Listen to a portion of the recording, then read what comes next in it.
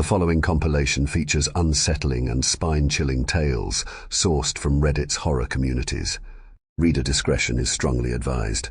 These narratives may contain graphic descriptions, psychological distress, and themes that could unsettle sensitive individuals.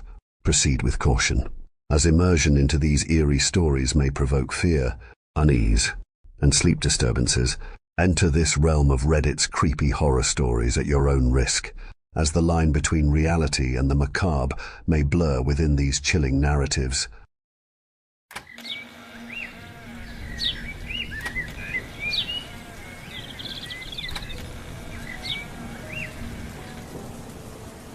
Maybe this is all because I called my ex-girlfriend a bitch on her wedding day. Today is July 6th, 2 months after my best friend's wedding. I'm not one to believe in fate, but as a kid, I was sure I had found my soulmates. I remember discovering the word soulmate as a curious 10-year-old digging around on my older brother's laptop. Jace's girlfriend had broken up with him, and his Google search history was a plethora of, "Have I just lost my soulmate?" That person entangled with you is upset, and rightfully so, but that does not mean you can't make it right. You are in charge of your own destiny and can win them back. Follow the red ribbon of fate. Spoiler alert, that weird post was kind of right. They're happily married with kids now. Anyway, this isn't about my brother's soulmate. This is about my friends. Like I said, they were my soulmates. When Dexter McIntyre ran up to me in the 4th grade with a red thread tangled around his thumb, I should have known better. Your mom gave me this. I should have cut it off him, rather than teasingly slipping my finger into the knot. Zach Chatham and Phelan Clark joined in, entangling our thumbs. It was supposed to be fun until we realized we had tied the knot a little too tight. Phelan was the crybaby in class, a tiny girl with a golden ponytail and a loud mouth. She made sure to be extra vocal to our teacher. Freckled redhead, Zach thought it was funny, giggling through the whole ordeal. I'm not sure what he found so amusing about being painfully bound by a single piece of string that was quickly cutting off our blood circulation. We had to be gently escorted from the classroom, still uncomfortably pressed together. Phelan was crying, and Zach's laughter was getting a little throatier. He kept yanking his finger, which only jolted all 4 of us. "Ow!" Phelan squeaked. She shoved him hard. Zach was no longer smiling, his freckles a lot more prominent under the fluorescent white light in the nurse's office. "Are we going to die?" he whispered. When Nurse Cale pulled out a scary pair of scissors, he almost fainted. Dexter was unusually quiet. The boy kept sending me worried glances while the nurse hacked her way through our binding. From the look on her face, even she was baffled at how tangled up we were. It didn't make sense how one single piece of thread was so strong. "How did you even manage to do this?" she hissed, grabbing sharper scissors. "He did it," Zach grumbled, trying to point at Dexter, from his uncomfortable position pressed into my shoulder, though he just manically flailed his free hand. "I didn't tell you to join in." Dexter snapped back. "You're a stupid head for sticking your finger in the knot." "I am not," Zach spat. "You started it." "Mr. McIntyre, don't be rude." The nurse sighed. "Apologize to your friend." "Bird isn't my friend." I could tell the nurse was growing impatient. "Zach, please don't use that nickname." "Dexter, say sorry." "Sorry," Dexter muttered under his breath. "I can't hear him," Zach said matter-of-factly. I said, "Sorry, I still can't hear him." Dex shoved him. "Well, maybe you're deaf." Zach shoved him back, the 2 of them stumbling. "You're the deaf one." "Thank you." The nurse sighed. She cut us loose with one single snip. She left to get juice boxes, and for a moment, the 4 of us were in stunned silence. It was Zach who started laughing first. Then Phelan joined in, giggling. His laughter was contagious. Dexter was smirking, and I was trying really hard to stubbornly stay quiet. Instead of laughing, I picked up the red thread that had been severed from our fingers, dangling it in Dexter's face. The boy snatched it off me, still trying to hide his grin. I'll get rid of it. But I definitely saw him slip it into his jeans pocket. I only knew Dexter from his nickname. The other kids called him Bird because his shabby dark hair resembled a bird's nest. I was vaguely aware of his family situation. His mother left him, running off with a college boy, and his father was an alcoholic. Dexter came to school wearing dirty clothes and smelling of stale urine, his hair growing out into a greasy, knotted mess. The other parents would always tut and whisper when he passed them, not so subtly pulling their children close to them like he was diseased. Mom told me not to go near him or I'd catch lice. In the winter, Dexter would arrive with no coat in minus temperatures. His shoes had gnawing holes through the soles, and I could see his bright red toes poking through. Still, Dexter never lost his smile. He wasn't an outcast among the class, even if parents highly disapproved of us associating with him. Dexter McIntyre lived in his own bubble where he could make jokes and hope kids wouldn't turn on him. So far, it was working. After the red thread incident, we got to know him a lot better. Suddenly, Bird was actually Dexter McIntyre, whose biggest fear was becoming his father. He liked chocolate milkshakes and Zelda, and hated being alone. I remember first stepping inside his place, exchanging confused glances with Phelan and Zach. The hallway was real white marble. When I was greeted to a chandelier, a suited man insisted on taking my coat. I burst out laughing. The house was huge. It had 4 bathrooms. Dexter's house was bigger than mine. I marveled at the architecture, a mix of modern and ancient. There were 2 kitchens, one upstairs and one on the ground floor. Obviously, there was a noticeable mess, even with a maid, who greeted Dexter with a kiss on the forehead. She ruffled his hair, complaining of its length, ignoring the beer cans littered everywhere, dirty plates and pizza boxes piled up in the kitchen. I ran up to the refrigerator and yanked it open, pulling out 4 cans of soda. Dex was trying to hide small white baggies on the countertop. It's candy, he said hurriedly, dumping them in the trash. My friend's house was not what I was expecting. The boy's parents were rich. Like, rich. It was just his dad who was failing with basic parenting. Dex had a bedroom, and 2 spare ones he used for video games and watching TV. His bedroom was full of clothes and new shoes, which confused me. I picked up a pair of $90 trainers with the tags still attached. Dexter had a whole closet full of clothes, but he had holes in his shoes and wore the same shirt and jeans. I watched him pick up a brand new shirt, flinging it across the room. I'm not allowed to wear anything my mom bought me. Zach opened his mouth to speak, and Phelan nudged him. Instead of asking questions we really wanted answering. The 4 of us played Zelda until Dexter's father came home, called us a bad word, and immediately crashed on the couch. When I told Mom I had been inside Dexter McIntyre's house, she didn't get mad. In fact, my mother was only vocal about Dexter's lack of hygiene in front of the other moms. When I was eating breakfast, she slipped a note in my hand, stroking my ponytail. "Can you make sure to give this to Dexter McIntyre today, darling?" I nodded, but I had plans to trash the note. I knew what it was going to say. Stay away from my daughter. I did peek at it, though. I was curious. "Dexter, darling, would you like to come for dinner on Saturday night? I was wondering if you would like me to give you a haircut. Mistress Lee." Underneath, in smaller writing, she had scrawled the children's crisis number.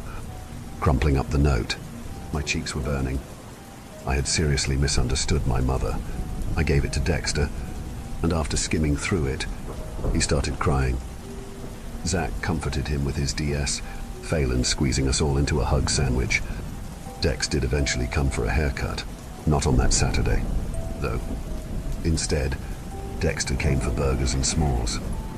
The following weekend, Dexter McIntyre sat in my kitchen with a towel wrapped around him while my mother washed his hair and then cut it into an easily manageable style.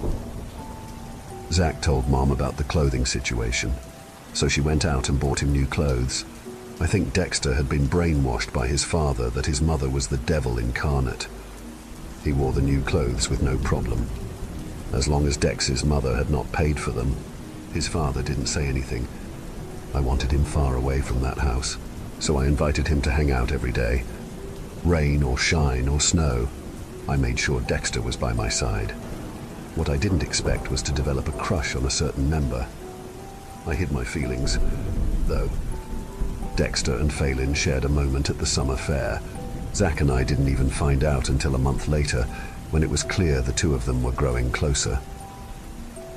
I caught them awkwardly holding hands, and they both went tomato red. Dex nudged the girl out of the way. "Ah! We're not a thing," he grumbled. "Phelan is too stupid. I have standards." Ever since getting a haircut, finding his own style and being labeled as cute by the other girls in class, Dexter thought he was the next River Phoenix. Phelan's eyes filled with tears, but she nodded, sniffling. "Yeah, Dex is disgusting." I shot Zach a grin, who in turn stuck his tongue out and threw the candy he'd been eating in my face. Turning 12 years old, Phelan and Dex no longer tried to hide their little thing. When we were hanging out at the park, he'd rest his head on her shoulder, grasping for her hand. Zach rolled his eyes at me, pulling a face, and I suddenly got really sad for no reason. They were cute. It wasn't quite dating because we were too young. The two of them were a slowly blossoming thing that wasn't quite a thing yet. Neither of them knew how affection worked. They broke up over a tuna sandwich before rekindling a day later at school. But I saw the way he looked at her. His smile was warm and pretty, and she was glowing. Dex was Phelan's soulmate, but my gut ached. Was I sick? Did I have a fever? Why were my cheeks so red? I started to hate myself, angry at myself for having feelings. I wasn't expecting to get butterflies for Phelan Clark and her stupid blonde ponytail. Our friendship was short-lived, however. It was small and barely lasted a few years, but somehow it was special enough for us to want to cling on to it. Dad announced we were moving to New York just after my 13th birthday. I was officially a teenage dirtbag, and this was my present. Initially, I stayed quiet for a while. Mom said we had 2 weeks before the move, and I should say my goodbyes, though the hot topic in class was us becoming high schoolers. It felt wrong to ruin their excitement. Zach had grown way taller, and was hanging out with a new group of friends. Phelan and Dex were officially dating, but Phelan and I were also hanging out privately. It was one stupid kiss at a slumber party. Phelan said it was a joke, but she also said she kind of maybe liked it. It was a mess. A big fucking middle school love triangle. Mess. Still though, the four of us rode our bikes to the lake during weekends, and it was awkward. Not the same. I felt it in the air, as well as inside my gut. We weren't kids anymore. Now that we were older, we didn't want to play or search for buried treasure. Phelan preferred to tan under the sun's glare, and Dexter brought a book to read. Zach was comedic relief, thankfully, making jokes and telling creepypastas. I couldn't hide my smoldering cheeks, and Dexter was all but a clueless boyfriend with puppy dog eyes. So, I guess moving away was a blessing in disguise.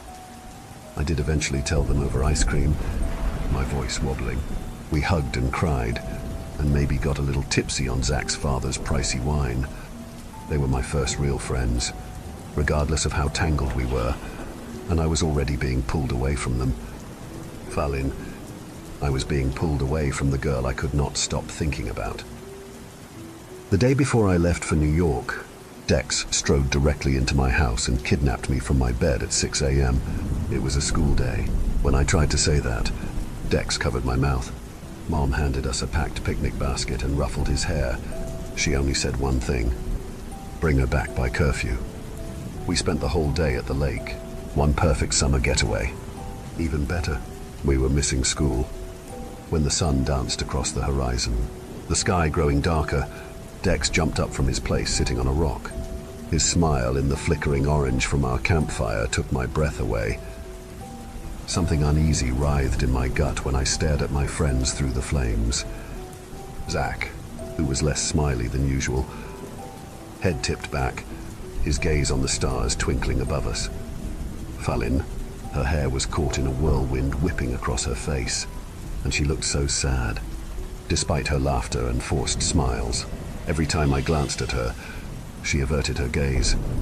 "We should make a pact," Dex said, pulling something from his pocket. The red thread. He held it over the fire, and something twisted in his expression to make sure we stay friends forever. I noticed his eyes darken significantly, flicking to Phelan, no matter what. Zach burst out laughing, Phelan jumping up and wrapping her arms around him. "You kept it," I managed to get out through a breath. Dex nodded. He ducked and grabbed a book he'd brought. "Okay, so the book says we do this at midnight." He shot me a grin, wrapping the red thread around his index finger. "Do you think your mom will kill us?" I shrugged. "Probably, but it's only 2 hours." We spent those 2 hours talking about everything and nothing. The boys dipped their toes in bioluminescent plankton and swapped stories from when we were kids. I sat on a rock and tried to keep my emotions in check. I loved Phelan and Dex, and getting in between them was something I didn't want to do. But I also had really bad butterflies for my best friend. Eventually, I pulled her away from the fire where she was making s'mores, and I said goodbye to her. The two of us sat in freezing cold water up to our ankles, and Phelan said she'd wait for me. My heart felt like it was going to burst out of my chest. I didn't know what the context of wait was. Would she wait for me as a best friend, or something else? I asked her what she meant, and Phelan opened her mouth before Dex interrupted. The boy waved the book. "It's almost midnight." He raised a brow at our joint hands. "Are you guys gonna kiss?" I pretended not to see him trying to hide a smile. At the stroke of midnight, the four of us stood under a perfect full moon. Dex said we had to repeat exactly what we did at 10 years old, entangling our thumbs. Dex read a passage from the book, and I can remember every word. I can remember an uncomfortable tightness in my chest, like we were being physically bound together by every word. When the pain became overwhelming, I tried to tug away, but the others stayed still, unmoving and unblinking. The moon cast an eerie glow in their eyes, like she was filling them, polluting them. A bond as close as ours can never be broken, and if so, we will pay the price and be brought together again and again. Then it was over. Dex severed the thread from our fingers and dropped it into the fire. Zach looked uncomfortable, wrapping his arms around himself. "Do you guys feel weird?" he asked in a small voice. I didn't say anything, but I did feel weird. Before I could speak up, though, my mother found us. She dragged me away before I could say a real goodbye. 13 years later, Phelan forgot to invite me to her wedding. After college, Phelan Clark and I reconnected on Instagram. I actually found her by accident while looking for the perfect flowers for my mom's funeral. Several accounts had suggested her now deleted account, Flora Flowers. As soon as we started talking, old feelings came back. I invited her for drinks. Phelan looked no different. She still wore overly long dresses and daisies in her hair, but as an adult, she made it work. Her hair was shorter, blonde curls bouncing on her shoulders. When I saw her, I felt a pull drawing us together. That same sting in my chest from when I was a kid, but it was a good sting. I sensed it. That invisible ribbon tangled around the two of us. The closer we got to each other, the warmer and safer I felt. I got overly emotional about my mom's death, and Phelan hugged me, opening up about her own life. She and Dex officially broke up in their junior year when she caught him and Zach hooking up in the darkroom. Phelan explained that ever since our pact, things had been different between the three of them. "Different in a good way?" I asked, sipping my overpriced cocktail. Phelan shrugged. "Kinda."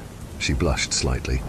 I don't know how to describe it, but it felt wrong when we were away from each other. It started with Dex and me, and then he and Zach. Phelan looked sheepish. When it became clear that something was going on between all of us, we tried to make it work. Her eyes found mine, but it was painful. It hurt being so close together. She sighed. Without you. I nodded slowly, smirking. Ah, you guys missed me. Phelan didn't smile back. She leaned across the table, almost knocking her drink over, her lips close to my ear. I mean physically painful, she whispered, her breath grazing my ear. It was agony, for all of us. It felt like being ripped apart, like my soul was poisoned. When she straightened up, her expression was different, contorted, like she resented me. I started to notice her hollowed-out eyes under the club's twinkling lights. Downing the dregs of her cocktail, Phelan's smile twisted. It got bad enough that we started to get physical symptoms. She counted them on her fingers. Zach collapsed during class and had to be revived. Dex started throwing up blood clots. And, according to my doctor, I went into cardiac arrest. Phelan's lips curved into a small smile.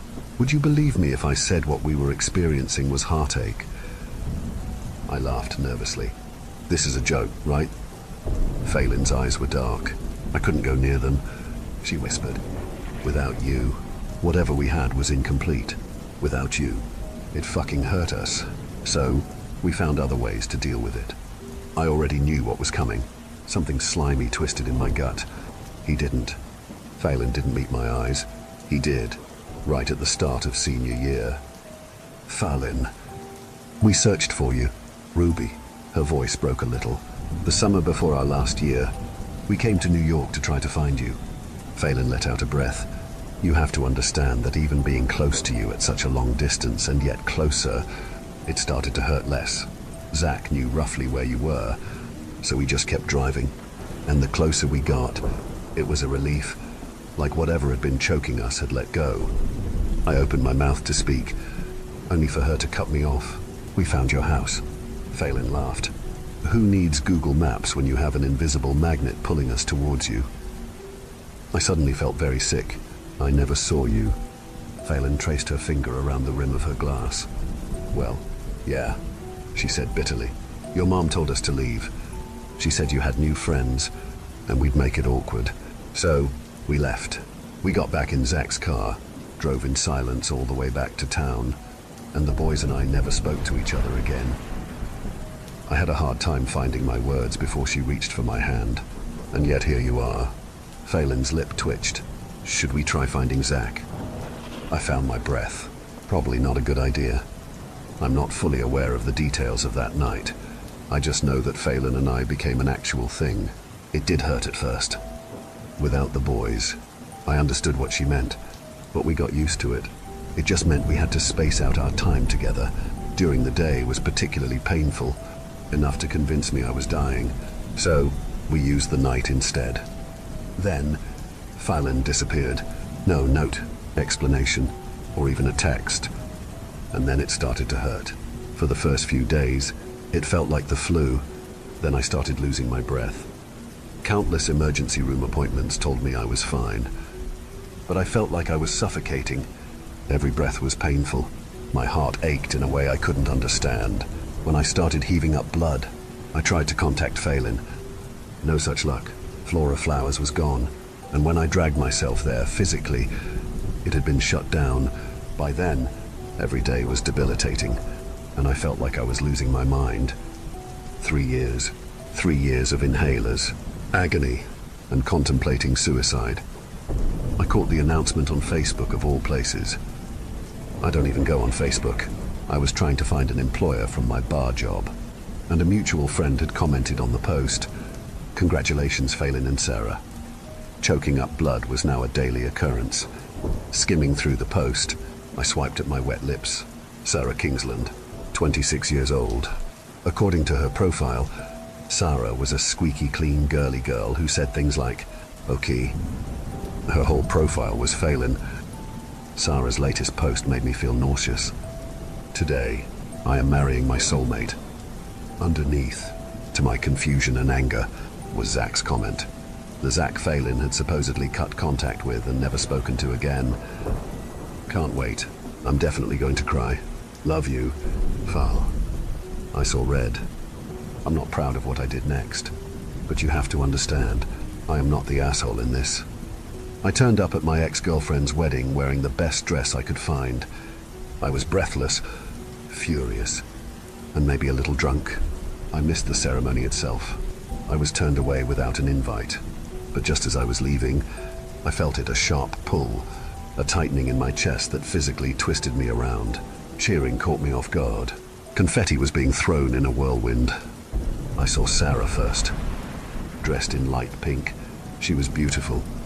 Surrounded by friends and family who were not me, I watched Phelan Clark emerge through the door wearing a wide smile, draped in a breathtaking white dress that flowed like liquid silk.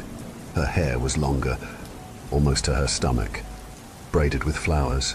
She really did get that Rapunzel-style wedding. It was hard not to notice how ghostly white she was, like she was being drained. But her smile was real, not the strained grin she gave me years ago, full of pain. Phelan was happy. I watched her kiss Sarah, her new wife, scooping her up, making her squeal with laughter.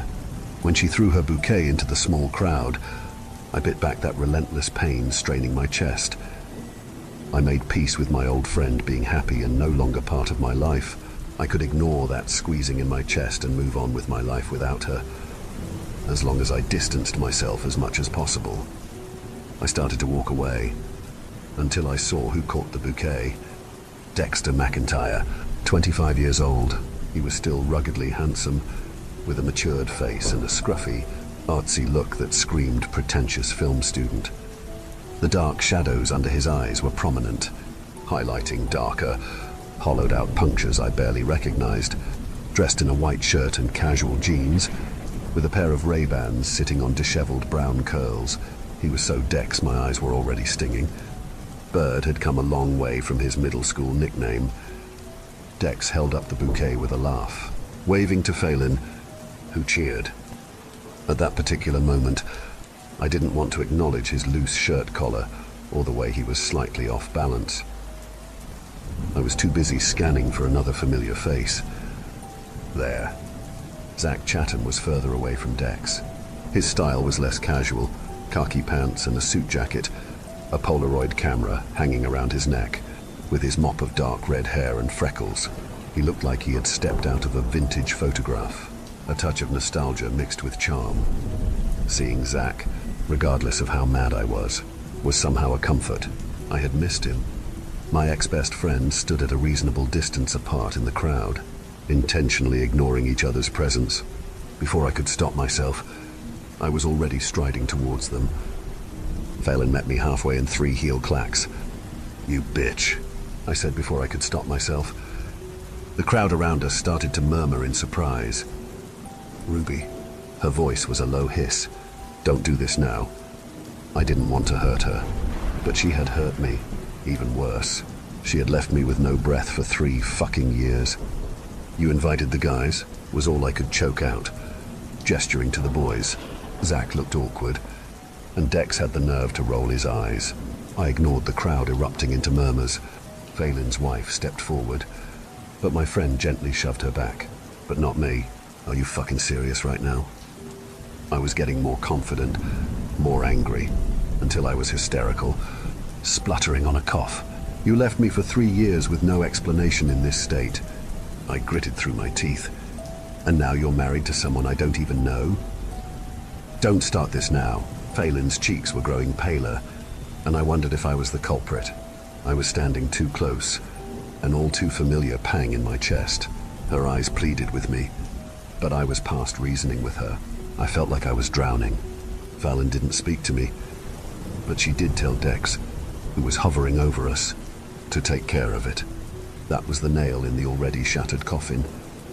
I slapped her, and somehow I was the one who felt the sting. "Take care of me," I spat, like a fucking dog.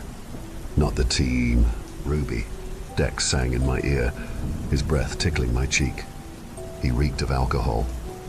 With him close, the pull was back, forcing us together. "Didn't you say Dex was dead?" I spluttered. Dex's eyes darkened.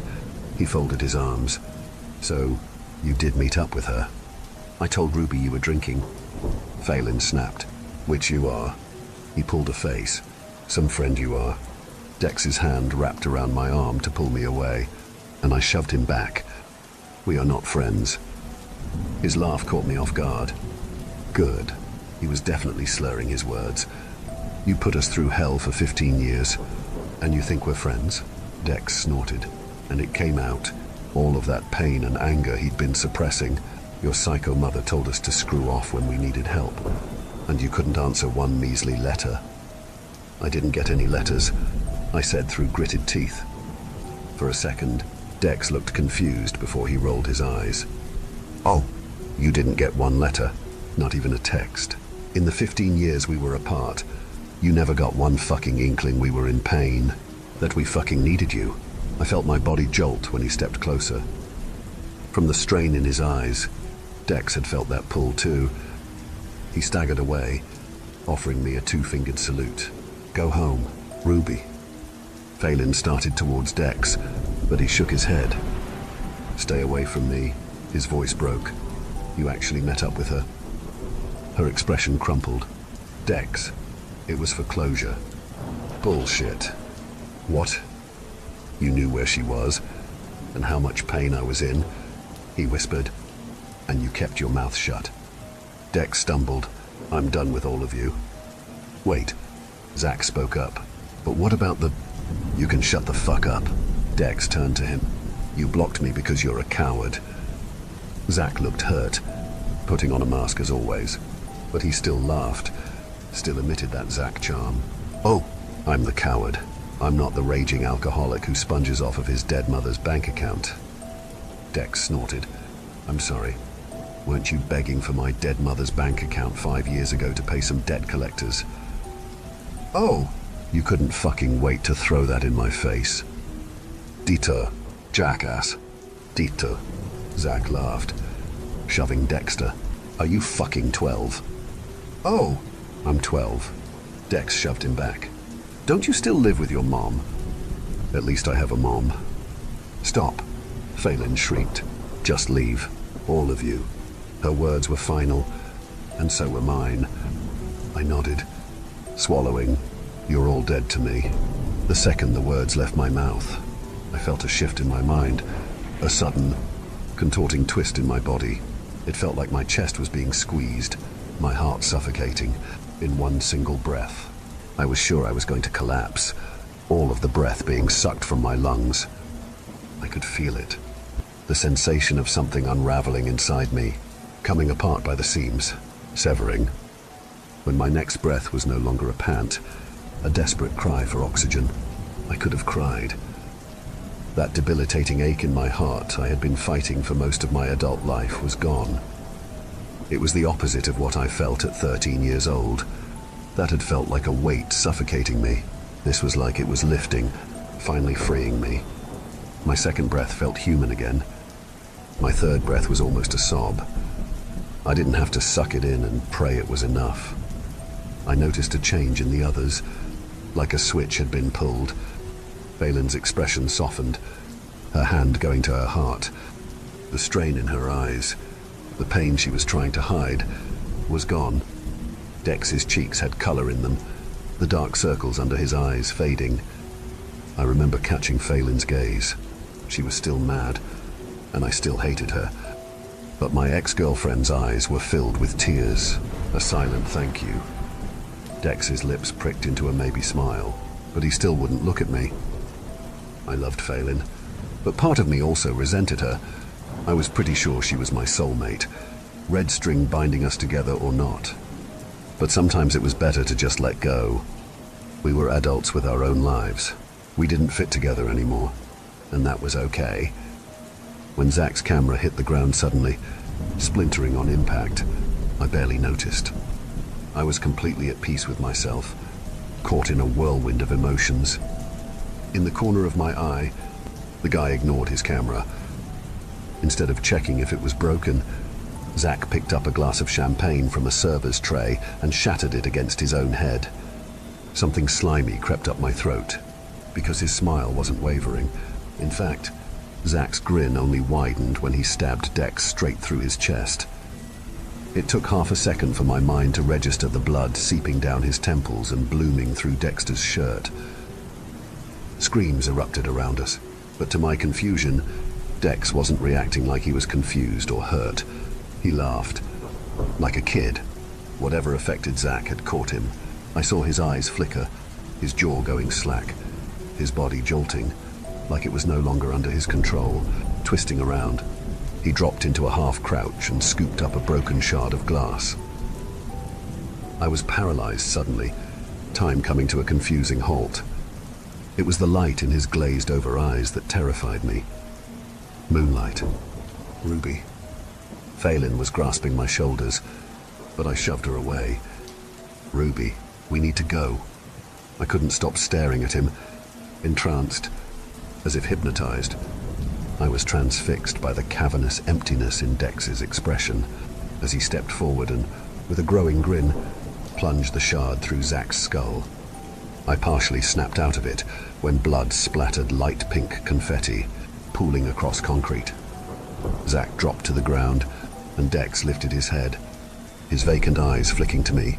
The shard of glass slipped from his hand, yet his fingers twitched as he slowly lowered himself, groping for a second shard.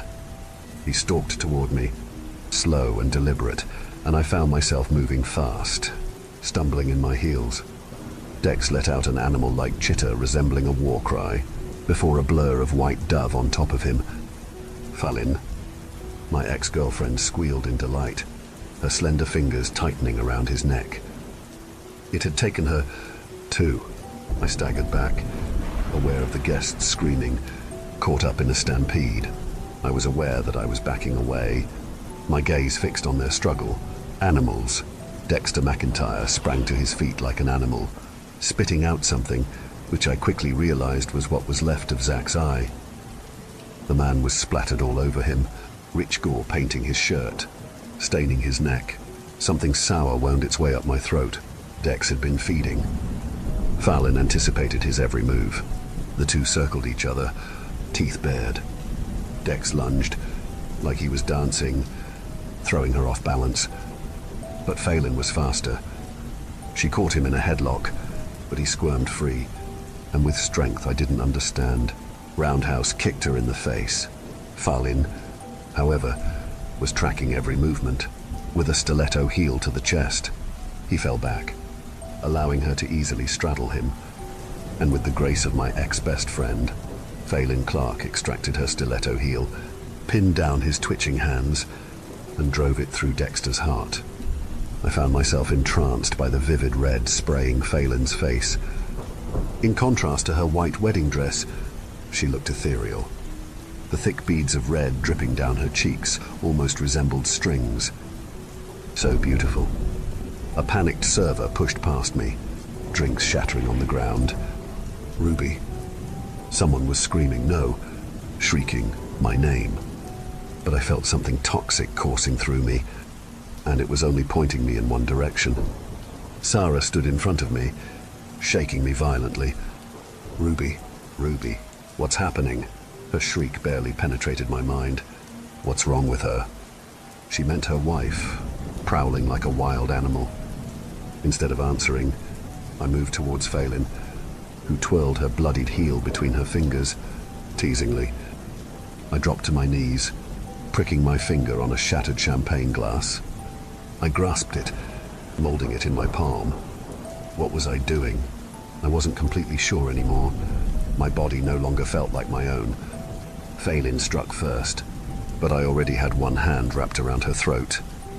What I wasn't expecting was for her to stab me in the gut with a nail file. That caught me off guard, but I don't remember feeling anything. Phelan took advantage when I let go and finished me off, slicing open my throat. Warm red seeped down my chin, and it was so hard to speak, so hard to tell her I was sorry. Except my mind was polluted, drowned with a hatred that tried to force me back up, puppeteering my limbs into weapons. The bride dropped to her knees next to me, her eyes glowing with an ethereal white light I couldn't understand, and drew the blade across her own pale throat. I thought I was dead. It made sense for me to be dead. However, I woke up the next morning, alive, and somehow not fatally injured. Phelan's wedding could be explained, kind of. According to the town, it was a mass hysteria event caused by a gas leak. I thought that too, until the bride herself, Phyllis Clark, dressed in silk pajamas, with half of a slice of toast sticking out of her mouth, turned up at my apartment with those exact same vacant eyes and stuck a carving knife through my heart. Since my first murder, every day has been a hunt, and it terrifies me. My purpose on this earth from the moment I wake up in the morning is to kill them. On Monday, Dex drowned me in my pool. Tuesday, Phelan shot me in the back of the head. Wednesday, Zach stabbed me straight through the heart. Whatever this thing is, it has turned me into a murderer. I can't stop it. It's like being in a trance, completely out of my control. In this state, I've become accustomed to squeezing the bloodied pulp of their hearts between my fists. I know the exact weight of them. Zach's heart is weaker, and this terrifies me. Dex's is cold, so cold, I struggle to hold it. Phelan's is the smallest, easier to pulverize between my fingers. Zach is convinced that if we redo the ritual and make friends, this will stop. But trying to collaborate with your murderers who can turn on you at any moment is extremely difficult. Dex enjoys it, but to a whole other level. Ever since he ripped Zach's heart from his chest, Dex has been infatuated. Initially, Dexter was the brains. We need to bind ourselves together again, he said when we met at a distance, blindfolded, because severing whatever we had was extremely fucking bad. He tried to get us to work together. However, the more times we die, the less humanity comes back with us. Dex is the living proof of that hypothesis. It started with him treating killing as a game, but there's no winner or loser, no logic behind this. We just kill each other, come back, and kill each other again. Whatever this thing is, it's evolving inside us. At first, we were like animals. Now, I don't know what we are, something between mindless and human, with enough brains to be tactical. After acting like a rabid dog for the first month, Dex makes us suffer. He is obsessed with the human heart and why ours were chosen, entangled and bound in poison. We even tried to get the police involved, but they stepped away as soon as they saw what they were up against. In their words, this has nothing to do with us. Maybe get an exorcist? 2 days ago, I woke up after Dex drowned me in my bath. I was strung up, upside down in his dad's old annex. I was supposed to meet Phelan at a safe distance, but the asshole had knocked me out. I hated how familiar I was with his workshop, clinical white walls and plastic sheeting on the ground to avoid making a mess. I could still see what was left of Zach's old body, maybe from a week ago, a mutilated torso lying on a silver table. I screamed, my heart in my throat, knowing he was going to rip it out. Dexter had already cut into me, already plunged his gloved hands into the cavern of my chest, giggling like a fucking kid. I was half conscious, aware of my own blood spilling onto the ground, tangled and knotted around his trembling fingers. I was staring at string, a single, slimy red string he was pulling out of me. It felt like he was unraveling me like a doll. My body contorted as he pulled, and I could feel everything coming apart, body, mind, and soul. His eyes were bright, polluted, leaking moonlight that crystallized down his face. It was like there was a crack inside him, splintering. When the string caught inside me, my vision went black. I woke up this morning at home, alive, but with a little less humanity. I'm too scared to go outside, too scared to open my door. I can't fucking think straight or type I don't know what to do. It's like a never-ending game of hide and seek. We broke that pact, and those little brats are making us pay. Edit. The mail came this morning. No name, no note. Just a single piece of red thread burned at the ends. Is someone else playing games with us? Edit 2. I've been looking through old boxes my dad sent over after Mom's funeral. In them are hundreds, thousands of letters addressed to me, letters that have been torn up and torched. I can only find pieces, fragments of my friends crying out for help. Dex was right. What the fuck was my mom doing? I'm freaking out right now. I feel physically sick. Please, someone help me.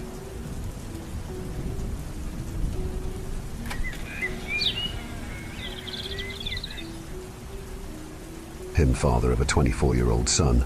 I know just by the title many of you are probably discounting me as some anti-vax nut job, but teaching my son basic high school level germ theory was the biggest mistake of my life. What I thought was an important lesson any father should teach his son ended up being a major cause of tension and tragedy in the lives of my family. It must have been the way I taught him, or the age I chose to teach it to him at, and I'm hoping either of those is true, because it means that this post might prevent you from making the same mistake I did. If I'm wrong, then it just means something was inherently wrong with my son from birth, and I don't know which is worse. When my wife and I had our son, I swear I could have been counted as the happiest man on earth. I was still young at 31, but had spent my entire 20s childless, so I didn't feel like I was robbed of any youth or whatever when my wife gave me the news about her pregnancy. I swear on that day that I was going to be the best father that had ever been, and would even outdo my own dad, with whom I had a very close relationship. My son, who we will call Daniel for the sake of this post, was a remarkably easy baby. I swear he hardly ever cried, to the point where the lack of sleepless nights had my wife and I questioning if something was wrong with him. Daniel, however, was simply an unusually calm and quiet newborn. Not only would he never cry, but I can hardly remember him fussing at all, or even really smiling or laughing much.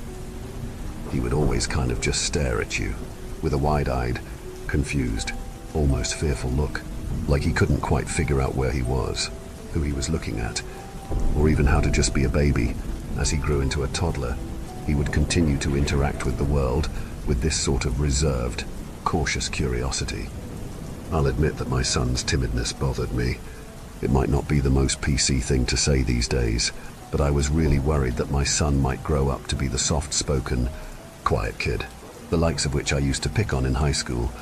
In hindsight, it was ridiculous of me to be so worried about that, of all things. But I imagine every young father has an idea of who they want their son to be.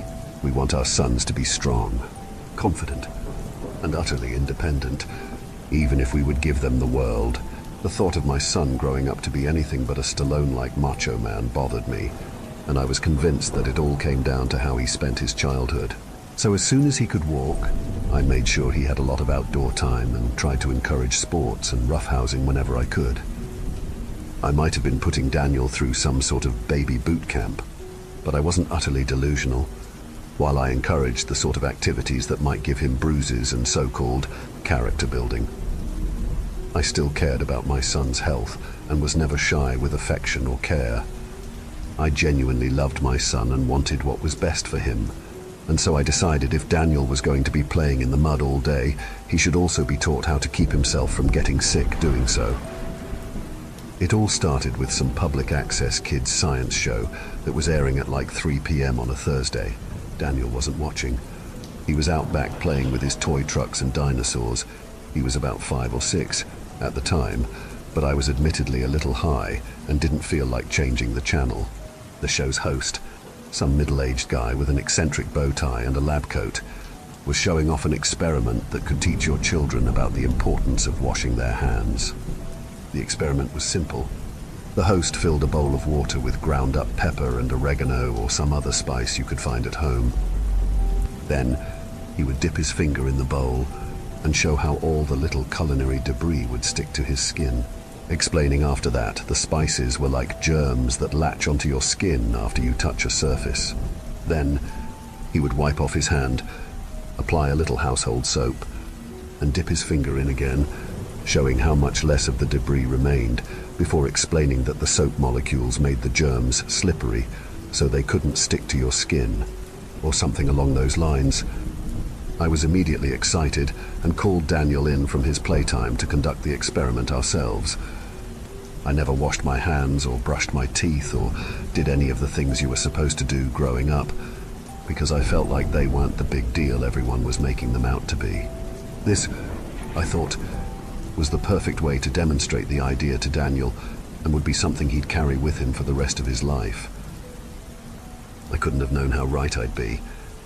With Daniel at my side, I conducted the experiment eagerly, just as it was shown on the television. The experiment was easy enough to recreate. albeit my explanations were much less scientific and a lot more improvised. To Daniel, it didn't seem to matter. He just stared on as I filled the bowl with water and as much pepper and parsley as I could. He had that typical, quiet kid stare he always had, as I explained how germs were tiny, living things that were everywhere, even if you couldn't see them. The visual aid of the spices really seemed to paint the picture for him, because when I pulled my finger from the bowl the first time, he outright gasped at the sight of all the black particles all over my hand. Then I did it again with the soap, and explained the importance of washing your hands and how it can get rid of almost all the germs in just a few seconds of scrubbing. I waited for Daniel's reaction, and to my surprise, it was much more than his usual cautious quiet. I could tell by looking at him that something was different. It was in his eyes, which stared sharply at my finger. They seemed to be darker than they were a moment ago. It was as if the color had drained from them as Daniel came to some private, startling realization that completely changed how he viewed the world. And he kept those eyes trained on my finger like it was a snake poised to strike at any moment. Regardless, I felt like the father of the year and sent Daniel back out to play with a juice box and a pat on his head that seemed to make him tense up. As he walked back outside, slower and somehow even quieter than he had come in, I privately wondered if he might have autism and went back to the TV. Life with Daniel became much harder from that point on. My son had become an utter germaphobe, refusing to play outside, washing his hands and toys constantly, and even refusing hugs and bedtime kisses from his mother or I. Eventually, Daniel would stop eating most food, saying his former favorite meals were icky if they had the wrong coloration or texture. Soon after, he would stop letting his friends come over, and when he started to refuse to go to school, we had to get professionals involved. The doctor said it was the worst case of mysophobia she had ever seen. It was as if Daniel could see the microscopic life crawling on every surface, like the world was some alien and hostile place, and it was agony for him to exist within it. We had to pull Daniel out of school completely when we realized we couldn't keep dragging him out of the house every day and answering calls from teachers about the panic attacks he'd have in the classroom. It only got worse from there, as we had to start vacuum sealing Daniel's twice-daily laundry loads, wrapping all the furniture in plastic wrap, and wiping down every surface before and after touching it. I had given up all of my previous hopes of molding my son into the kind of man I wanted him to be, as Daniel was now more comfortable with the harsh smell of chemical cleaners than he was with fresh air. I tried everything in a failed attempt to fix my son. I tried understanding. I tried discipline. I have spanked him once or twice. Clearly, nothing was working. But in one last attempt to get him out of what I thought was a prolonged phase, I went out and bought a cat. Daniel was about 11 at the time. I thought the animal would give Daniel some much-needed attention and affection outside of his parents, and that his love for the animal would trump his fear of germs. After all, if our new cat could clean himself with his tongue and be fine, then Daniel could certainly exist in the real world without his plastic sheets and hand sanitizer. Hell, if nothing else, the inclusion of a litter box in the house should force him out of his comfort zone. Daniel was immediately opposed to the intrusion into his germ-free sanctuary and refused to spend any time whatsoever with the animal. I, however, appreciated the sense of normalcy the cat brought into our shrink-wrapped house, even if now Daniel would refuse to come out of his room, maybe more so because of it. You can imagine my fear then when the cat went missing, followed by my complete surprise when Daniel said the cat was in his room. He seemed more chipper than usual and kept talking about how much he loved the new pet and how soft his fur was. I thought my plan had worked and left well enough alone, letting Daniel keep the cat in his room for a while if it meant he was getting over his phobia. It took me about a week to realize that the cat's food bowl wasn't emptying and that I hadn't physically seen him since Daniel had taken him to his room. I wanted what was best for Daniel, but I couldn't escape the feeling in my gut that something was wrong, so I confronted him, asking to see the cat. He seemed nervous at first, but after I sternly asked him again, he let me into his room. I was immediately on edge when Daniel didn't just bring the cat to me, and stepping into his room didn't help the feeling at all. His room was just as eerily clean as the last time I had seen it. Everything neatly folded and tucked away and literally shining as the light reflected off plastic sheets. It was too clean for a boy's room, I thought, and certainly too tidy for a cat to have been living in here for the better part of a week. I knew something was wrong. I asked Daniel where the cat was, and his usual silence did little to assuage my fears. He had that look on his face that kids have, where they know they're about to be in trouble, but they aren't totally sure why. I asked him again, and it became clear to me why he'd have his doubts. At the final insistence, Daniel opened the sliding door to his closet. At the bottom of a row of neatly stacked shelves, Daniel pulled out a large, black shoebox and held it by his feet as he looked up at me, as if trying to judge by my expression if he was going to be in trouble or not. My heart started pounding. I immediately began to worry about the cat. My cat. Was Daniel confining him to sleeping in this little shoebox? Was he just pretending to have grown on the cat this whole time and was trying to keep him from wandering around, spreading germs all over Daniel's perfect plastic-wrapped house? Has he gone the whole week without eating? I was even starting to worry that the cat had died in some kind of accident or been starved by Daniel unintentionally, and he was trying to hide the evidence from me. Nothing could have prepared me for when Daniel opened the box, showing me my cat, perfectly, motionlessly preserved in a vacuum-sealed bag. I made him clean, Daniel said, a tinge of hope that I might understand in his voice. He's perfect like this. Daniel and I were never close after that. His visits to the shrink doubled in frequency, and he started to shut off from the world as I shut off from him. His germophobia and oppressive cleaning rituals only got worse until my parents agreed that it would be best if they took Daniel in when he turned 15. A father should never say this about his son, but I felt nothing but relief when he was gone. If his grandparents hadn't taken him in, I don't know if his mother and I could have stayed together. I wouldn't see much of Daniel again until the death of my parents. Mom lasted a few years after Dad went, both of them passing under Daniel's care.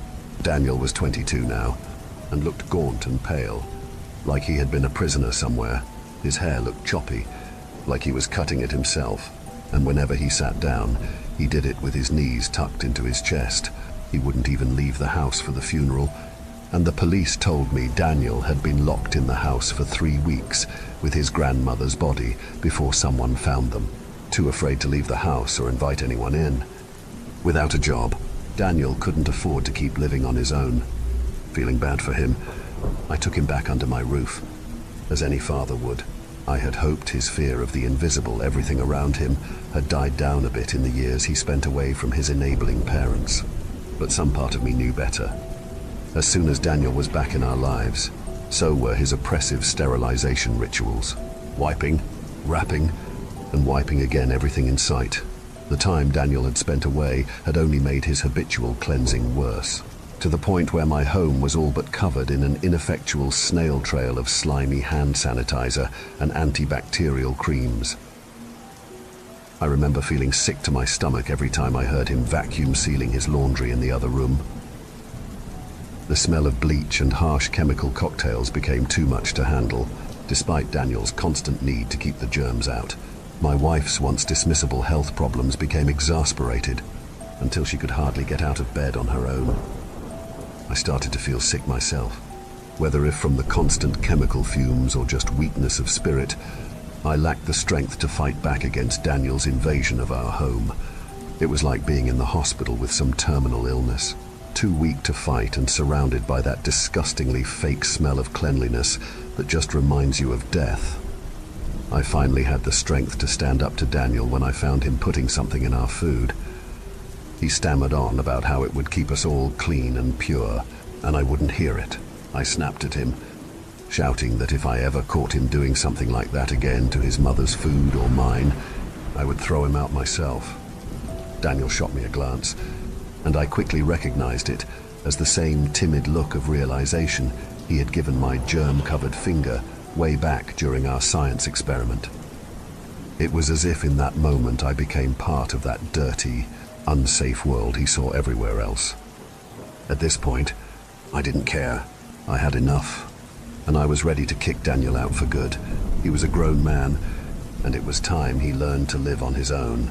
I was determined that I'd no longer be the enabling, weak father who had let his delusions come this far, and that I'd force him to face the real world for his own good, and for the good of his family. Then, Vid happened. The whole nation was forced into lockdown, and our household was no different. As soon as the news broke, Daniel insisted on social distancing, quarantining within our own home, everything. At this point, I couldn't physically remove him from my home, and so I gave in. Daniel's controlling tidiness took over the home, and I became sicker and weaker and gave up on the idea of stopping him. He designated my marital bedroom as the quarantine for my wife and assigned me to the living room, where it started to feel like I was growing into the couch. The peak of the COVID-19 pandemic passed, as did an additional year or two. I started to lose track, spending my days in a sick daze as Daniel, in his face mask and starched gloves, was the intermediary between my wife and I. As I became weaker and more dependent on Daniel, I actually started to convince myself that I was grateful for him, that I'd be helpless if my son wasn't around. When I could, I'd press my ear up to the bedroom door, hear my wife's labored breathing, and it would remind me that gratitude was wasted. One day, the breathing stopped. Some part of me knew what had happened on the day it happened, but I remained in denial for as long as I could. I refused to leave the living room, or even go near that side of the house, terrified of a reminder that I couldn't hear her breathing.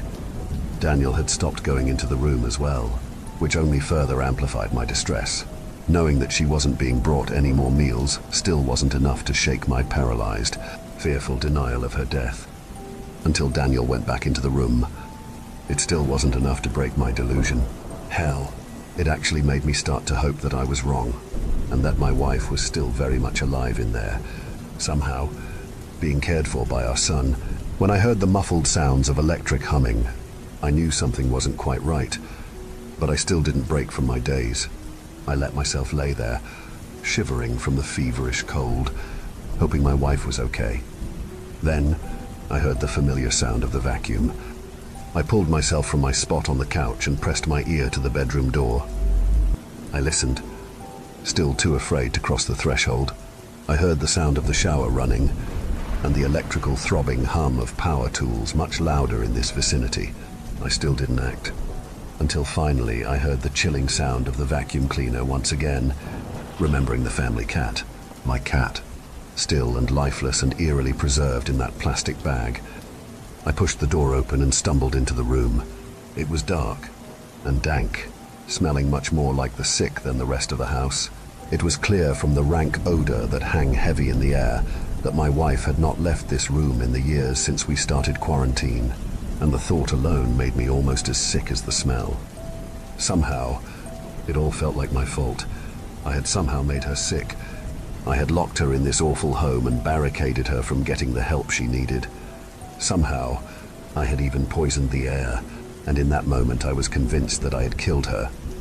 I heard the sound of the power tools again, coming from the attached master bathroom, even in the dark. It wasn't hard to make out the heavy, dark trail of something visceral leading from the bed into the bathroom. I covered my face with my shirt and stumbled, bracing my weight on the nightstand as I moved towards the bathroom door.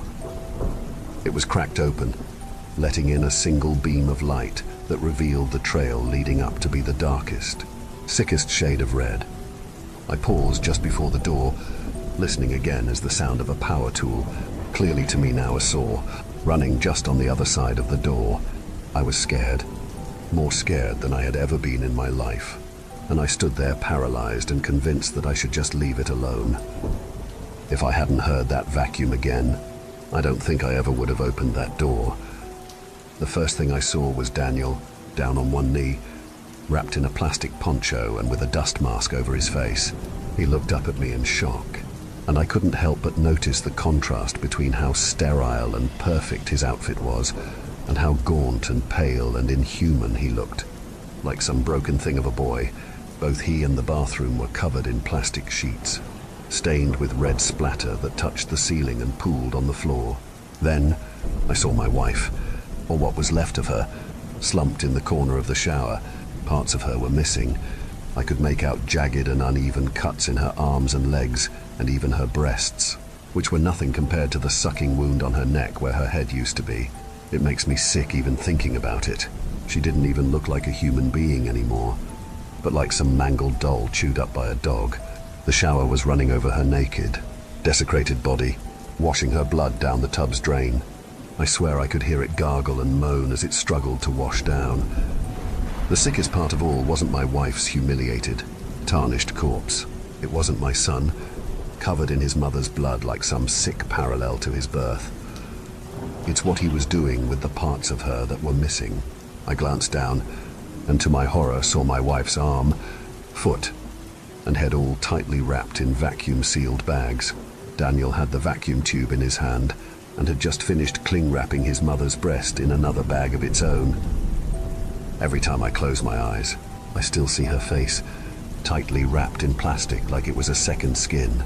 Her mouth and eyes were open, suction molded around the thin barrier of her airtight coffin like she was screaming for release. "Dad," Daniel whimpered, a begging tone in his voice like he needed, desperately, to be understood. He sounded again like a child who had been caught doing something they knew they were in trouble for. And before he could even say anything, I was shaking my head, clenching my eyes shut against the tears that poured through. I made her clean. I made her perfect. It's been 2 weeks, and Daniel has since been arrested. A murder investigation is still underway, but they say they're at least going to charge him with desecration of a corpse. I've been staying in a hotel since the incident. They tell me the house is most likely going to be condemned, but I don't care. I can't ever step another foot into that place. I've felt physically better, less sick since I left, but mentally it feels like something's changed, and it won't ever be better. Through it all, I blame myself. I truly hate Daniel for everything he's done to us, ever since he was a boy, but I can't help but feel like it was my fault that he became what he was. I saw that obsession and paranoia form, all thanks to my meddling with his development. I saw the moment in his eyes when he stopped being my son and became whatever he was. I don't know what I'll do from here. My wife is dead, and the thing that used to be my son is probably going to prison. I wanted to be the perfect father, but I accidentally flipped that switch and turned my little boy into a monster. I'm making this post partially because I needed to get this off my chest, but also to warn all the parents out there to be careful how and what they teach their children. You might have a Daniel of your own, and who knows what'll flip that switch.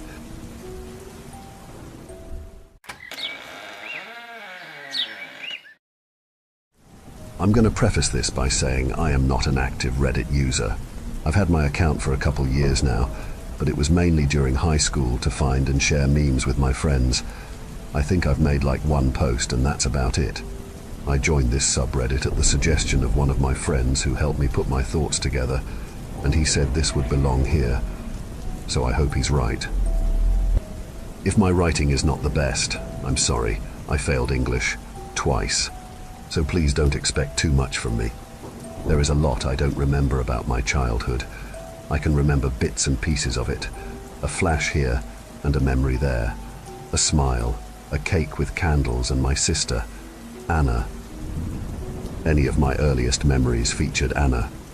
She was a year younger than me, and she was my absolute best friend in the whole world. I was 5 when Anna was taken. The last time I saw Anna was 17 years ago, and still to this day I feel the ache of missing her in my bones. It wrecks me every time I think about her. Sometimes it's too much for me to bear. A lot of the details around my sister's disappearance remain unknown to me. My mum never mentions her. She never had any pictures around the house. It was like she wanted to forget that Anna existed. Maybe she thought I was too young to remember her. And she's right. The only time I see my sister are in the flashes of memories I'll have. Never for too long, and the more I dwell on her memory, the more I forget her. A friend of my roommate is studying to become a therapist and says the gaps in my memory from my childhood are a sign of CPTSD, complex post-traumatic stress disorder. I don't want to see any shrinks though to confirm her diagnosis. I'm well adjusted. So, with this out of the way, Let me get into the crux of things. My name is Sophie. I am 22 years old, and I go to the University of Wollongong, where I'm studying to become a primary school teacher. For anyone unaware of Australian school systems, primary school is students from 5 and 6, kindergartens, to 11 and 12, year 6. I don't know why I wanted to pursue a career in teaching. I was never really the brightest bulb in the box and was a terrible student. I hated my own school experience. I remember seeing a brochure for it on my guidance counselor's desk one day in year 12 and decided that's what I'd do. No real passion for it, but I'm already here, so I may as well finish. Not like my debt will go away if I drop out now. It's currently winter break from the university, so no classes, no school placements, and those who can go home normally do. Since leaving home, I've never returned. Mum's never mentioned missing me, never invites me over, so I don't bother. I should miss her and miss home, but I don't. It was never much of a home after Anna disappeared. Things are just easier in the dorm room I share with Amelia, my roommate. She's studying to be a vet, which is nice. Something she is visibly passionate about. She's due to finish her course after the next semester, and I've got another 2 years left, so soon enough we'll have to part ways. But I choose to forget about that, and to live in blissful ignorance until all her stuff is packed, and she's gone.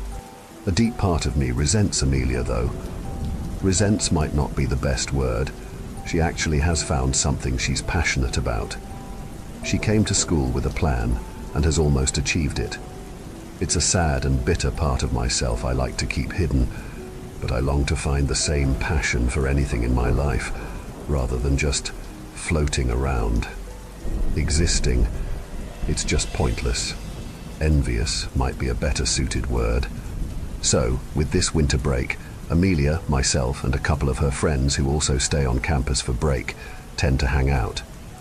I don't really know her friends well, and I'm only ever invited due to my status as roommate, but if it keeps me occupied, I won't complain. The last time they all hung out was a week or so ago at a flat belonging to 2 of Amelia's friends. Honestly, time has sort of blurred together while forming this. The only one to keep me tethered to reality is Amelia and my friend Chris. Chris was a boy who I went to school with. He's the reason I have a Reddit account in the first place, and without him, I never would have had the courage to post on here. Amelia and Chris are probably the only friends I have. I lost contact with everyone else from high school. Chris wasn't here for these events, but he knows what's happened and drove up here to keep me sane. From our old town, it takes about 4 hours to get to Wollongong, so him taking the time to drive up here for me is truly amazing. I don't know what I did to deserve a friend like him. Since it's the winter break, we get a month off in between our 2 semesters. Amelia and I knew this would be my last chance to fully relax.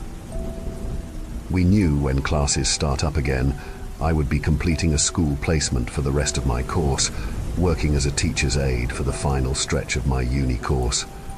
Most of these placements lead to proper jobs by the end, but it is never guaranteed. I'd have to be on my best behavior, act like a real teacher would act. It wouldn't be too difficult for me. I've never touched any kind of illicit drugs until last week, and I've never liked the taste of alcohol. The role of deso driver is normally given to me since I'm always the sober one at parties. Amelia and her friends hung out over a week ago. I was, of course, also invited. It was in her friend Kyle and Danny's flat. I always wondered how they afforded the flat. It was close to the beaches and the main party strip of Wollongong. Neither Kyle or Danny worked from what I knew, and they were both failing their Bachelor of Art courses, so I figured their parents must be rich or some shit. So, there we were, in the boys' large flat, music playing, more people joining until there were 5 others, excluding myself. No one really paid much attention to me, so I sat towards the window facing the ocean and scrolled aimlessly on my phone. The screen would keep going fuzzy, so I'd have to leave the phone on the windowsill while the picture returned properly. I had like 50 videos sent from Chris which I had to get through. Each one, of course, made me chuckle and respond with the stupid laughing face emoji. My attention was taken as one of Amelia's friends, Beck, started yelling obnoxiously about getting this party started, which made the other young adults scream in agreement. My social battery was nearing the negatives, and I'd only been here for half an hour. It was going to be a long night. Beck pulls out the clear Ziploc bag from her satchel, raising it high as if it was Simba and she was Rafiki. The bag looked like it contained dried green herbs. I wasn't born yesterday, so I knew it was weed. I don't really care what others do, so I paid little attention to those around the room. It wasn't until Amelia came up to me, her eyes bloodshot and glassy, that my attention was put in something other than my phone. She had a dazed and blissed-out expression. There was another pang of something similar to jealousy when seeing how free she was. "Soph, babes, you fucking need to try this," Amelia says, her body wobbling slightly. Inebriated, Amelia always made some funny memories. "I'm good, Ames. You know I don't like that kind of stuff." I say back, and she loudly boos at me. "Come on," she drags on. "You won't be able to do it next semester, and I'm leaving soon, so it'd be the last time we can do this." She pouted. I could almost guarantee this wouldn't be the last time this group got together and got high. But you can't reason with Amelia when she's like this. They are all lucky their courses don't require them to complete drug tests, otherwise they'd all be fucked with how much they do this, so Amelia was way off. "Maybe another time, Ames," I say finally, and she nods and frowns deeper before walking, practically stomping away. I remember sighing and bringing my attention back to the window, watching the dark waves crashing into the sand. We're gonna go for a swim," Kyle says, starting to remove his shirt, and I groan. It was too cold for this shit, but reasoning with them would be pointless.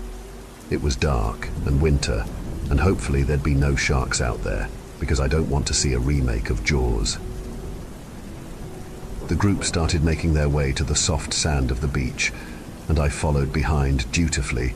The cold air bit at my skin, and I wish I brought a better jacket. Beck and Amelia walked a little slower, not the full-on sprints that Kyle, Alex, and Danny were doing, them stripping off their clothes as they ran. I beat the urge to roll my eyes at them and continued to find a spot to sit. Amelia and Beck both had joints lit as they inhaled the drugs, and they joined me on the beach. Their clouds of smoke, and I laughed softly as my breath started to cloud as well.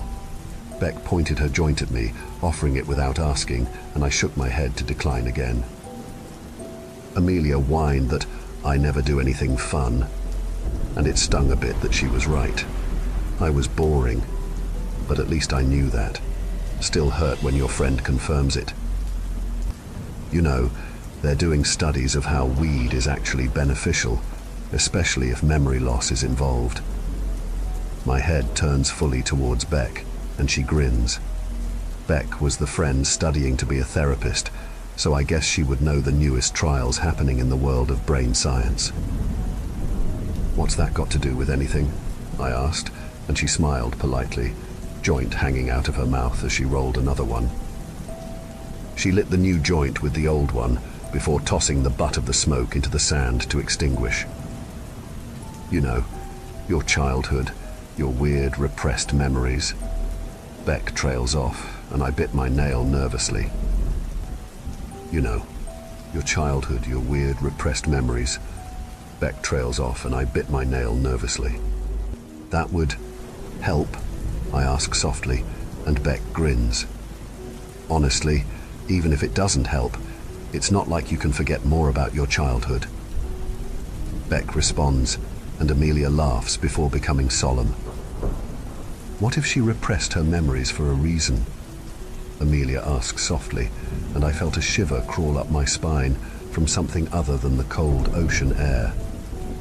"Shut up, Amelia. Do you want her to smoke it or not?" Beck snips, and I was about to rebut until the three shivering purple bodies approached us, looking miserable. "We're going back inside," Danny says, shivering and covering his crotch with his hands and clothes. "Why would you let us do that?" Kyle asks, lips completely devoid of any pink, looking like he just ate a blue lolly with the shade his lips were. "Don't blame us. You're the idiots who wanted to swim."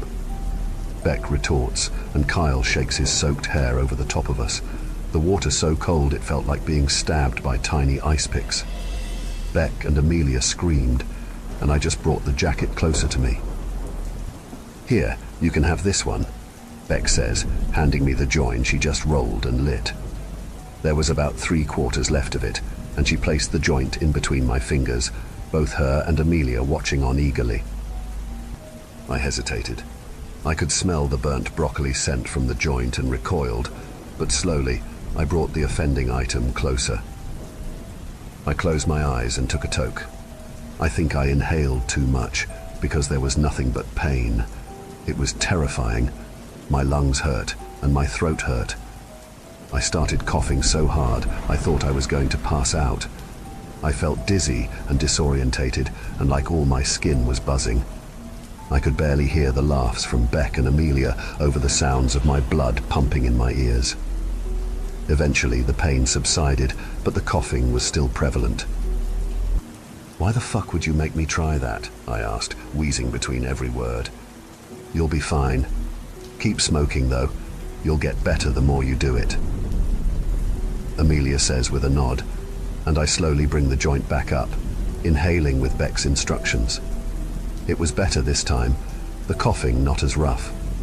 My body felt like it was humming.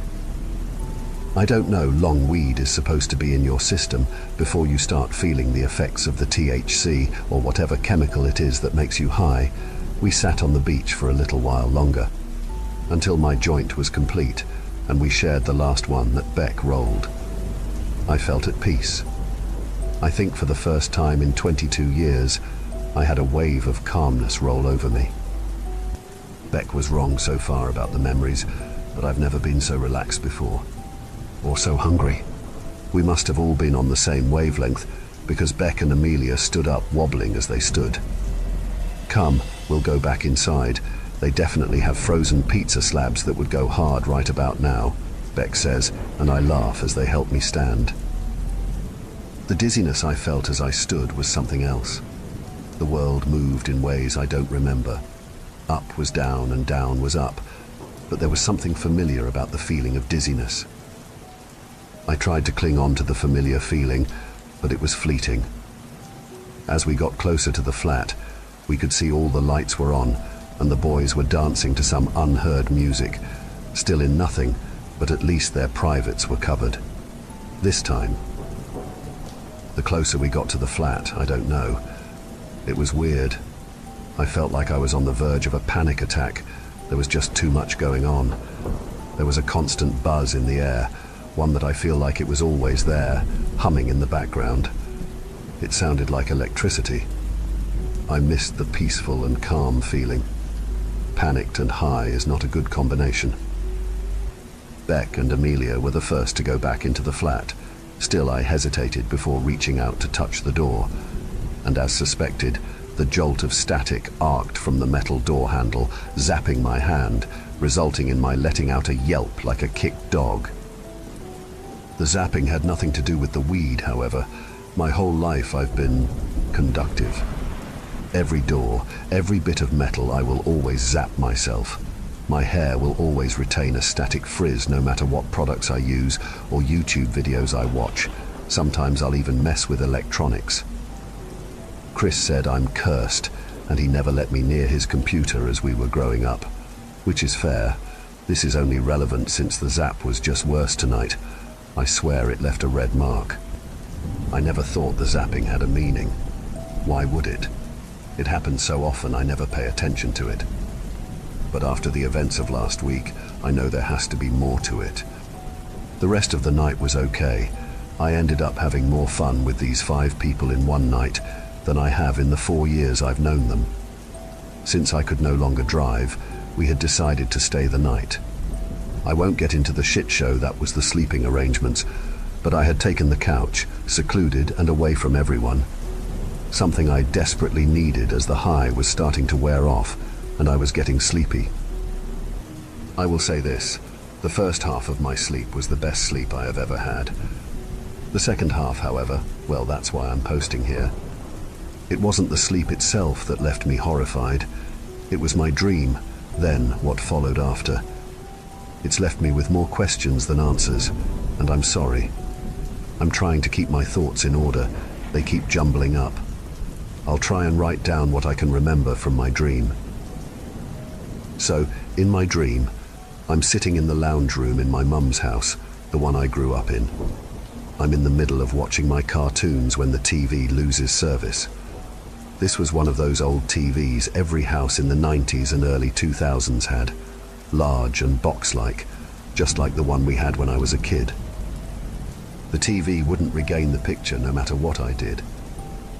I tried playing with the antenna, moving the ears so much the only thing that would change was the clarity of the sound. I tried hitting the top as I'd seen people do in the movies, and still no results. I even asked for Mum's assistance, but she ignored me. Even my prayers were left unanswered. So, I was left to my own devices. The TV would not work, no matter what. All I could do was sit and stare at the static that buzzed around the screen, flashing a black and white grayscale. Where this started to get scary was when I focused on the sound accompanying the hum of the static. There were whispers coming from our TV, and they weren't the voice lines from the show that was supposed to be on. I never changed the channel, so it should have been lines from the cartoons I was missing. These voices were horrific. They were deep and raspy. They sounded like my grandfather, who was a chronic smoker. The croakiness and roughness of the voice still gives me shivers just writing about it. The voice was whispering to me. "Come closer. Come closer, Sophie," the voice had said. Part of me moved back in fear, but the other part of me wanted to move in closer, to listen to the mysterious voice. "Come to us, Sophie." The voice continued, and even in my dreams I still felt compelled to shuffle closer. I never noticed until writing this that the voice was saying us and we, as if there were more than one of them. There was a familiarity around this situation, like I had been in it before. Except last time, I wasn't alone, and the TV wasn't talking to me.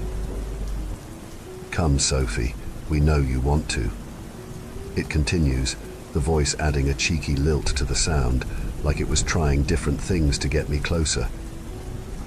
I had risen to my feet, still unsure about this, and had decided to go find my mum. Surely she'd know what to do with a staticky TV.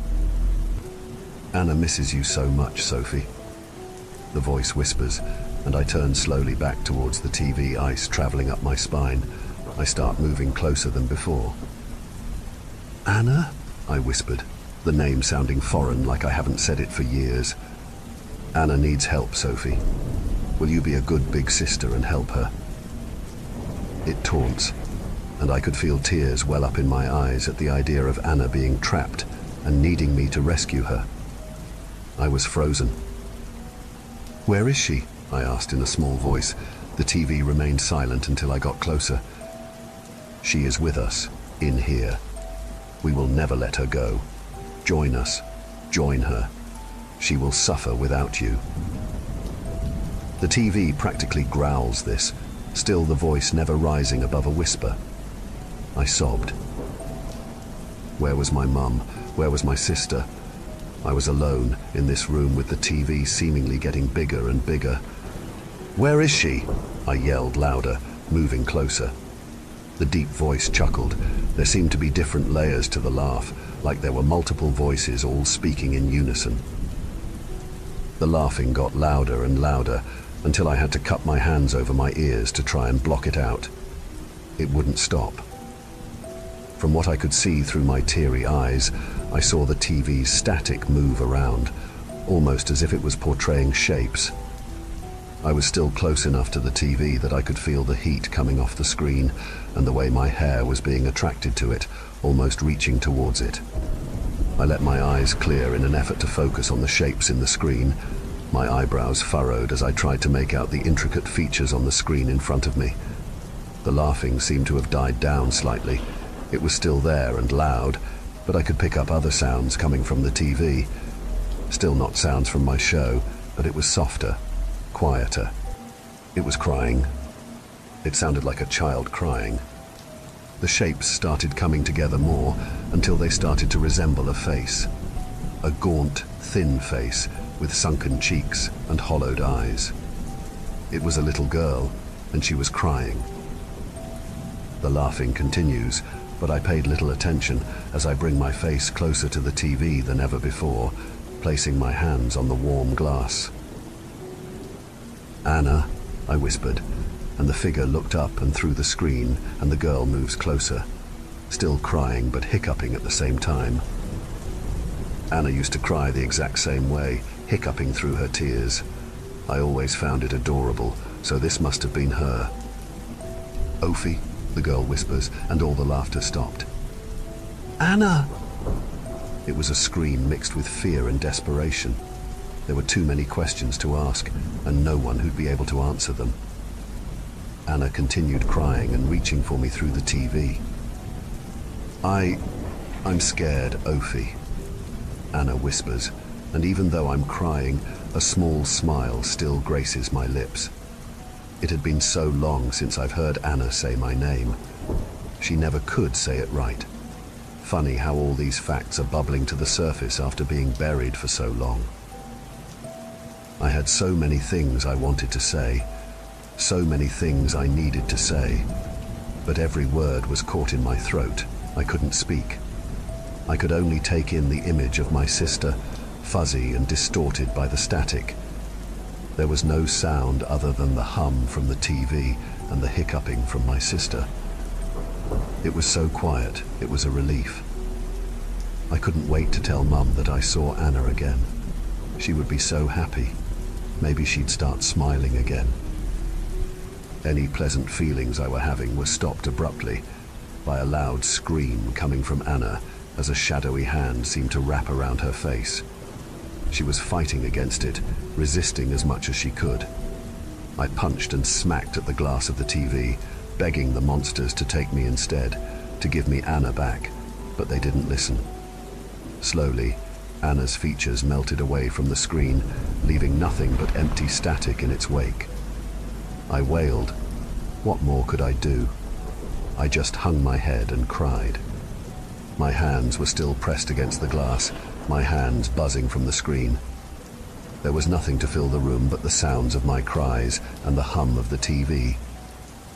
After what felt like an eternity, I looked up, and as I did, a shadow crossed the screen, so fast, and reached out towards me. It was so quick, I barely had time to react. A black silhouetted hand seemed to have encased my flesh one. I fought against it as my left hand seemed to disappear within the static. There was a sensation akin to pins and needles, as if I had fallen asleep with my hand in an odd position and the blood was starting to circulate again. I screamed and fought back against the shadow, trying everything in my power to bring my hand back into the real world. I used every bit of strength I had in my body to reef my hand out of the TV. I screamed for my mum, but she never came to help. I was completely alone with nothing but the monsters in front of me.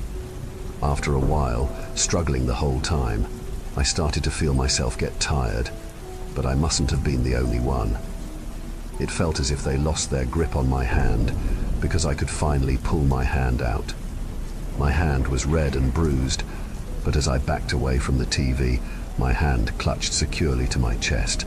There was a loud roar from the box. It was so loud I had to cover my ears again.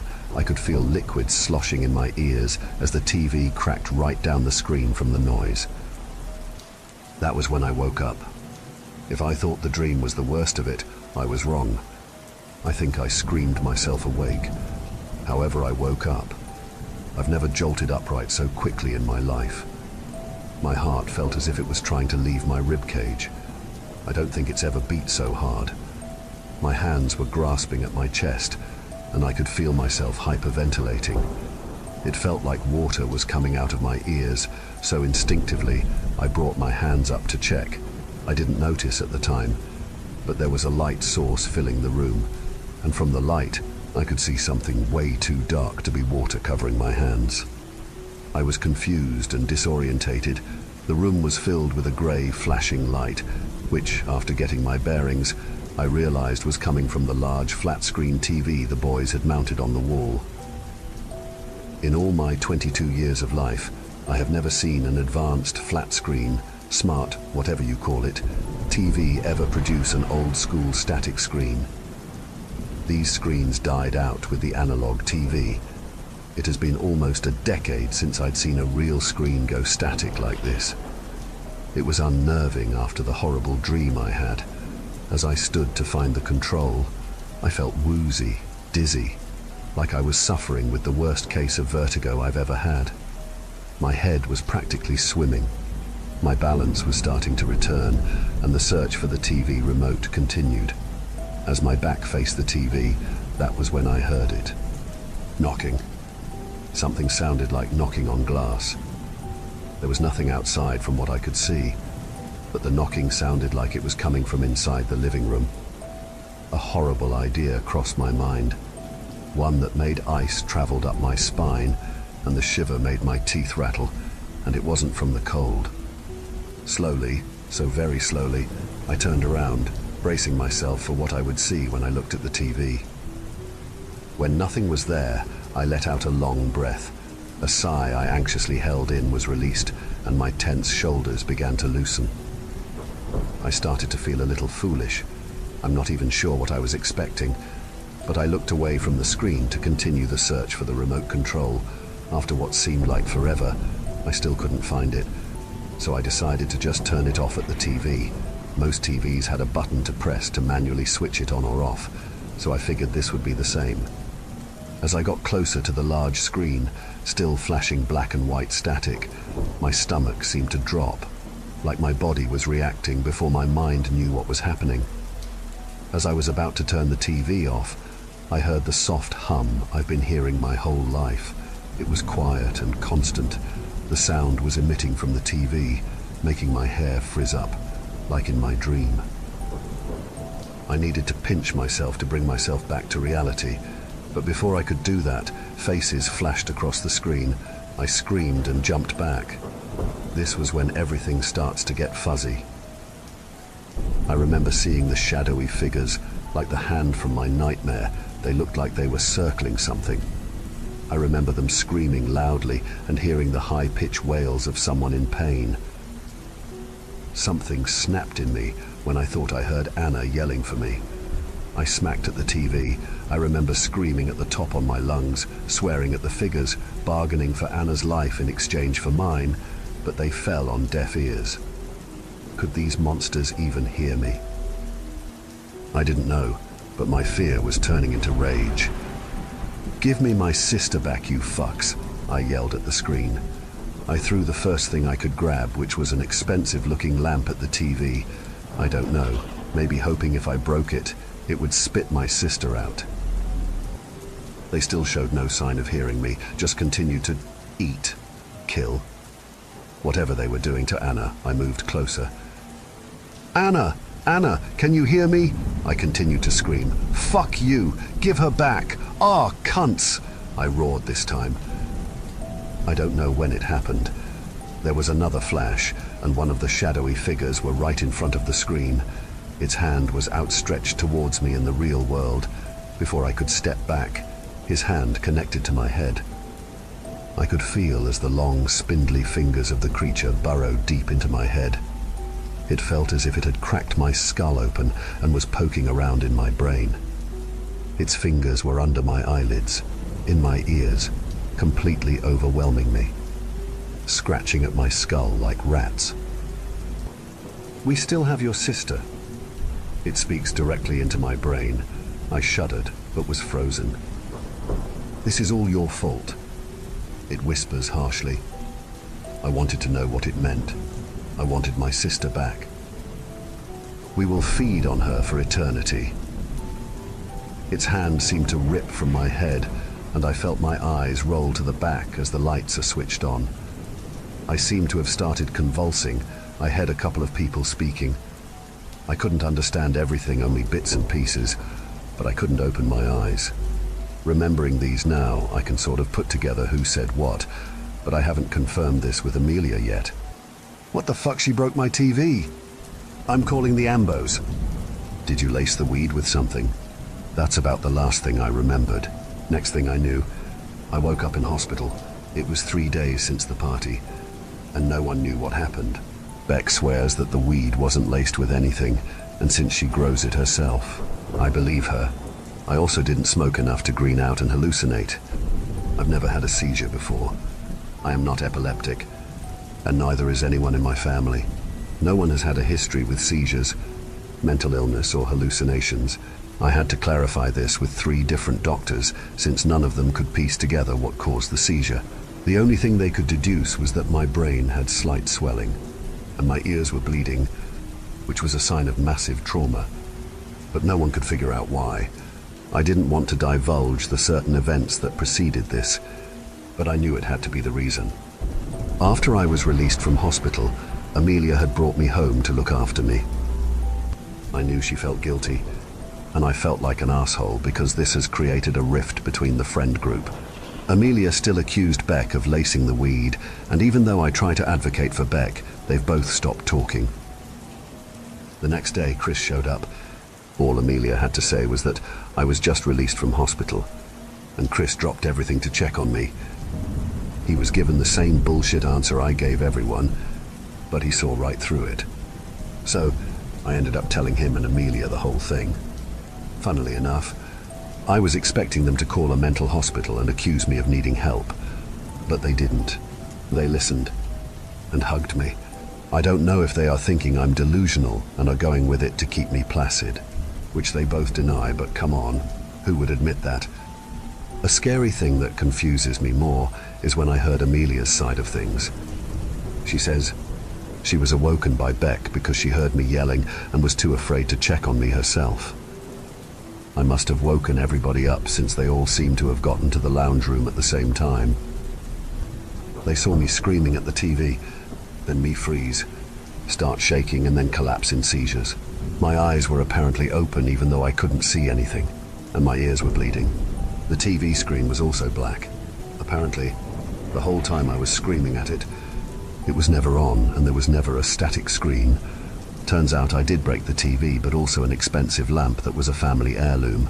Sorry, Kyle. Chris convinced me to post here, so I hope someone has had a similar experience. Maybe even seen the shadow people in the static. I just need someone to confirm this, because I feel insane. Over these past couple of days, I seem to have remembered more about my sister and more about my childhood. Part of me wants to try smoking the weed again. Maybe it is the key in unlocking my memories. I just don't know if I'm game to try it again. I might also reach out to my mother and maybe see if anything I remember actually happened and hopefully corroborate some of my thoughts. If I have any updates or you want to know more, I'll keep posting on here. But for now, I am done. I definitely need to watch some Disney movies or some shit. I'm so fucking scared.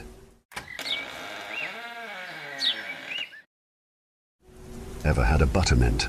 Most people nowadays haven't even heard of them, much less tasted one. If you have, then you know that the name is a misnomer. They're not minty, but rather rich and milky and sweet. It's a vanished taste from a vanished world, the world of my childhood. I grew up in South Boston in the 70s, attending St. Bartholomew's Church School for the greater part of my primary education, and when I taste a buttermint now, I see glimpses of that vanished world again. Black robes whipping around corners, choral voices ringing down marble hallways dappled with wan wintry light, snow falling silent on the statues standing sentry in the courtyard, and I see her, fixing me with her steady gaze, smiling her private little smile.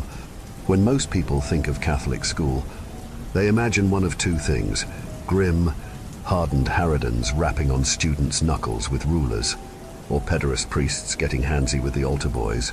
Let me address the latter right out of the gate and say, I was an altar boy for many years, and nothing like that ever happened to me, though I heard rumors about it happening to others, and there were certainly a few priests on the staff with whom you wouldn't necessarily want to be caught alone in a room together. As for the former, well, don't get me wrong, Plenty of the nuns who taught at St. Bartholomew's were happy to fill that role. Sister Catherine was a mean hand with the paddle, and if you saw a student hobbling down the hallway, you knew it was her handiwork. Sister Anne preferred torment of the psychological variety. Everyone remembered the time she brought Bobby McNamara up to the front of class to confess that the stains on his pants were not from water. But on the whole, most of the nuns at St. Bartholomew's were harried and well-meaning women doing the best they could with difficult circumstances, and several were teachers I remembered for the rest of my life.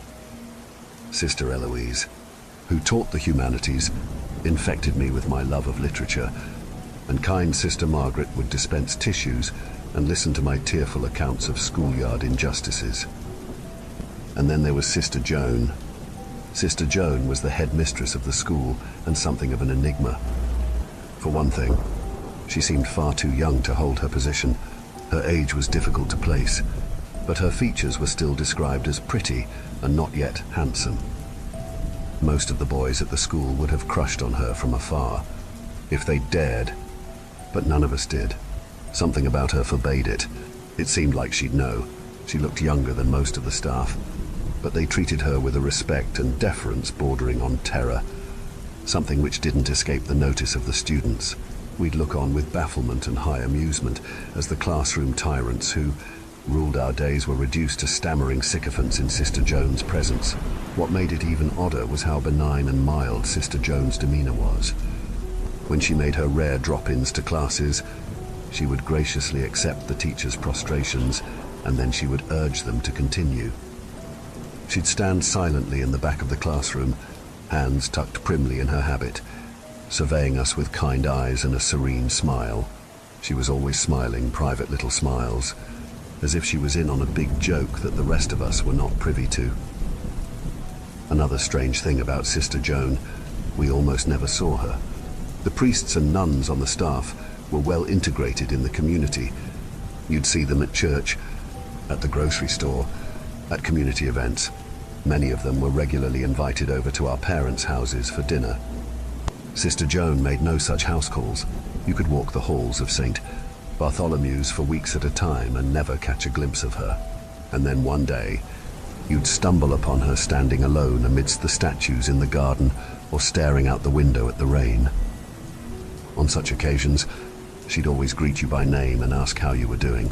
She seemed to know every single one of her students' names, as well as details about their family life, their hopes, ambitions, talents, fears. No one, however, seemed to know anything about her. Only the oldest members of the staff could remember a time before she ran the school. Not that they'd suffer anyone impertinent enough to ask questions about her. When they did speak of her, the staff would speak in tones of awe and reverence. Some of them seemed convinced that Sister Joan was a living saint. Us kids filled in the blanks about Sister Joan with outrageous rumors. She's the bastard child of a Kennedy. No, idiot. She's the daughter of the Pope.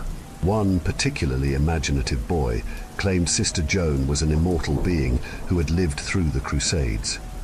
It seemed as likely as anything else we knew about her. She had her mysteries and eccentricities, but mostly, us students liked Sister Joan. She never raised her voice in anger, and while she permitted corporal punishment in the school, she did not practice it herself. She was of the opinion that a long talk with a student was all that was necessary to correct misbehavior, and she seemed to be right. Only the worst cases, the repeat offenders who failed to respond to the paddle or the cane, were sent to her office. When we saw them again, they'd be changed. The rowdiest and most defiant children would come back from her office and sit meekly at their desks, sucking on a buttermint. Another quirk of Sister Joan's, she would keep the candies in a jar on her desk and dispense them whenever she felt the proper lesson had been learned. I remember one day when Michael Broyles' name was called. Mikey Broyles was the terror of my days, the self-appointed antagonist of my life, and he had promised that very day that he'd find me after school and give me the thrashing to end all thrashings. I do not recall what offense I had committed to earn this sentence. But midway through the day, a sister interrupted the class to announce that Michael Broyles was to come with her to Sister Joan's office immediately. Mikey mustered the best swagger he could, making sure to shoot me a look of malice as he left. I didn't permit myself a feeling of triumph or even relief. The punishment would be even more merciless now that he believed I had tattled on him. I spent the rest of the day imagining the cruel fate I no doubt had in store, but when, despite my best efforts at avoiding him, I bumped into Mike in the school hallways, he didn't even look me in the eye. He gave me a little half-hearted push, and then he kept on walking, eyes on the floor. He was worrying at a wrapped buttermint in his hands, not eating it. For a moment, shock overcame fear, and I called out to him, "Mikey." He turned around and regarded me for the first time. There was a dazed and distant look in his eye. It wasn't me, you know. A non-committal grunt. I was beginning to curse myself for not taking the opportunity to run. "I didn't report you. I mean..." He finally unwrapped the buttermint and popped it into his mouth expressionlessly. He let the wrapper drift to the floor. "Okay," he said, and then he kept walking, nonplussed. I reflexively bent down and picked up the discarded wrapper. It depicted a cartoon boy and a cartoon cow with identical smiles. Something about it unnerved me. I tossed the wrapper into the nearest trash can and then hastened home before Mikey changed his mind. I never had trouble from him again. Did I wonder what Sister Joan had said to him? Of course. But I wasn't one to look a gift horse in the mouth. Anyone who could reform Mikey Broyles was surely an agent of God. Anyway, it wasn't as if it was a position I'd ever be in. I was a model student with a clean record. Nothing would happen to me. I was 13 when my turn came. A few months after I turned 12, my parents pulled me into the dining room and told me without meeting my gaze that they were getting a divorce. Enduring your parents' divorce is never fun. Perhaps you can imagine how nightmarish it was in the insular world of Catholic Boston in the 70s. My family was ostracized. The other children began to avoid me, as if divorce were a plague I could spread to their families. My teachers were even worse. I hated the looks of pity in their eyes, as if they expected me to go down a bad path and regretted that they couldn't stop it. I did my best to live down to that expectation. I became cynical, disillusioned, apathetic. Both my parents were too occupied with their mutually assured destruction to notice my burgeoning career as an aspiring dropout. Most of my teachers gave me more leeway than they might have another student, but the more they gave me, the more I tried to take, and in time, the inevitable happened and Sister Catherine hauled me into Sister Joan's office. As we entered the room, I noted how bare and featureless it was. It was austere even by St. Bartholomew's standards, barren white walls, barren white desk, a single chair. There were no icons, no crosses. The only ornamentation in the room was a painting on the wall. It was by one of those phantasmagorical medieval painters whose names I would know if I paid attention in art class.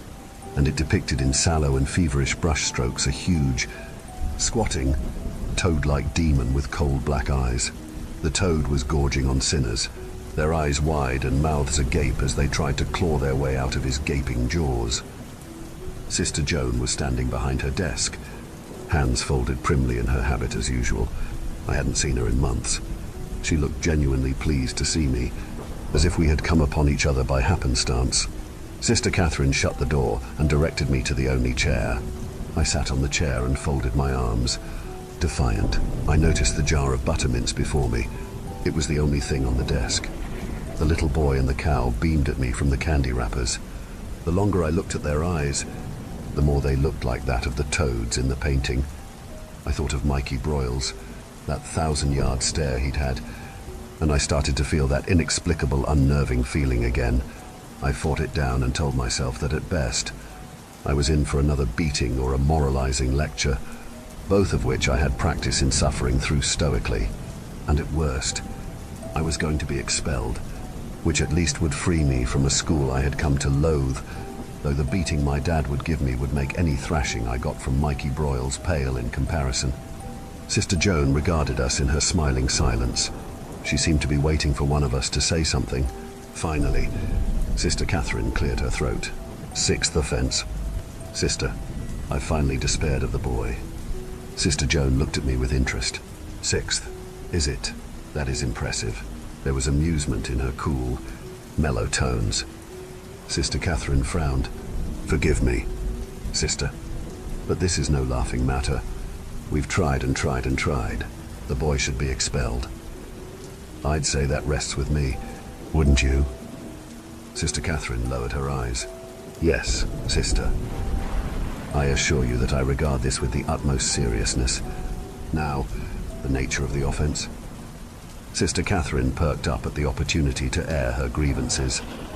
"Mr.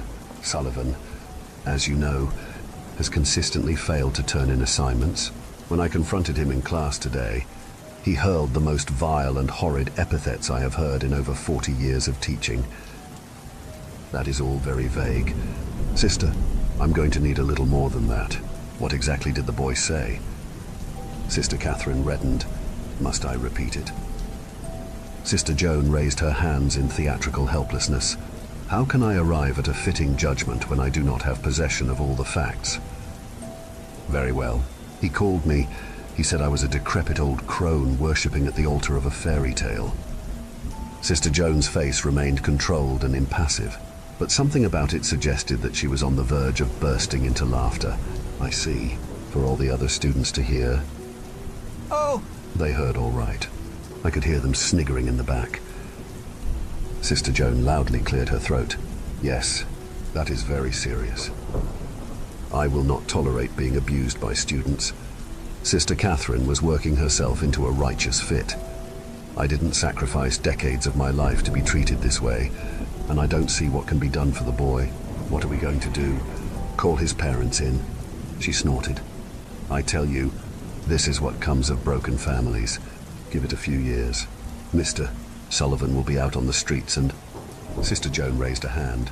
"I'm sure we're all very interested in your predictions, Sister Catherine, but unless you have been gifted powers of prophecy, for now I must ask you to forbear. Please leave us. I will take matters in hand here." Sister Catherine glared at me one last time, and then she left. We listened to her angry footsteps recede down the hall, and then the room was dead silent once again. No ticking clock, no humming fan. Outside, a light dusting of snow was falling. Of all the ways I had envisioned the dreaded summons to Sister Joan's office going, Sister Catherine being mocked and dismissed was not one of them. It seemed too good to be true.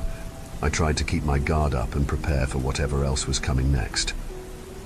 Sister Joan was smiling at me again. "I apologize for Sister Catherine. She believes her small-minded timidity to be moral uprightness. We can allow her these little illusions, can't we?" Her expression grew serious. "You, on the other hand, have fewer illusions than you did before, don't you?" "Am I going to be expelled?" I asked. Sister Joan ignored this. "You know what I think, Thomas. I think you're experiencing a crisis of faith. Perhaps you feel you have learned too early that adults are flawed. Perhaps you feel that there was some more perfect version of events that was supposed to take place until your life took this abrupt left turn. Perhaps you've seen all the adults in your life fail to keep up their obligations, so you don't see any point in keeping up yours. Am I hitting near the mark?" I had nothing to say to this. No one had ever summed up so perfectly what I was feeling before, and I'm not sure anybody has since, bizarrely. I felt a wave of tears welling up, and I hated myself for it. "I don't want to talk about this with you," I mustered. "I don't want to talk about this at all." Sister Joan reached across the desk and squeezed my hand. "I think I can help you. Would you let me?" Blinking back tears, I looked down at my hand hanging limply in hers. I saw then that both her hands were webbed and ridged with scars, as if from burns. They looked a little like mine did after I'd been in the pool too long. How did I not notice her scars before? Her hands were always concealed in her habit, I suppose. I don't know why, but I saw those scars and then I decided. "Okay," I said. She smiled and squeezed my hand again. Her grip was very tight. That was how we ended up walking down the hallways together. Classes had just finished for the day, and the corridors were filled with shouts and laughter and gossip. More than a few heads turned our way as Sister Joan steered me through the tight-packed crowds of students. Several hooted and whistled. "Tommy boy finally got expelled," one cheered. but Sister Joan silenced all of these with a mild glance. We pressed on, down hallways and several stairwells, making our way deeper and deeper into the bowels of the school. The crowds began to thin out, the laughter dying in the distance. I looked out a window at a crowd of kids throwing snowballs at each other. "Where are we going?" I asked Sister Joan. "Trust me," she said. We passed through a succession of locked doors, which Sister Joan opened with a ring of rusted keys. I noticed we were entering the older wing of the school, which had supposedly been a plague hospital or an insane asylum in the Victorian era, or so the students whispered, though they were never clear on which. There were no classes here. The school used it only for storage space. The walls here were damp and dingy and peeling. Faded green windows in rusting doors peered into dark rooms where dust collected on old furniture and medical equipment. We passed an ancient elevator shaft and rows of old hospital beds propped end up against the wall. The air began to feel stuffy and unseasonably warm. It smelled of mildew and rot. At last we came to a dark green door at the end of a long hallway. The door was triple latched and barred. I looked up at Sister Joan, and she smiled encouragingly. "What is this place?" "I am with you. You are safe. But what is it? Why are we here?" Instead of answering, Sister Joan proceeded to unlatch and unbar the door. The sound of its opening echoing through the empty halls was far too loud. The creaky hinges yielded to reveal a rusting metal staircase descending into pure darkness. I backed away several paces. "We're not going in there, are we?" Sister Joan shook her head at my silliness. "It's the only way. Thomas, there's nothing to be afraid of. I'm not going down there." "I understand. Truly, we won't do it. I think perhaps I misjudged you. I thought that you were so bright and fearless a boy that the usual forms of punishment, suspension, expulsion could be waived. I see that I was wrong. Shall we go back to my office?" I peered down into that absolute night. Almost everything in me was screaming to be anywhere else but here, in this place, with this woman. But another voice, a smaller but equally compelling, whispered to me that it wanted to know, wanted to see what was down there, wanted to see if it could confirm all the worst suspicions it had ever had about life. "If you don't step down there," it said, "you'll spend the rest of your life wondering." "Yes, you will," said Sister Joan. Her face was shrouded in shadow. As I watched, dry-mouthed, she raised her scarred hands and removed her coif, shaking out her long blonde hair. She bent down to my eye level and looked me in the eye. "Do it, Thomas, for me." I walked through the doorway and into the dark. Sister Joan swung the door shut on me. I shut my eyes just before the door closed and the last of the light was snatched away. All I had now was darkness and the sound of my own breathing. For a moment, I thought I could hear Sister Joan's light laughter on the other side of the door, but I might have imagined it. I stood there, stone still, for I don't know how long. When I finally mustered the courage to open them, I found the effect to be identical. I waited for my eyes to acclimate, but the dark remained impenetrable. My legs grew weak and wobbly, and I had to sit down. "Oh, Thomas," Sister Joan's sing-song voice through the door. "Thomas, Thomas, Thomas.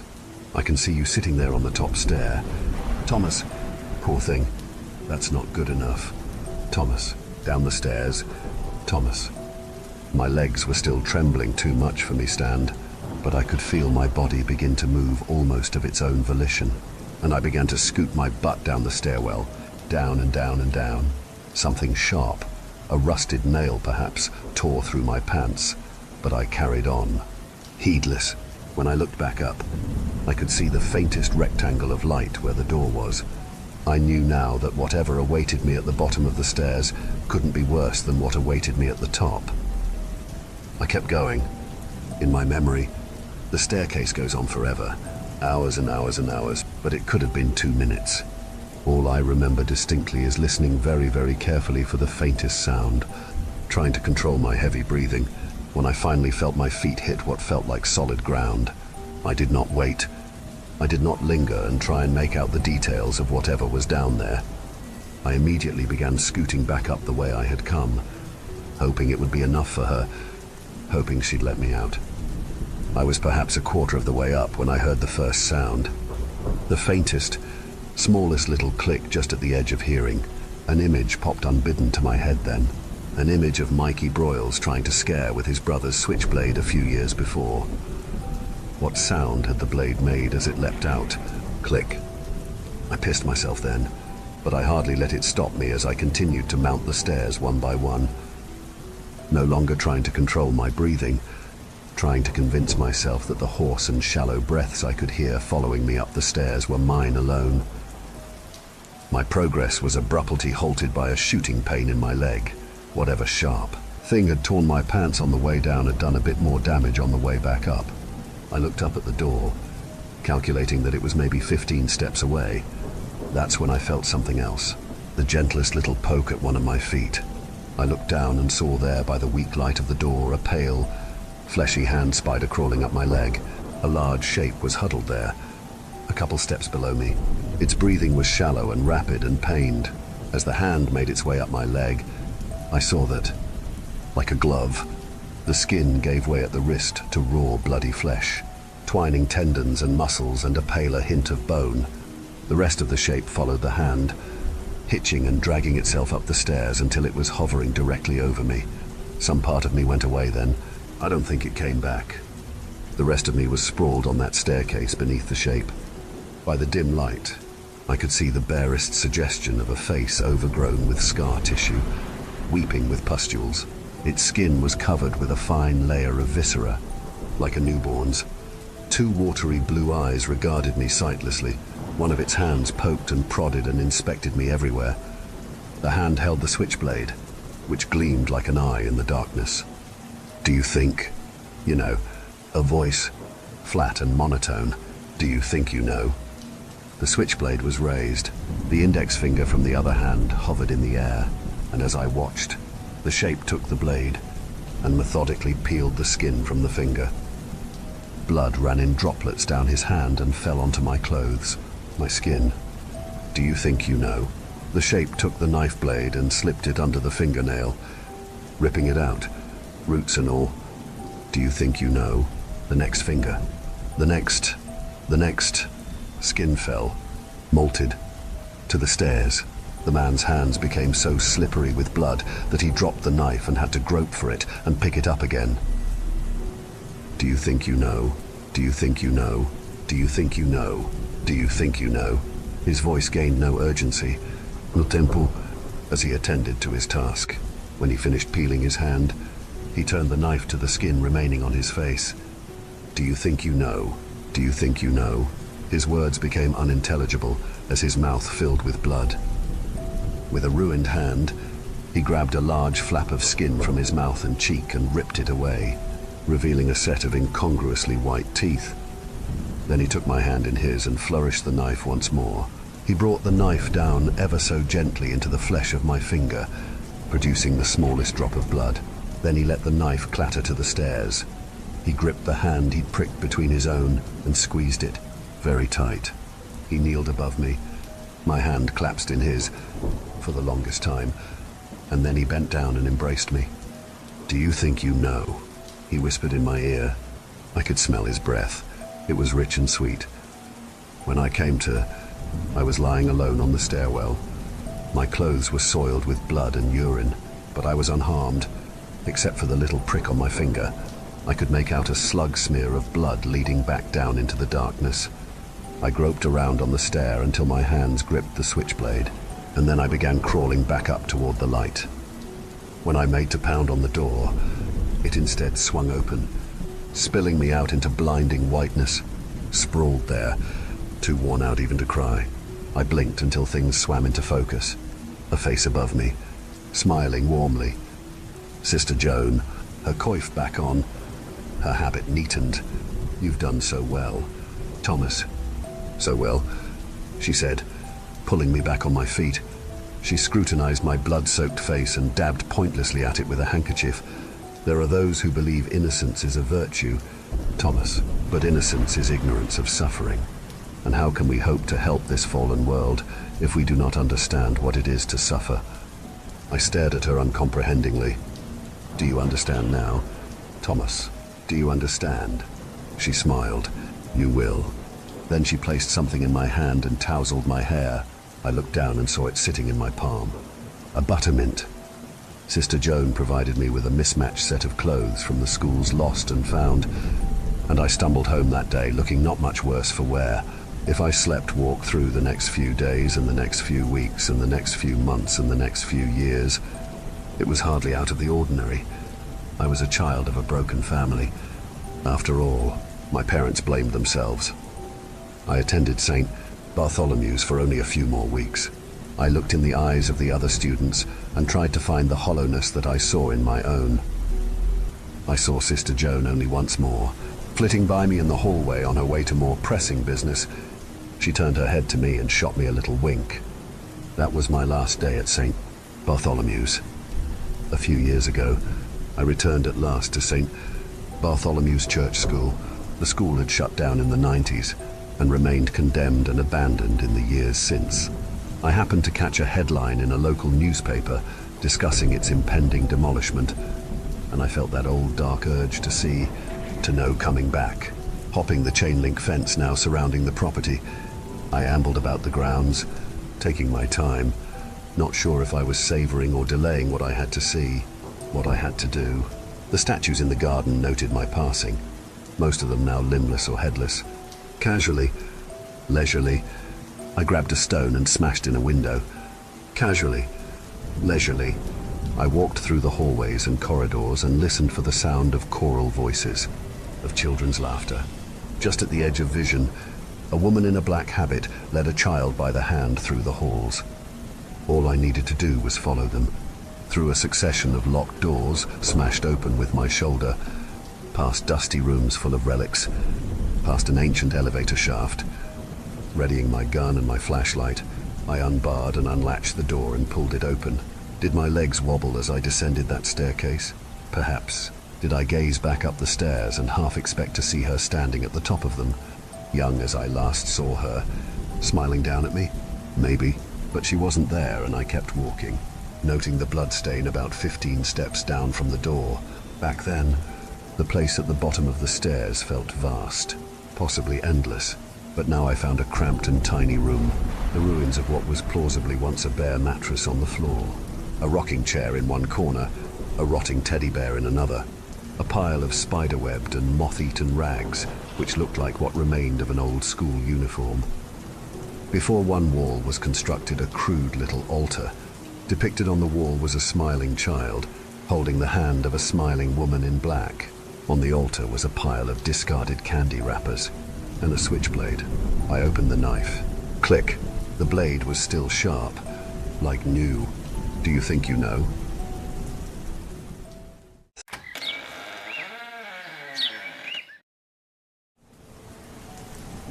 The fluorescent lights buzzed overhead as I shuffled through the stack of applications on my desk. Another day.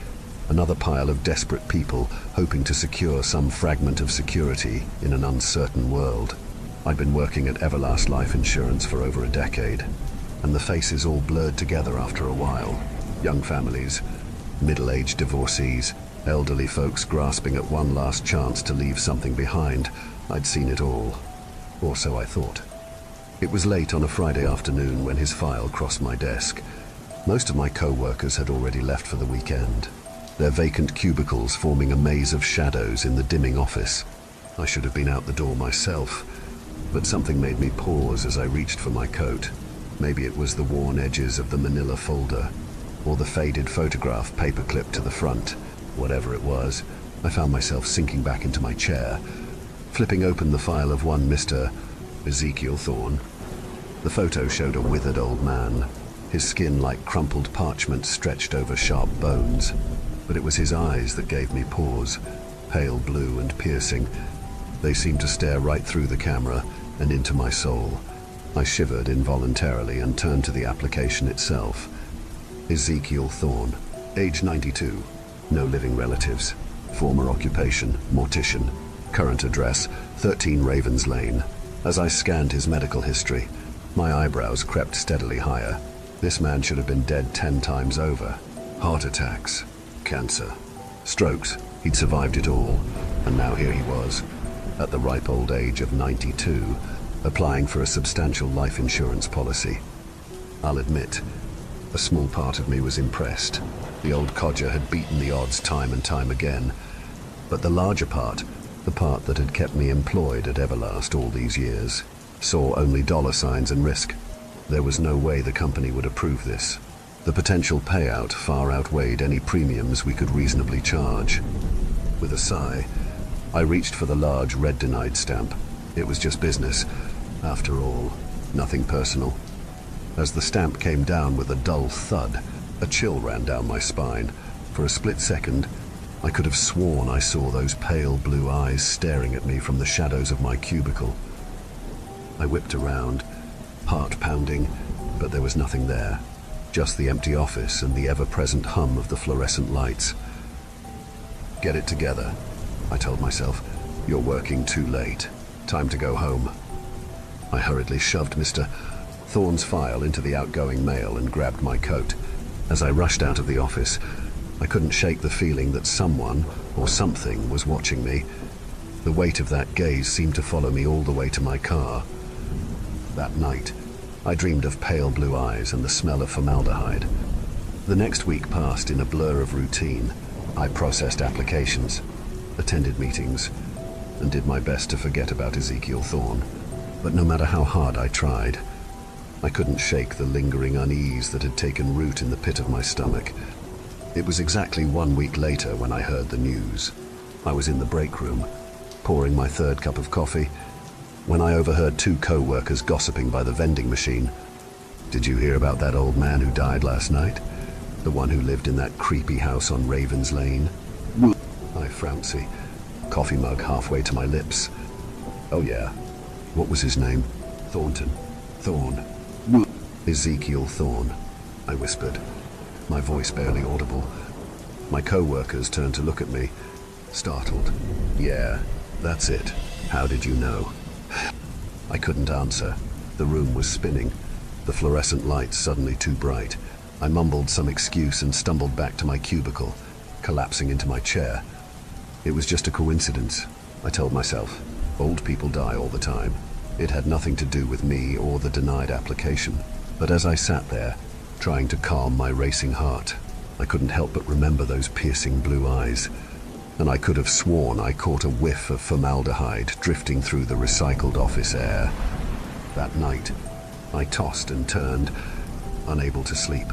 Every time I closed my eyes, I saw Mr. Thorne's wrinkled face, his eyes accusing and full of malice. When I finally drifted off in the early hours of the morning, my dreams were haunted by the sound of a pen scratching endlessly across paper, filling out an application that would never be approved.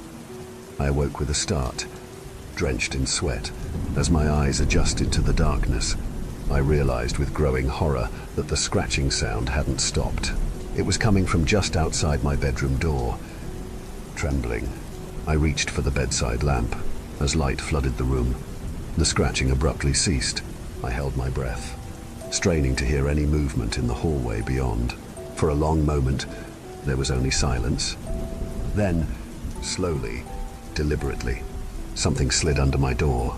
A manila folder, its edges worn and familiar. With shaking hands, I picked it up and opened it. Inside was a single sheet of paper. At the top, in spidery handwriting, were the words life insurance application.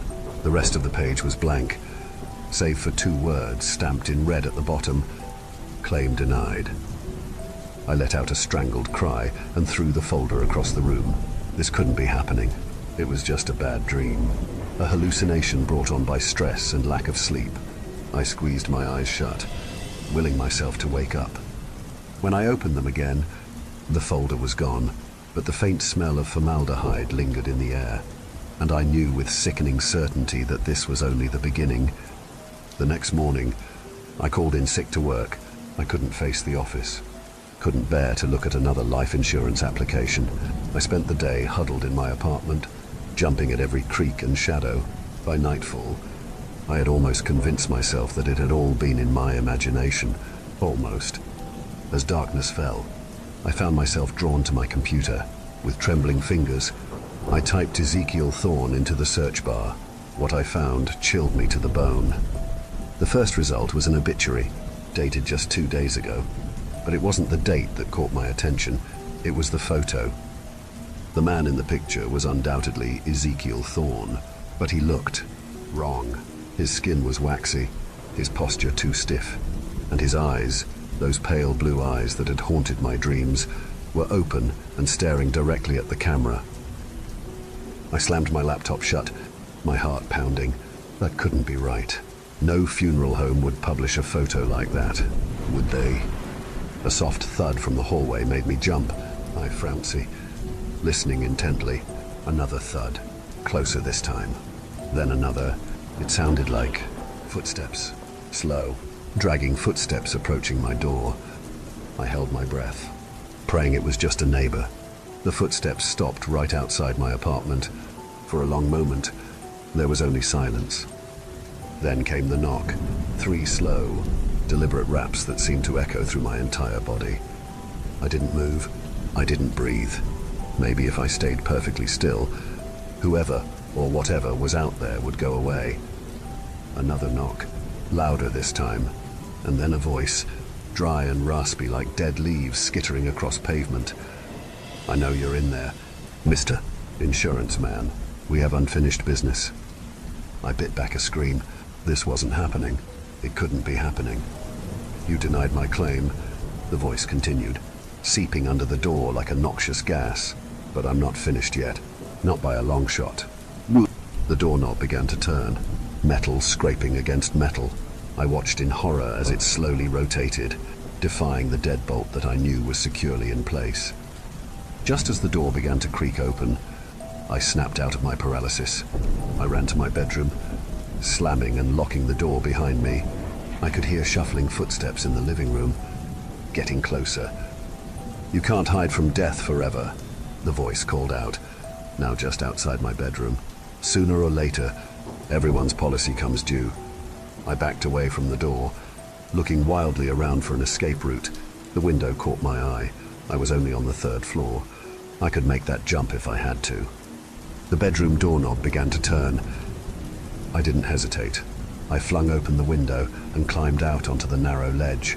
The cool night air hit me like a slap, clearing some of the panic from my mind. What was I doing? This was insane. I was 3 stories up, clinging to the side of a building, because I thought a dead man was trying to get into my apartment. I slowly turned back towards the window, ready to climb back inside and face whatever madness awaited me. But as I peered through the glass, my blood ran cold. Ezekiel Thorne stood in my bedroom, his pale blue eyes locked on mine. His skin was grey and mottled, his suit the same one he'd been buried in. As I watched in horror, he raised one withered hand and beckoned to me. I lost my balance, my foot slipping off the ledge. For one heart-stopping moment, I teetered on the edge of oblivion. Then I was falling, the ground rushing up to meet me. I woke up in the hospital 3 days later, multiple fractures. The doctors told me, but I was lucky to be alive. As I lay there, trying to piece together what had happened, a nurse came in with a small package. "This was left for you at the front desk," she said, placing it on my bedside table. With a sense of dread, I opened the package. Inside was a life insurance policy from Everlast. My own company had apparently taken out a policy on me without my knowledge. And there, at the bottom of the page, was a familiar red stamp. Claim denied. I started to laugh, the sound bordering on hysterical. The nurse looked at me with concern, but I couldn't stop, because there, in the corner of the room, I could see a pair of pale blue eyes watching me from the shadows. This was far from over. The next few weeks were a blur of hospital rooms and physical therapy. I told myself that what I'd experienced was just a vivid hallucination, brought on by stress and lack of sleep. The fall from my window, a moment of sleepwalking. Nothing more. I almost believed it. But every night, as the hospital grew quiet and the shadows lengthened, I could feel those eyes on me. Sometimes I'd catch a glimpse of a withered figure at the end of the hallway, or hear the shuffle of feet outside my door. The night staff whispered about the smell of formaldehyde that seemed to linger in my room. no matter how much they cleaned. I was released from the hospital on a grey, drizzly Tuesday. As the taxi pulled up to my apartment building, I felt a surge of panic. I couldn't go back there, couldn't face those rooms where I'd seen him. "Keep driving," I told the cabbie, giving him the address of a cheap motel on the outskirts of town. That night, as I lay in the lumpy motel bed, I finally allowed myself to think about what had happened. If Ezekiel Thorne was really dead, and I'd seen his obituary, hadn't I? Then how could he be haunting me? And why? Because I'd denied his life insurance application. It didn't make sense. None of it made sense. A soft knock at the door made me jump. I held my breath, waiting. It came again, more insistent this time. "Mr.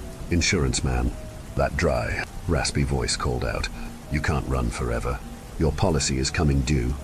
I bolted upright, my heart pounding. This couldn't be happening.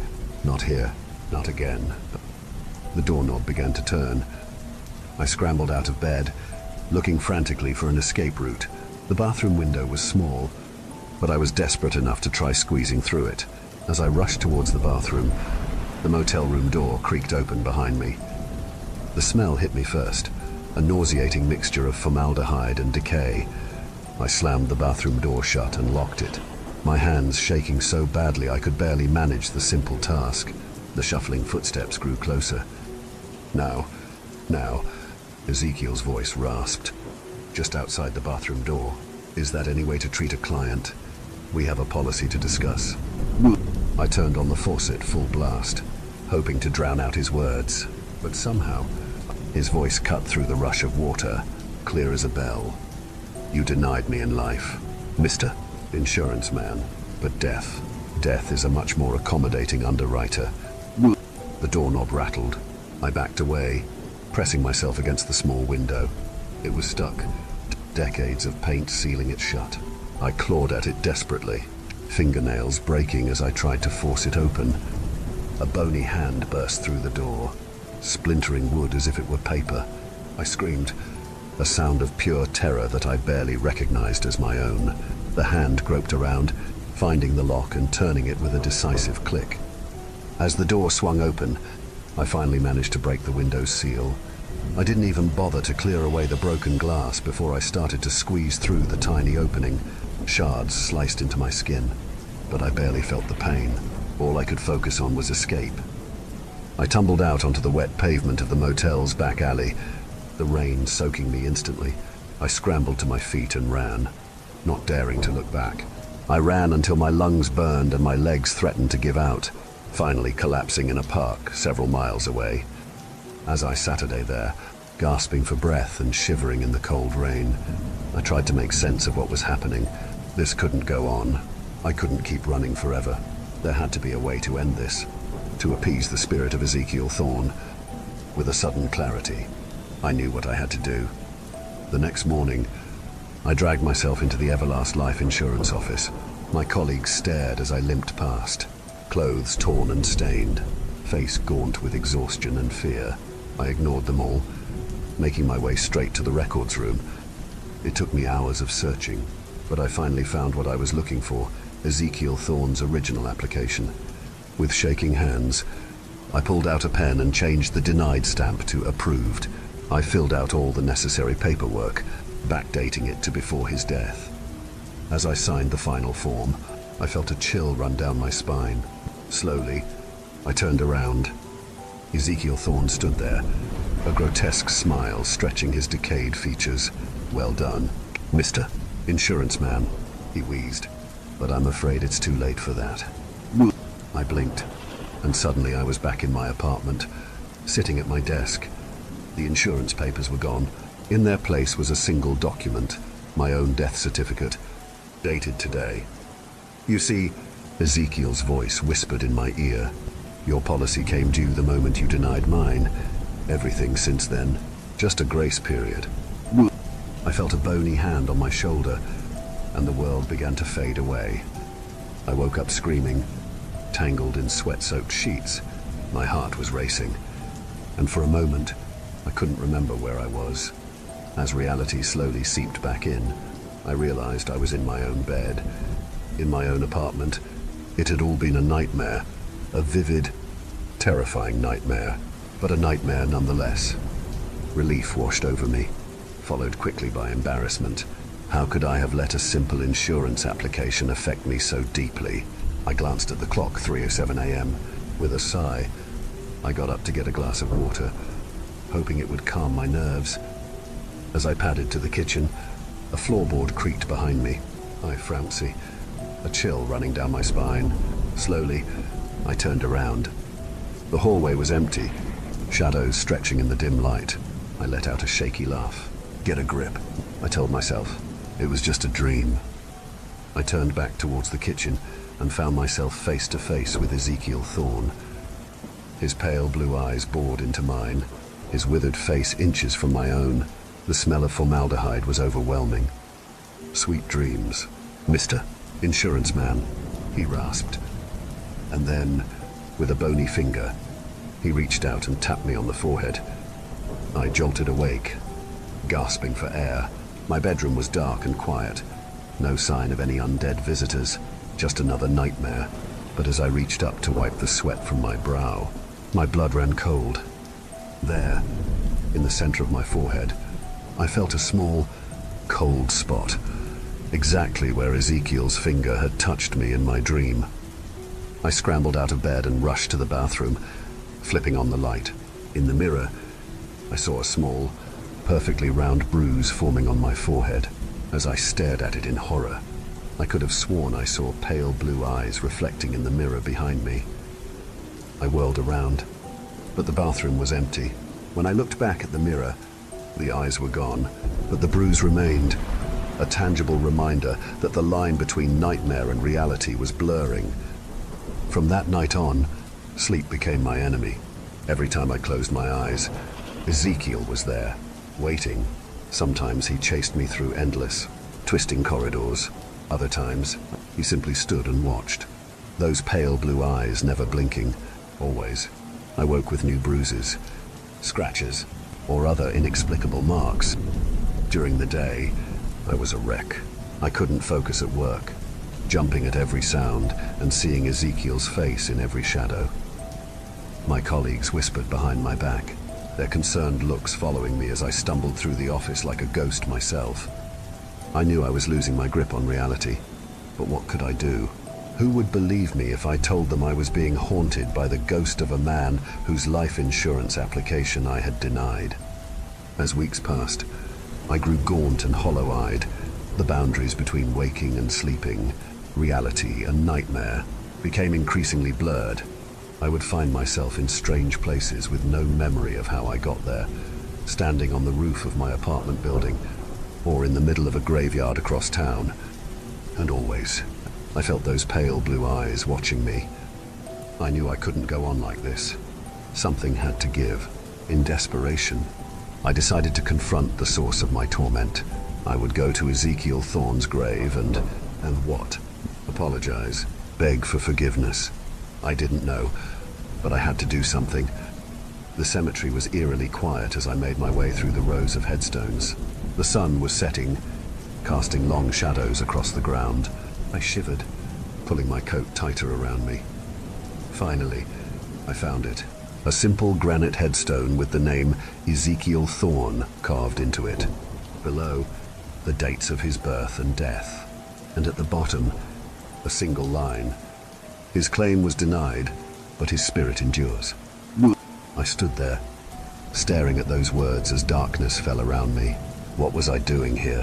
What did I hope to accomplish? I'm sorry, I whispered, feeling foolish but desperate. I'm sorry I denied your application.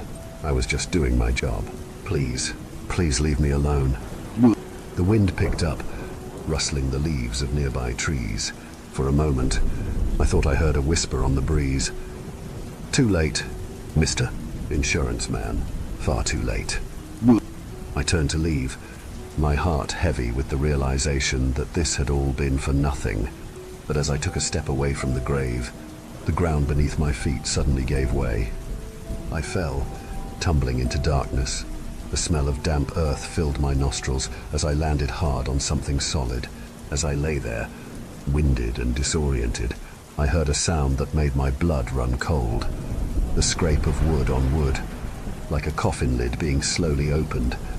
A bony hand emerged from the darkness, gripping my ankle as I was dragged deeper into the earth. The last thing I saw was a pair of pale blue eyes, gleaming with triumph. "Welcome," Ezekiel's raspy voice echoed around me, "to your eternal policy, Mr. Insurance Man. I'm afraid the premiums are quite steep, but don't worry, we have all of eternity to settle the account." The darkness closed in, and I knew that my claim on life had finally been denied. I jolted awake, my heart pounding so hard I thought it might burst from my chest. The familiar surroundings of my bedroom slowly came into focus, bathed in the soft glow of early morning light. I was drenched in sweat, the sheets tangled around my legs like a burial shroud. For a moment, relief washed over me. It had all been a dream, a horrific, vivid nightmare, but a dream nonetheless. I let out an exhausted laugh, running my hands through my hair. I stumbled out of bed, my legs weak and unsteady. The world seemed to tilt and swim around me as I made my way to the bathroom. I splashed cold water on my face, trying to shake off the lingering tendrils of the nightmare. But when I looked up into the mirror, my blood ran cold. There, reflected in the glass behind me, were a pair of pale blue eyes. I whirled around, my heart in my throat, but the bathroom was empty. When I turned back to the mirror, the eyes were gone once again. I called in sick to work that day, unable to face the thought of dealing with more insurance claims. Instead, I spent hours researching hauntings, exorcisms, anything that might help me understand what was happening.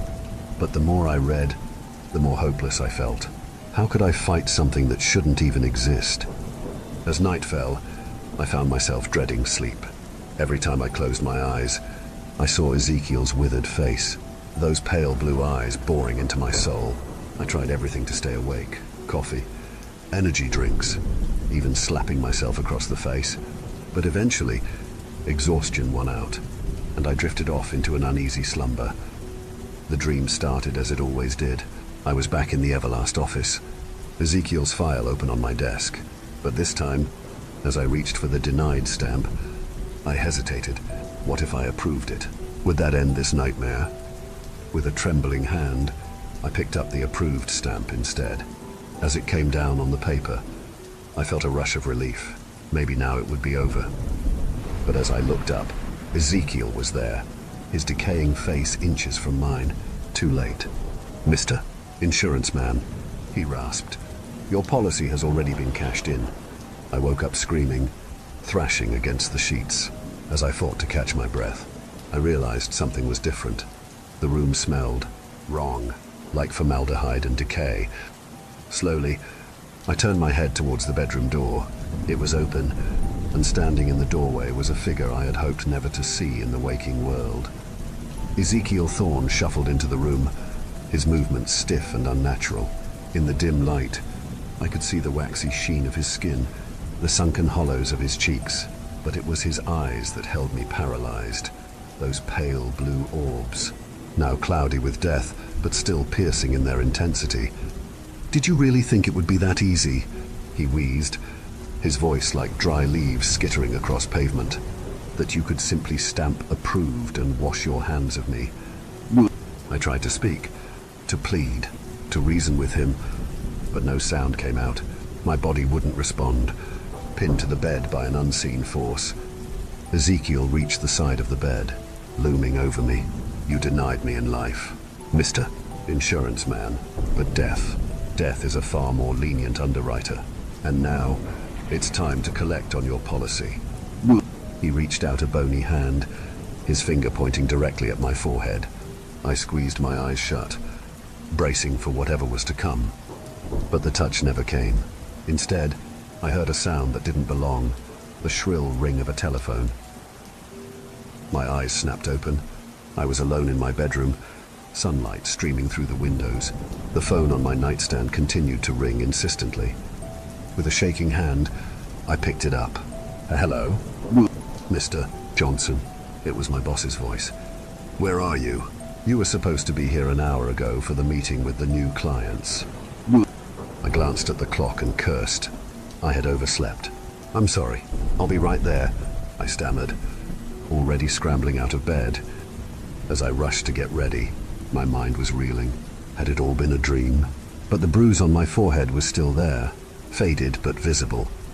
I made it to the office in record time, sliding into the conference room just as the meeting was starting.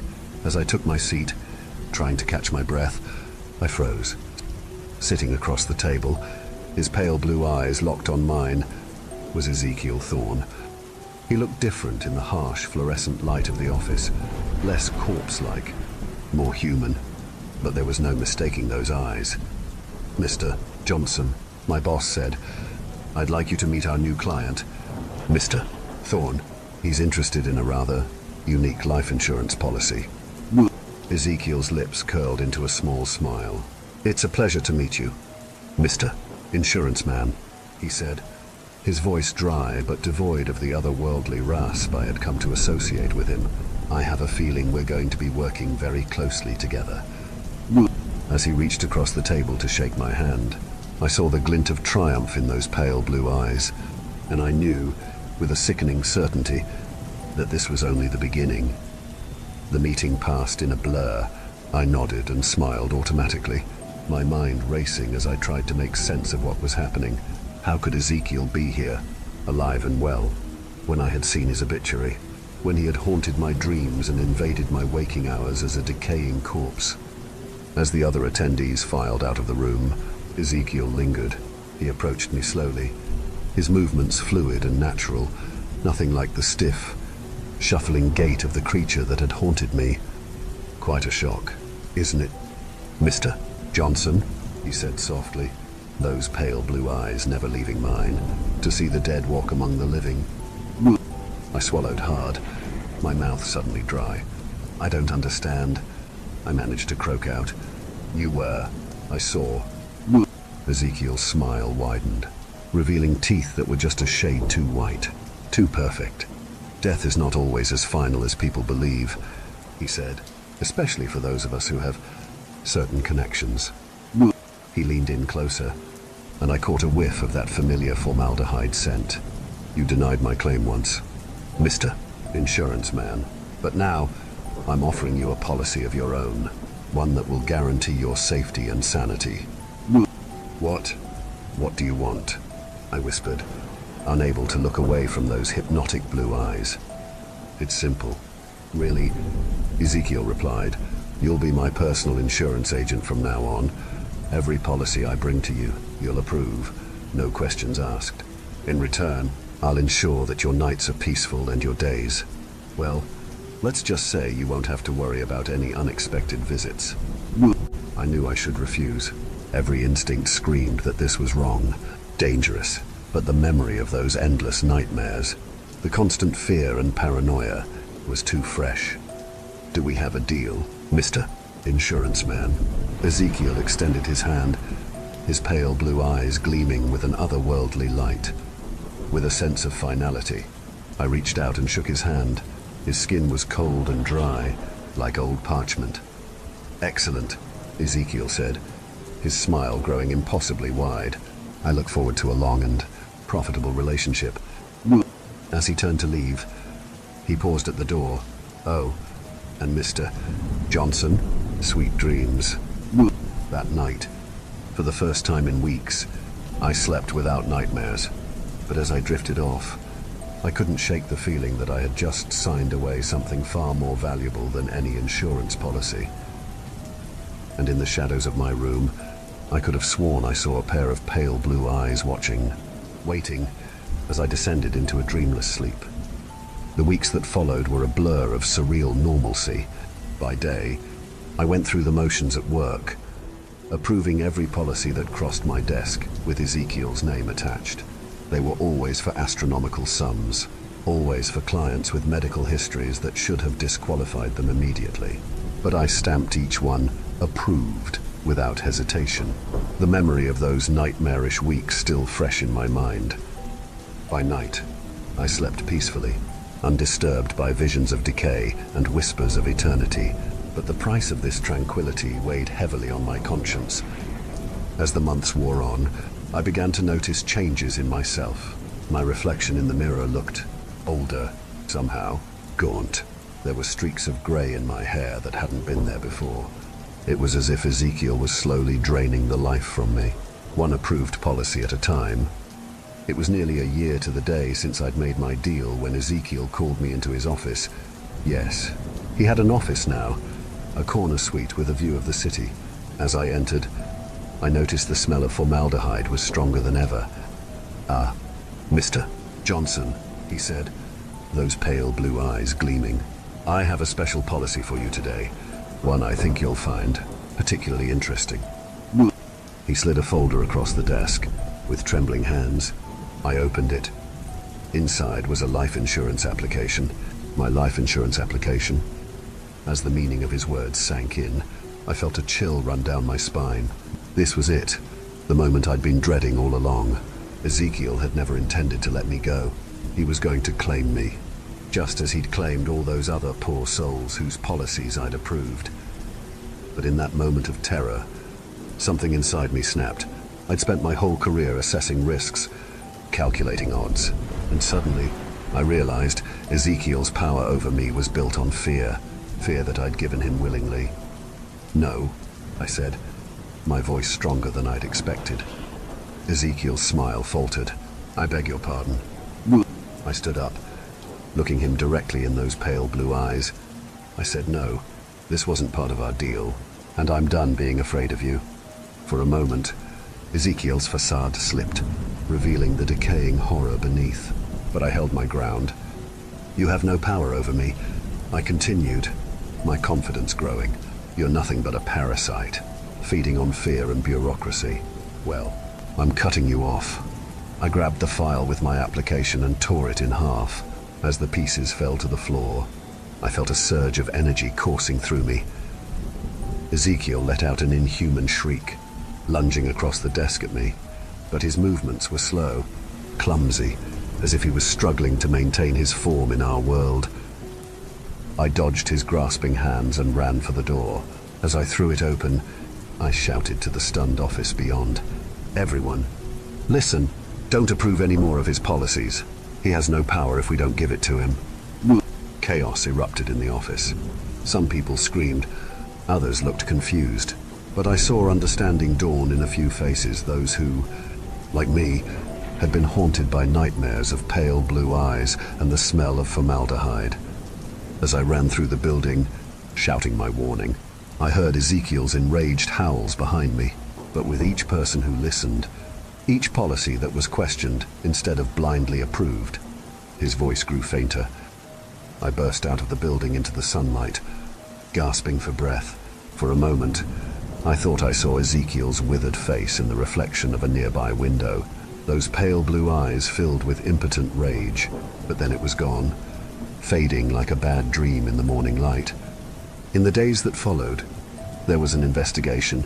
Hundreds of fraudulent policies were uncovered, all traced back to the mysterious Ezekiel Thorne, who seemed to have vanished into thin air.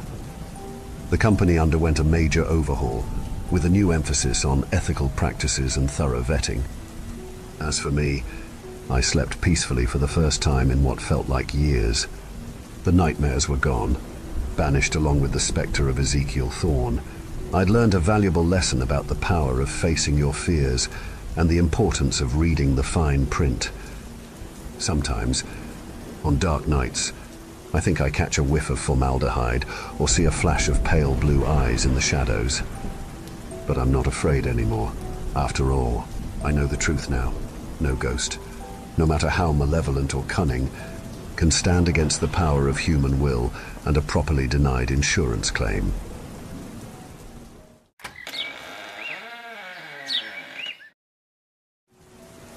I knew it was him from the cologne. It was always the cheap mall kiosk stuff. He swore you couldn't tell the difference. I never had the heart to tell him he was wrong. It was about 3 in the morning when I felt him get into bed with me. The king we used to share felt empty without him. I felt the bed shift. I felt someone nuzzle up close to me. I swear I heard him whisper into my ear. "Hey baby," he cooed. I'm here now. I rolled over to kiss him. I needed this. Of course, there was nobody there. Jack had died 3 months ago in this apartment of a drug overdose. We met in our early 20s, me being a fresh young gay on Grindr, newly out of the closet and wondering why so many people wanted to party. Enter Jack. Someone who had spent his time and left said, party. He was more versed than me in life experience by a mile. Homeless at 16 by parents who wouldn't accept him, Jack fell into what most kicked-out gays do, a life of drugs and alcohol. He grew up fast, grew up hard, and was exposed to things a kid his age shouldn't have been. I'm not making excuses. He made a lot of bad choices too. A jail stint and court-ordered rehab set him straight. Thankfully, things were good, or so I had thought. 6 months ago, I noticed changes in him. He was run down, tired. He repeatedly said he couldn't sleep and had nightmares. I thought he was overworked. He had found himself a great construction gig and was fond of overtime. It helped keep his head on straight, he'd say. 3 months ago, I came back to our apartment to find him slouched over on our couch. His face was contorted into a scene of painful shock. I panicked. I don't know what happened next. My memories just flash a bit, like a slideshow after this. 911 was called. The doctors and coroners were stumped. All signs point to a heart attack. I overheard one EMT say sourly after I divulged Jack's drug history that the drug use finally caught up with him. True or not, I almost punched her in the face. Time stopped for me after that for a while. I had to put on the funeral. It was a lot for me. I felt like I was covered in molasses. I don't remember how it went. I think it was a small turnout, mostly co-workers. All very sympathetic, of course. I can't remember much of that first month. I was too deep in my grief. I was struck with a fever twice. I could barely get out of bed. I'm sure it was a combination of the depression as well. That month was brutal. I couldn't find a reason to get out of bed most days. I started snapping out of it when the noises started. Bumps in the middle night, shuffling, doors closing and opening, footsteps. I wasn't sleeping most nights. I couldn't. The noises occurred with too much frequency to give me a respite.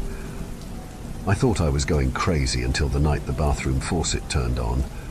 I shuffled out of the bed, groggy and half asleep.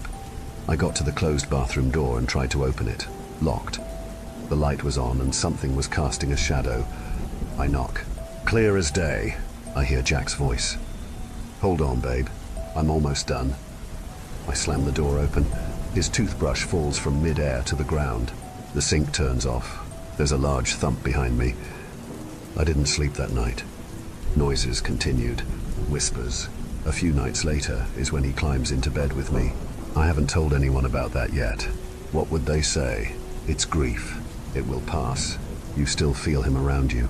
I didn't want to hear that bullshit. I knew what I felt. He was in bed with me. The dreams came next, and that should have been my first warning in retrospect. They were so beautiful. Could you fault me? Put yourself in my shoes. They started out as memories of the good times he and I had together. The first date at a bowling alley. The first kiss at the drive-in theater. The times he knew I would hold dear to me. They were incredibly vivid. Then, he started addressing me. First briefly, not much. Just vague feelings or concepts of conversations we had in those memories. Talking about the tiny things you never knew you'd miss talking about. Like corn dogs from a county fair. I wasn't sure whether or not those conversations happened. They were always foggy memories of the best times. But they got increasingly more and more specific. Sleep got worse. If it wasn't Jack visiting my dreams, it was the noises he'd create at night. I began to feel ill again. One night, he came to me in a dream. He took my hand, looked me in the eye, and began to cry. God, I've missed you, he sobbed. It was the first time he seemed to acknowledge what happened. He leaned, kissed me gently on the lips. He hugged me, and that cheap, familiar cologne scent filled my nostrils. I felt a tear go down my cheek. I missed this. He leaned closed, and I felt his breath in my ear as he whispered the words that snapped me awake. You should come with me. I woke up in a cold sweat. I could taste his lips on mine. The words and implications still lingered in my mind. I loved him. I was young and naive. Sure, but he was my first. You remember that kind of love, right? I know now that life goes on, but during that time, for reasons I find out later, his words grabbed me. What was so good about being without him anyway? The noises persisted. He kept visiting, asking again for me to join him. The request getting heavier and heavier to ignore. I wanted to ask about what he meant, but I couldn't. Or I guess didn't need to. I knew what it meant. I didn't want to admit it to myself at the time that it was a possibility. I barely slept. When I did, I wasn't rested. I felt like the walking dead already. Is that why I'm seeing Jack everywhere? I didn't tell anyone about it. I didn't want to hear their conventional wisdom bullshit about grief. The thing that concerned me the most was the sleepwalking. I never did it in the 32 years of my life. And suddenly it starts when my dead boyfriend decides to visit. Go figure. I'd wake up in precarious positions.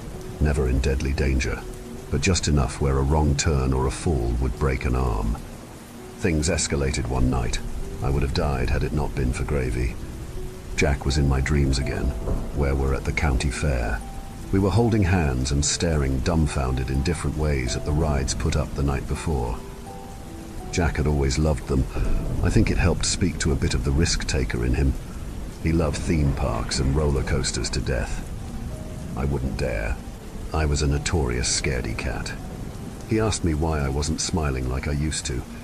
He knew the answer. "I know you're tired and scared," he said, rubbing my hand with both of his. "But I need you to answer soon. I don't know much longer I can visit like this." It didn't occur to me that he may be doing this on borrowed time. My eyes land on the tilt-a-whirl nearby, and he clocks this. His face lights up. "Please, I don't know how much longer I'm here," he asked between yanking my hand towards the ride. "Give me this. Just this. Please." It's not that scary, I think. I feel a yank on my hand and I take a step forward. I feel something dart between my legs. And the next thing I know, I'm face planting in the street in the middle of night. I roll over, dazed, and my eyes turn to my savior. Not only 3 feet away was a small grey cat, with specks of black all over him. He had what looked like a slightly torn right ear, and let out what could have been the deepest meow I think I've ever heard from a cat. It sounded like the guy smoked a pack a day. He was thin, but not deathly thin. He either had a neighborhood route of friends to feed him, or was an adept hunter. I heard the honk, and instantly got out of the street just in time for a minivan to barrel down the road. I stared dumbfounded, registering the chain of events. I clearly sleptwalk into danger. This is bad. Did Jack lead me here? I felt my head get dizzy. The ball of fur that saved my life rubbed itself on my legs, purring. It snapped me back to reality. I looked down at him, and he looked back at me, expectedly. It was 3 a.m. I was tired.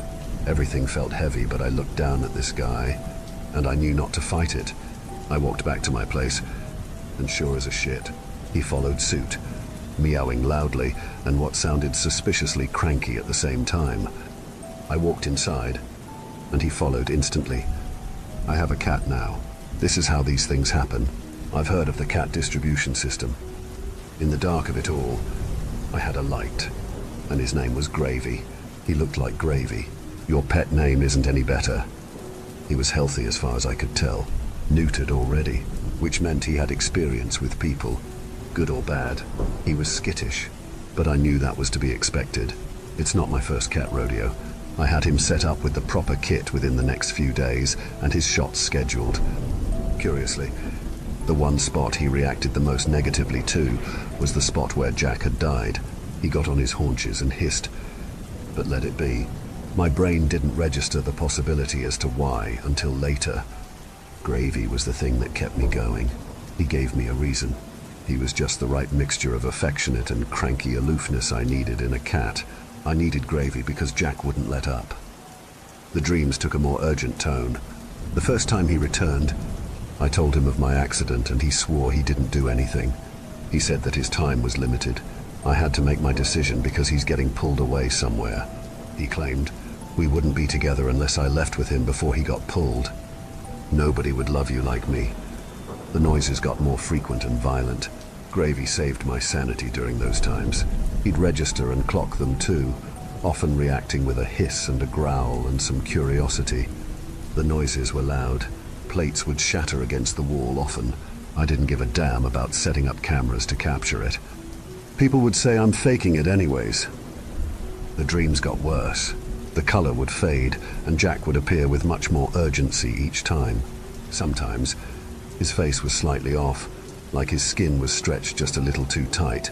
The smell of his cologne became tinged with dirt and soil. He would exclaim, frightened, how his time was up. He could make it quick. He could help end things painlessly, he promised. I couldn't answer. I later came to realize that if you're asked point blank if you want to die or not, and you can't answer, you don't want to die. He paced in front of me, clearly agitated. This was the first time I've ever seen this version of him angry. It frightened me. I felt myself get warm. You chose a cat over me, he yelled. He took a few aggressive steps forward and grabbed my shoulders. I screamed. His hands burned my shoulders to the touch. He came close to my face and saw bits of bone exposed by his too tight facial skin. His breath made me gag. You will come with me. His jaw unhinged as if to swallow me whole, and I woke up screaming. I didn't startle Gravy, who was watching the side of the room, growling. His fur was up. He hissed at something, but I couldn't see what. I felt a wave of tiredness hit me like a brick, and I fell asleep again. The second I closed my eyes, there's the smell. It's his cologne. I was dreaming. I knew it. But this wasn't like the others. The color was back. Things felt like the way they were supposed to be, not some strange hellscape uncanny valley. I was in a version of our bedroom from our earlier days, asleep. I was in bed, facing the wall. When I heard the door open, I felt the bed shift, much more weight than it'd be if it were Gravy. I felt fingertips along my back. His touch didn't burn like it did before. It felt Ellicourt Rick. I got goosebumps. He breathed on the back of my neck and the hairs stood up. He lightly nibbled my ear. I knew in my heart that this wasn't real. I didn't care. I hadn't been touched since Jack. You don't realize how starved you are for touch until you got a plate of food in front of you. I pressed my back against him and I heard him laugh. He rolled on top of me and smiled. He was just as beautiful as the day I met him. He leaned down to kiss with me, such a passion I've never experienced. It took me by surprise how much I needed this moment. Maybe he was right. I felt the pressure in my temples.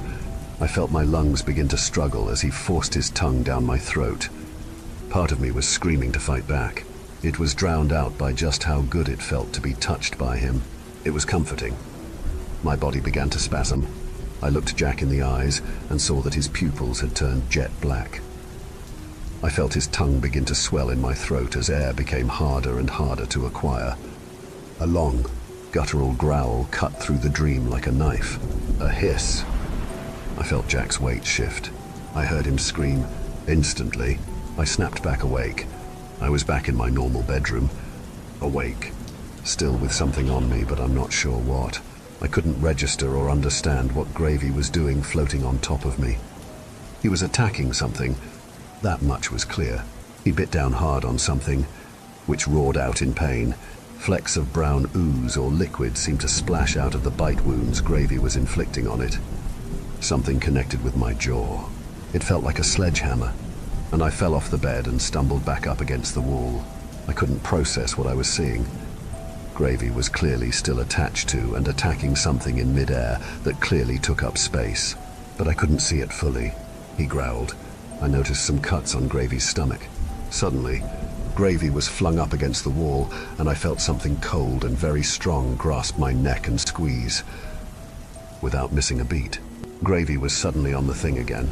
The grip let up on my neck and I gasped out for air. I heard a yowl, and suddenly Gravy was flung against the wall and held there. He thrashed out but was stuck. Something was holding him. It was squeezing him to death. Whatever holding him was growing more and more visible from the cuts and gashes Gravy had been inflicting on it. Whatever illusions I had faded. Jack was killing my cat, and I was next. I felt a stream of urine go down my leg. I started to get dizzy. In that instant, Gravy made eye contact with me. His face became very strained, focused, and he meowed twice, and that snapped me into action. I thought about it later. I know this sounds crazy, but I know what I heard. Gravy spoke and said 2 words. "Not Jack." Fight kicked in. I had little in the way of weapons, till my eyes fell upon a framed photo of Jack and I kept on my nightstand. I lunge for it and bring it down on my nightstand, shattering the glass cover. I grabbed the largest shard without even thinking, not registering the horrible cut I had until later. I lunge for the space between Gravy and me and jab the shard of glass into the air. It connects with a wet thud, spurting that same brown liquid into the air. Gravy falls to the ground. More bits of whatever was harassing us slowly begin to take form from the shard of glass until it becomes completely revealed. Whatever fight is in me absolutely flees at the rotting corpse in front of me. Dressed in the rotting clothes I buried Jack in, he growled at me. His dead, black eyes rolled around lifelessly in his skull. My eyes began to water at the smell, and this thing laughed at me, wheezing. It held the shard of glass in its hand, covered in its own ooze, and swiped at me. I held my forearm up just in time to catch the cut. Neither had noticed Gravy reposition himself between us. Completely visible now, the Jack thing lunged at me again. Before it could finish its swing, Gravy was on its throat. The force of the tackle took it by surprise, and it stumbled backward. Gravy tore and gnashed at the thing's throat, coating himself in the same gunk that poured out of it. Its rotting hands grabbed at Gravy to pull him away, but Gravy held strong. I didn't hesitate this time. I tore the shard of glass away from the thing and shoved it down the other side of its throat. Back and forth. I felt the fire burn in my hand from the cuts of holding it tight. But adrenaline kicked in. I didn't care. All I cared about was working on the other side of this monster's neck while my cat got the other. The thing struggled, but we had the upper hand. I hacked away at rotting muscle and flesh until finally I felt it was good enough. I stood up and positioned myself above the thing and grabbed onto its temples. Any resemblance of Jack was gone. It was just a rotting mess of flesh now, roaring in pain. I didn't know if it'd work, but it felt right. I planted my knees on his shoulders and pulled its head away from his body with as much force as I could muster. It didn't require much force at all, and I overcompensated, landing on my butt against my nightstand, the lifeless head of the rotting corpse still in my hands. The thing's body thrashed less and less before it stopped. I held the head in my hands, feeling the activity slowly begin to die inside it too. I felt the familiar fur and purr against my legs as Gravy nuzzled against me. "Good boy," I said. I dropped the head on the ground. I should have been surprised when it slowly turned to ash and began to crumble, but I don't think much would have surprised me anymore. The body slowly followed suit. I eyed Gravy, and then my own hand, and promptly decided on the hospital for both of us. Gravy required multiple stitches. I told the vets he protected me from a wild animal. Technically, I don't think I was wrong. He was bruised and beat up, but must have been a fighter, the vet claimed. She had no idea. I required stitches as well. My hands and forearms were pretty sliced up. I eagerly showed my stitches to Gravy the second I could. I'd like to think there was a bit of camaraderie there. He sniffed them and promptly showed me his butt and took a nap. I slept like a rock the night after. Any sort of physical unwellness was gone. The apartment was quiet, but I couldn't stay. Of course I couldn't. I had to move on. I couldn't hold on hope that there's even a fraction of Jack left. We moved out shortly after. One ghost was enough. Was it even a ghost? Did Gravy know I was in danger? Did he come to me specifically? Did I really hear Gravy speak English to me that night? I Saturday down and asked him, as crazy as it sounded.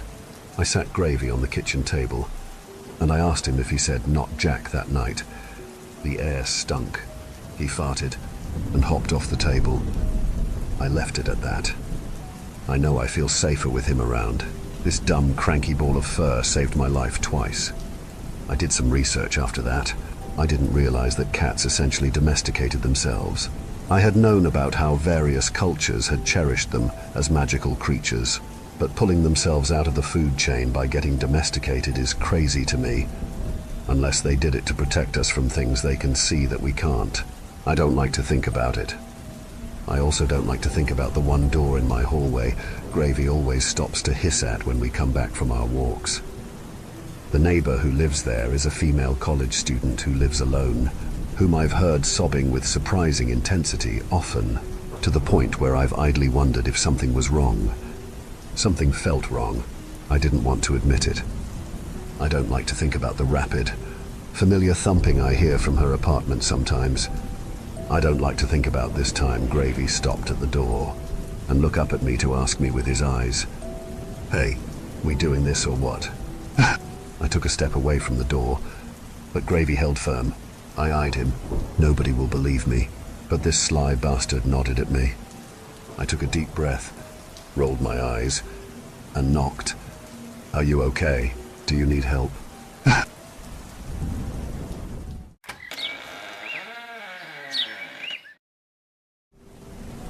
It started as a simple road trip.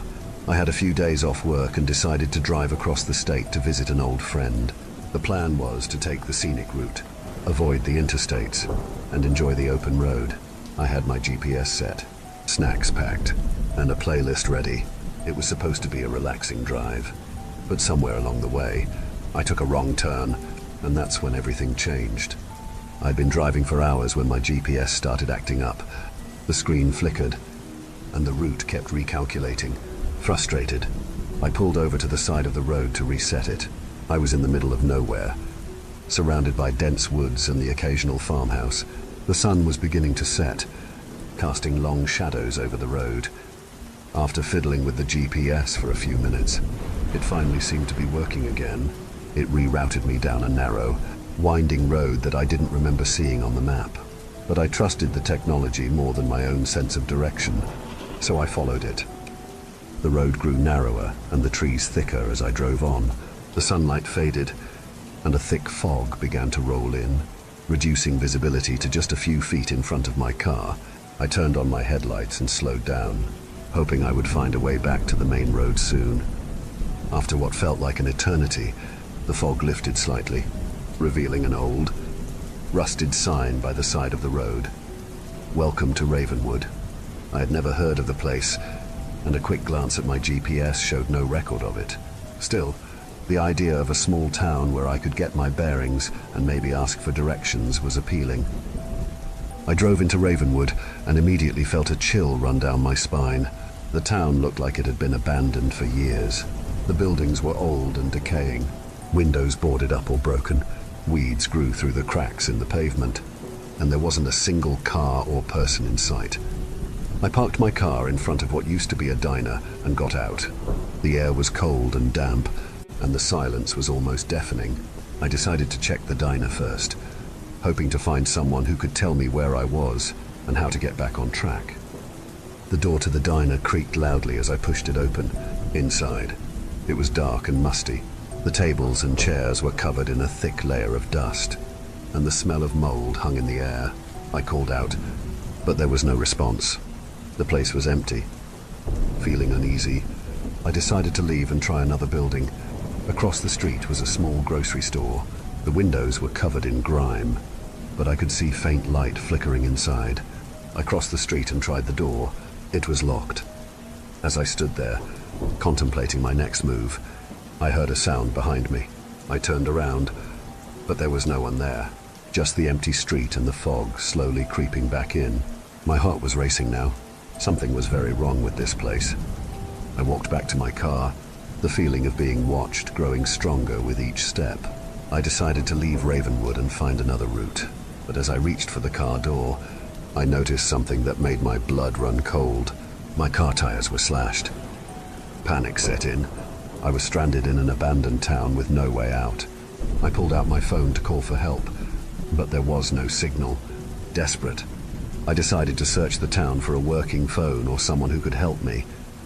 I walked through the empty streets, the sense of dread growing with each step. Every building I tried was either locked or empty.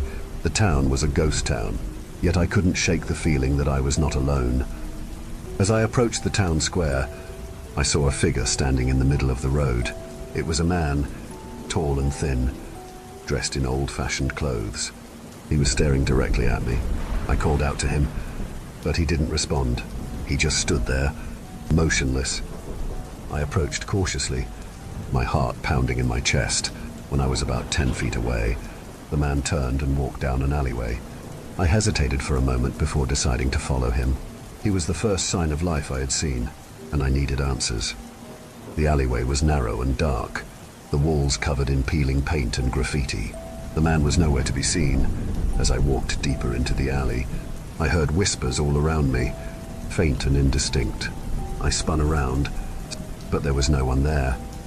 My footsteps echoed in the narrow space, and the whispers grew louder. They seemed to be coming from all directions. I quickened my pace, hoping to reach the end of the alley and find the man. But instead, I found myself in front of an old, decrepit church. The door to the church was slightly ajar, and a faint light glowed from inside. I pushed the door open and stepped in. The interior was dark and cold, the pews covered in dust and cobwebs.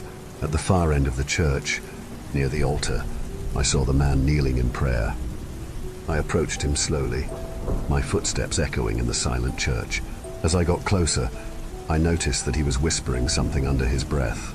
I couldn't make out the words, but they sent a shiver down my spine. "Excuse me," I said, my voice trembling. "Can you help me? I'm lost." The man stopped whispering and slowly turned his head to look at me. His eyes were empty and hollow, and his face was gaunt and pale. He didn't say anything, just stared at me with those vacant eyes. I took a step back, fear gripping me. "Please, I need help," I repeated. The man stood up slowly, his movements stiff and unnatural. He pointed towards the back of the church, where a door led to what looked like a small office. Without a word, he walked towards the door and disappeared inside. I hesitated for a moment before following him. The office was small and cluttered, with old books and papers strewn everywhere. The man was standing by a desk, looking at an old rotary phone. He picked it up and handed it to me. I took the phone, relieved to finally have a way to call for help.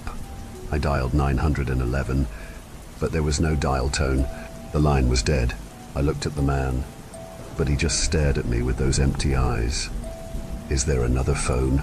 I asked, desperation creeping into my voice. He shook his head slowly and pointed to a piece of paper on the desk. I picked it up and saw that it was a map of the town. There was a red X marked on a building near the edge of town. Scribbled next to the X were the words, "Help here." I looked back at the man, but he was gone. The office door was closed, and I was alone. My hands were shaking as I folded the map and put it in my pocket.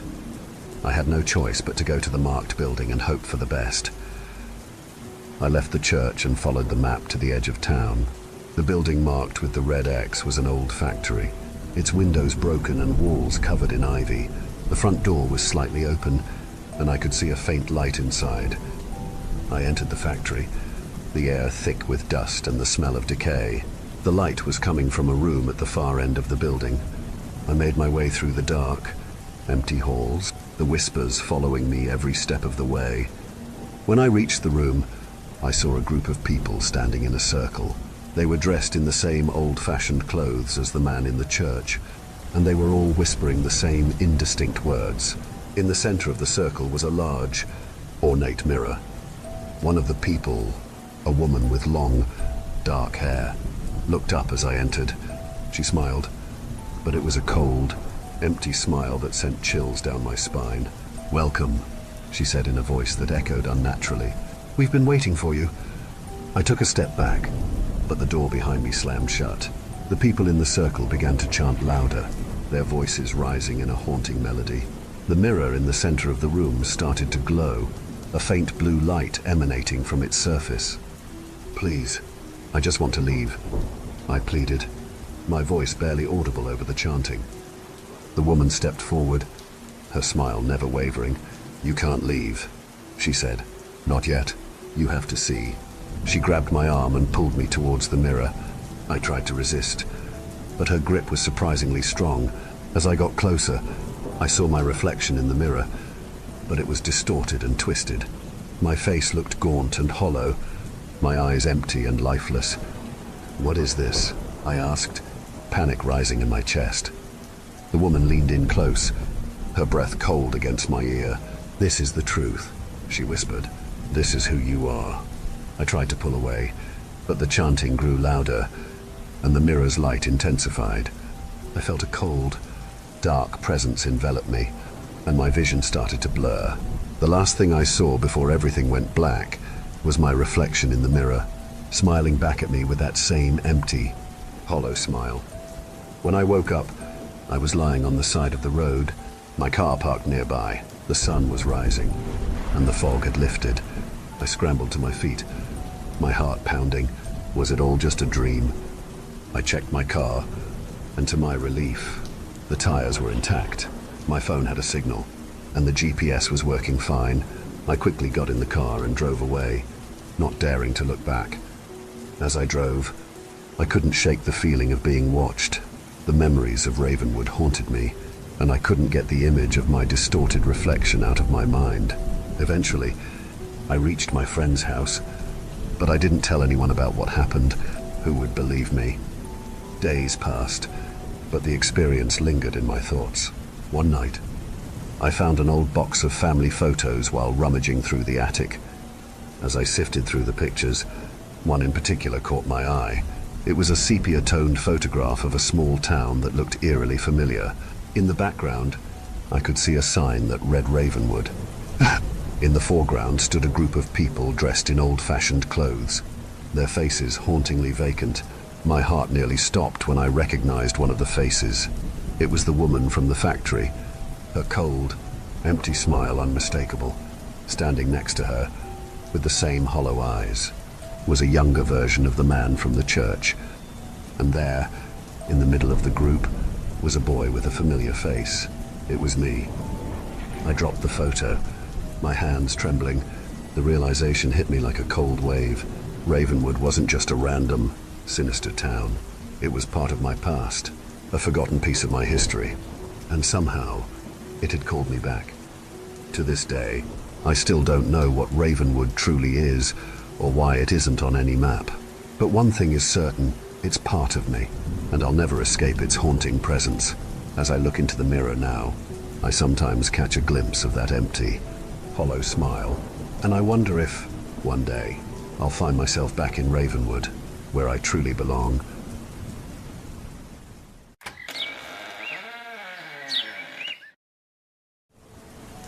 I was a correctional officer at a supermax prison. It was near Florence, Colorado. I stayed as an employee there for a half-decade. I saw almost everything you can imagine. Escape attempts, stabbings, and riots. As a sharp weaponry that was hidden in places you would rather not visualize. These are only some of the more unpleasant occurrences I have dealt with in the past. I am currently writing this on encrypted Wi-Fi from an undisclosed but safe location. I have had a change of careers following the events of the tale I am about to share with you now. I hope that people thinking about becoming prison guards read my story and reconsider any future life choices they will look back on as a mistake. The warden called me into his office on a Monday. During the entire walk there down the hallways, I thought of the trouble I could be in. "Shut the door," he said as he looked up at me from his desk after I entered. Those words sealed it in my mind. How much hot water I was in for some sort of infraction I was not aware of yet. Bureaucratic micromanaging and constant procedural changes were nothing new to me. I still hated petty political grievances. I nodded and sealed the entranceway. He demanded I take a seat, so I did. "You're the best officer here," he said. I waited for the but. I anticipated news of termination. I saw a forced transfer to some mundane position filing paperwork headed my way. "I want to give you an opportunity," he said. "You will make $600,000 in 1 year. Your benefits will remain unchanged. You would have less oversight than what is present for you now. You would be in a leadership position, albeit an isolated one. That sounds ideal," I said as my mind swam in the possibilities of how much profit he offered. There are only two things we ask of you. One is that you cannot tell anybody about your new position. Two is you locate somewhere else. There's a prison in the Arctic, and that is where your life will be for the next 365 days. The confusion must have been readable on my face. If your wife asks, tell her that you are going to a federal academy. There is no cell service or Wi-Fi there. Any contact you make with her must be through snail mail. We will handle the addresses given. If you decline this offer, then this conversation never happened. Do you understand? I contemplated the pros and cons. Before I became law enforcement, I was a bodyguard. I was gone from the house for extended periods. Even though it would be time with the wife lost, the fortune would help both of us. I agreed. The prison facility was a large compound, not much bigger than the place I had patrolled before. A few things jumped out at me when I first laid eyes on the populace there. They all had wounds on their faces, and they spoke a strange guttural language I was unfamiliar with. Why do they talk in such a bizarre tongue? I asked myself as I would walk down the blocks. The new warden I worked under had the last name of Buckley. He had noticeable scar tissue beneath his eyes. His attitude towards me at the beginning was hardly welcoming. If anything, he acted as though I was a burden. He seemed to resent me due to the mere possibility of having to train me on things. One evening, Buckley ordered me to do a cell extraction. Christopher Aluko was the name of the inmate we had to deal with. On the walk there, I asked my boss what Aluko had done to end up here. I'm not allowed to tell you what these scumbags have accomplished to wind up here, Buckley said. He started his career in crime by cannibalizing his sister, though tonight, our only goal is to get him moved to the hole. He's proven himself to be way too dangerous to share a space with anyone. The doors of each cell were closer to that of an insane asylum than a prison. They were complete barriers that you could not see through. It was me and 3 other guards who were about to deal with this high-profile detainee. The supervisor was present, doing the thing the bosses generally do. That is to say, he remained on standby and did not get his hands dirty. Upon walking in, the first thing I saw was Aluko sitting upright on his cot. I noticed he was huge, at least 6'8" and 320 pounds of pure muscle. His skin cracked all over. His face had the normal scarring that I associated with most people in the place. I'm going to need you to stand up and put your hands behind your back, I said. I kept my hand near the holster where my pepper spray was. Show me respect and I'll show you the same. I continued. You won't have handcuffs on you for long if you cooperate. You are not better than me, Aluko said. His voice had a baritone quality, which I expected from a man of his size. What I did not was how weird it sounded. It was as though 4 or 5 people were chanting the words in unison. All right, I said. Let's get you moved to where you need to go. The faster we do this, the better off we'll be. You shot at someone in broad daylight when you were in a gang years ago, Aluko said. It took 10 years for the paranoia to go away. The fear of the cops coming to arrest you for a potential murder before you became a low-grade one yourself. To this day, you don't know if any innocent civilians got caught in the crossfire. We had to restrain his huge arms and placed the metal bracelets on his wrists. He laughed all the while. As we brought him to solitary, I thought of his words and how much they unsettled me. They were true, and that story from my past was one I had not told anybody. Near the end of the shift, Buckley went into one of the sniper towers and smoked a cigarette. Since my duties for the day were complete, I took the spiral staircase to the level he stood on. When I saw him, I was only a few mere inches away from where he puffed. He did not seem to mind or even care about the footsteps behind him. He focused on the distant and lowering winter sun. The caged animal back there said something which he shouldn't have, I said. Part of the job is having thick skin, he said as he flicked his cigarette over the edge into the snow. He turned around to face me. It's not about that, I said. Did he hurt your poor little feelings? He had an insight into my past that no one has, I said as a bitter taste filled my mouth. Well, that's unfortunate. Means you lied to the oral board when you got into the position you're in now. You shouldn't lie to your employers. I need to know what kind of prison this is, I said as I felt blood rush to my head. Why does everyone have open sores all over their body and face? Are they exposed to some kind of virus? And if so, are we susceptible? Either that, or they're always high on something. That would explain why they're always speaking gibberish. How in the hell do they know things that I haven't even told the closest people in my life? Better to do the job assigned. Don't worry about things above your pay grade. Buckley pulled out another pack of cigarettes and lit one. I hope we're not exposed to dangers we weren't warned about. I'll have to find a way to get the word out. If you break your non-disclosure agreement, it would be far worse than a termination. Your wife back home, the one with the dark curly hair and the nice curves. I'd hate to see the impact of your decisions on her. That was when I grabbed him by the lapels and shoved him to the ground. I considered throwing elbows. The idea of making him taste his blood was satisfying. I did not want to be incarcerated in this den of misery, though, of all places. Buckley started laughing. What he did next took me by complete surprise. He patted me on the back with his free hand instead of trying to defend himself or resist. "You've proven your point," he said as he pushed on my chest. "Now get off of me. I don't want to give the signal to one of my buddies in the next tower. He has a modded Remington 700 pointed at you." I released him. After he stood and brushed some frost off, he made eye contact with me. "I respect you for your bravery. Most people wouldn't be willing to do that to me, especially someone beneath me in rank. Tell you what, I'll shed a little bit of light on what kind of place this is for you. And if I ever find out you told anyone, you'll wish you would have died at birth." I felt the adrenaline start to wear off. As my energy lowered, I nodded, thereby giving tacit agreement to his new offer. I looked to my left and saw the sniper he was referring to. It occurred to me that if he wanted to take action against me, he could have had me executed right then and there. Buckley waved at me to follow him as we made our way down the steps. He escorted me through the yard. Ice encased the weight sets and pull-up bars. We followed the chain-link fence to another facility that had coded key access. After we put in the correct digits, he swung the door open. We made our way down a hallway that did not seem modern. There were lit torches on the walls. The flooring was pallid cobblestone. He brought me into another room which was the size of an auditorium. A man stood up.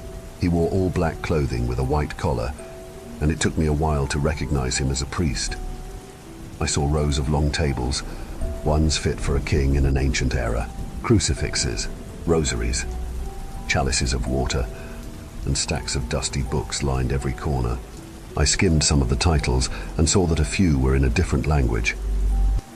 "Father Lamora," Buckley said as he stared at the man of the cloth. "What are you doing down here?" The priest pointed to his left.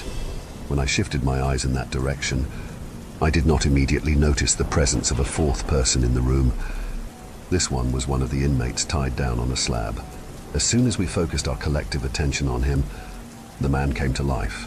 He started struggling against his restraints.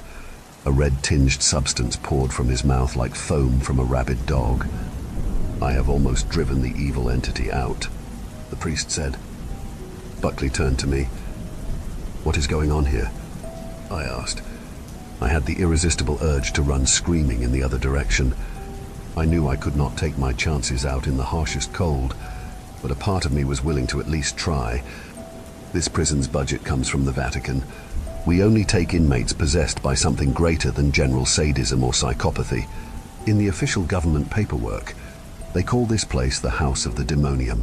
If you want to atone for the sins I know you are guilty of, now would be an excellent time. Help us read the incantation needed to cleanse this heathen. I was a correctional officer at a supermax prison. It was near Florence, Colorado. I stayed as an employee there for a half-decade. I saw almost everything you can imagine. Escape attempts, stabbings, and riots. These are only some of the more unpleasant occurrences I have dealt with in the past. I am currently writing this on encrypted Wi-Fi from an undisclosed but safe location. I have had a change of careers following the events of the tale I am about to share with you now. I worked in a hidden prison in the Arctic full of possessed inmates. I hope people thinking about becoming prison guards read my story and reconsider. I do not want them to make future life choices they will look back on as a mistake. Our possessed inmates were flown in from around the world. The evening the young girl came to our gates via the bus was an unusual occurrence. The transporting officers rolled her towards me on a gurney. She fought against her restraints. She screamed in the dense and layered voice I had become used to at that point.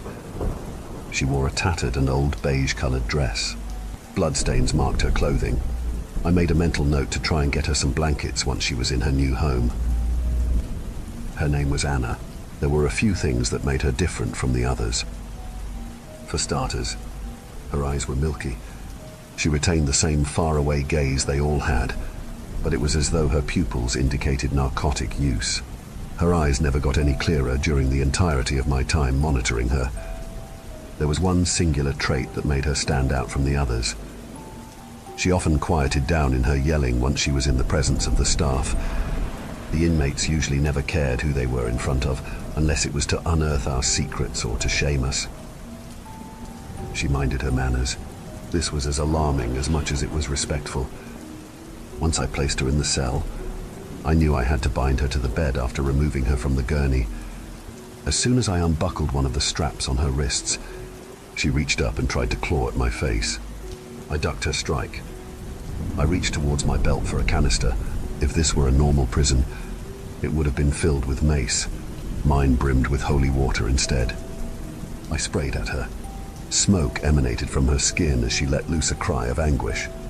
I undid the rest of the straps and moved her to the bed. I shut the door and went to lunch. The lodging for the employees was 3 separate rows of cabins. The most luxurious ones belonged to leadership. The second most comfortable apartments were the priests. The third, and needless to say the most decrepit, provided shelter for the officers. Even though my space was hardly glamorous, it became my sanctuary. I was able to work out, read paperback books, and journal. These activities helped maintain my mental sanity. I stared at the ceiling and thought about how unsettled I was about the girl. Every inmate had a glimmer of humanity. Something about her made me want to investigate her past. Word spread amongst the employees how there was only one computer in the entire facility. It contained the reports database. It was in our warden's office. Rumor also circulated that he had access to the inmates' rap sheets. Buckley had verified this for me in one of our prior conversations.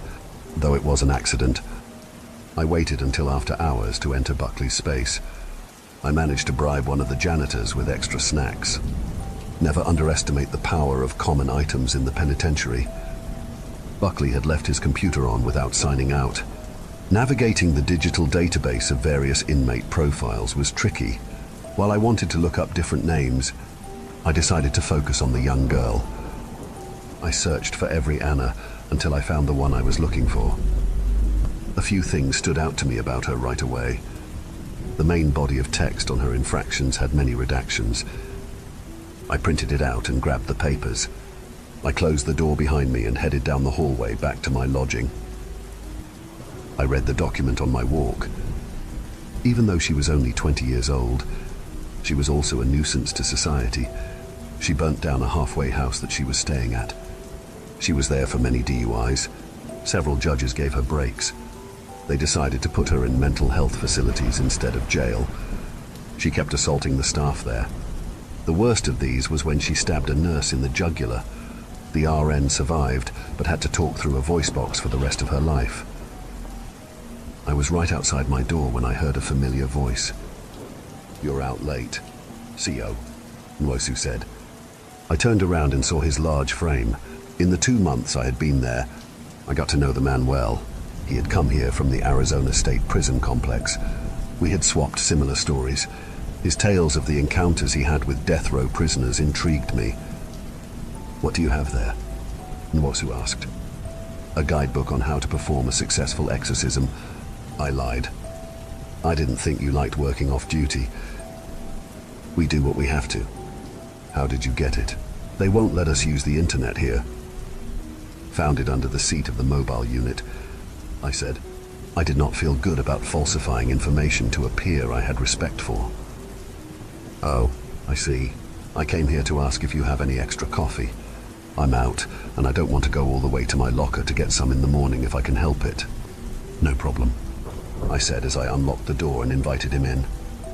I stuffed the papers under my mattress so he would not be able to read them. I reached into my backpack and pulled out some instant packets. I gave them to him and saw that he stared at my collection of books. At the far end was a Bible. His eyes locked on it. He grabbed the coffee packs and looked at me.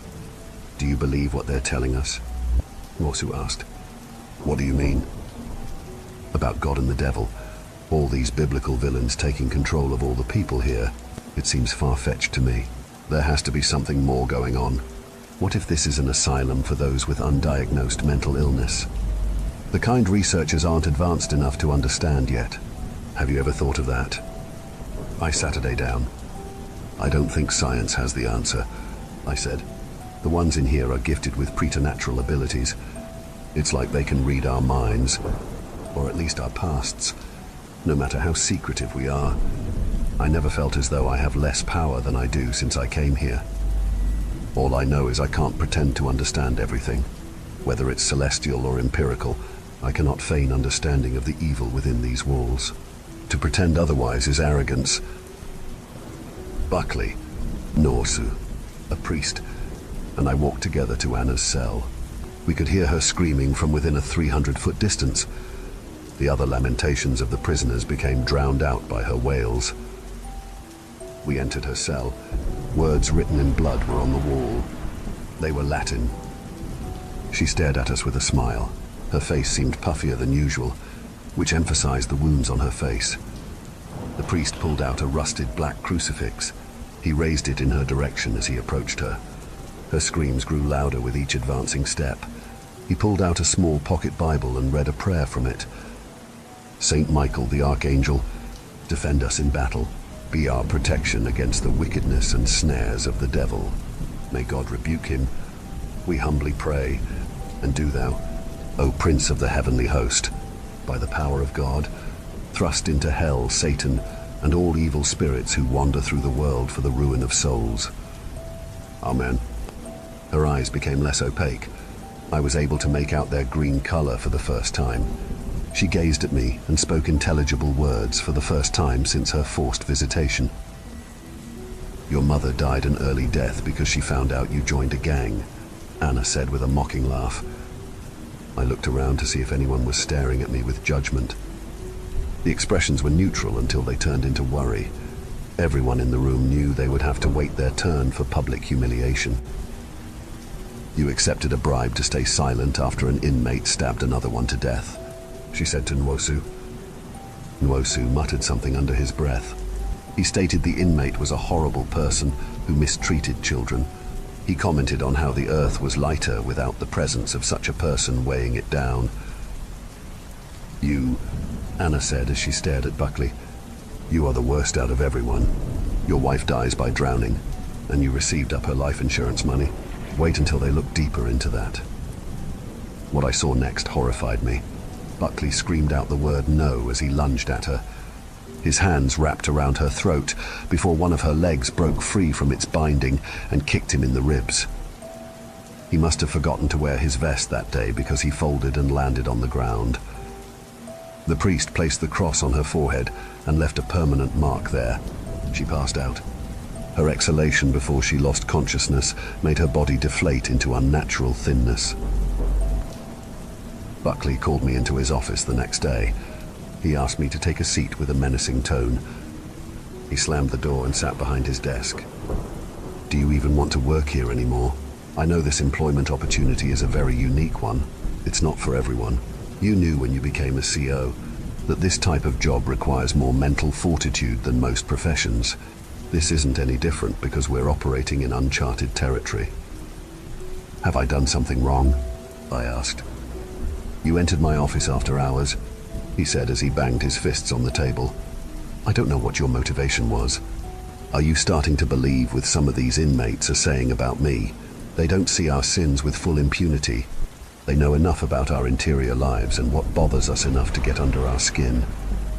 It is us versus them. Once you side with the enemy, then you're no good to the team here, let alone me." If you're running some kind of vigilante investigation against me, two can play that. Believe me when I say you don't want to be on my bad side. If you're going to fire me, I said, I won't make excuses. You should know I was not trying to get you in trouble or dig up any dirt. I wanted to look up any at all information I could on Anna. She seemed to be more in control of what possessed her than the others. I wanted to figure out what made her so unique in that regard. I figured if I ever wound up possessed, I could weaponize whatever she used. You're like a child, he said as he stood and paced back and forth. Do yourself a favor and stay within your pay grade. The Vatican has hired scientists to study behavior during possessions. In the old days, they would have dismissed it as different demons. You don't have a degree in microbiology any more than I do. We are muscle hired to make sure the demonologists are safe when they do their job. So you do yours. Yes, sir. I felt as though I had backed down and given him some sort of sovereignty over me. I also knew if I lied or resisted, it would only lead to a loss of money for my family and me. Count yourself lucky, he said, as he Saturday back down and picked up a pen. I'm not reporting your mistake to any of my superiors. Do not make me regret giving you this break. Now get out of here before I change my mind. I made my way to the threshold. I faced him as I began to turn the knob. One question, I said. Most of the time, inmates come shipped here in groups. Anna arrived alone. Why was she given special treatment during her transport? Is she a celebrity? The daughter of a famous politician? It's within my rights to know as someone who has to check up on her. Anna is my daughter, Buckley said as he scribbled on a pad and motioned me to leave. I was a correctional officer at a supermax prison. It was near Florence, Colorado. I stayed as an employee there for a half-decade. I saw almost everything you can imagine. Escape attempts, stabbings, and riots. Sharp weaponry that was hidden in places you would rather not visualize was common. These are only some of the more unpleasant occurrences I have dealt with in the past. I am currently writing this on encrypted Wi-Fi from an undisclosed but safe location. I have had a change of careers following the events of the tale I am about to share with you now. I worked in a hidden prison full of possessed inmates.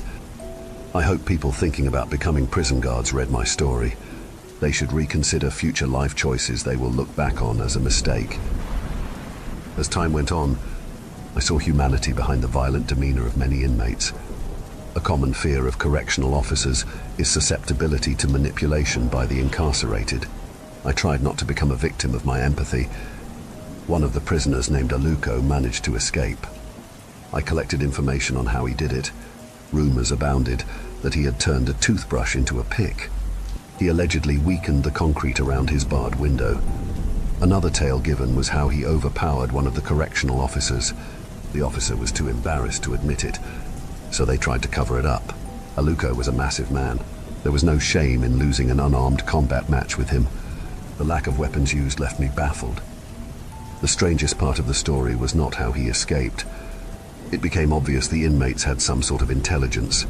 They were not as impulsive as we judged them to be. They had the basic want of freedom, or the cruel entities that controlled them did. The most unsettling part of Aluko's fleeing was not how he managed to scale the barbed wire, nor was it his willingness to traverse the tundra. What perplexed me the most was how his life ended when he was less than half a mile away from the prison.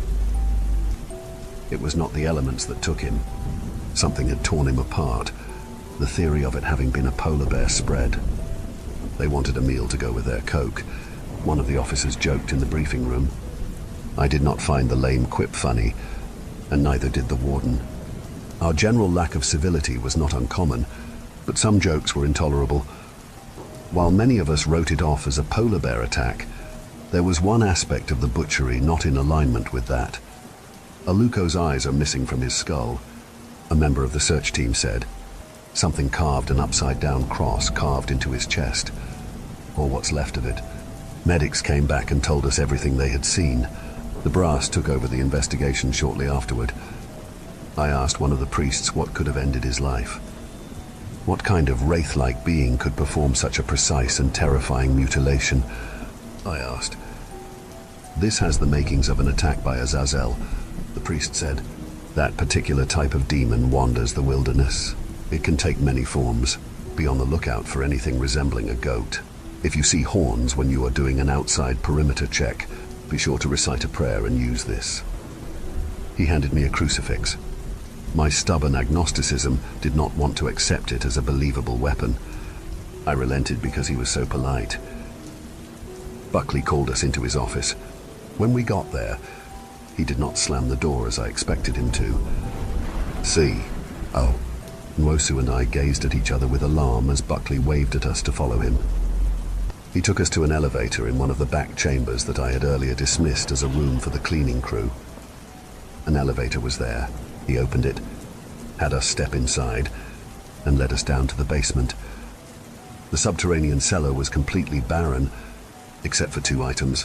One was a stained glass window that depicted the Virgin Mary coated in ice.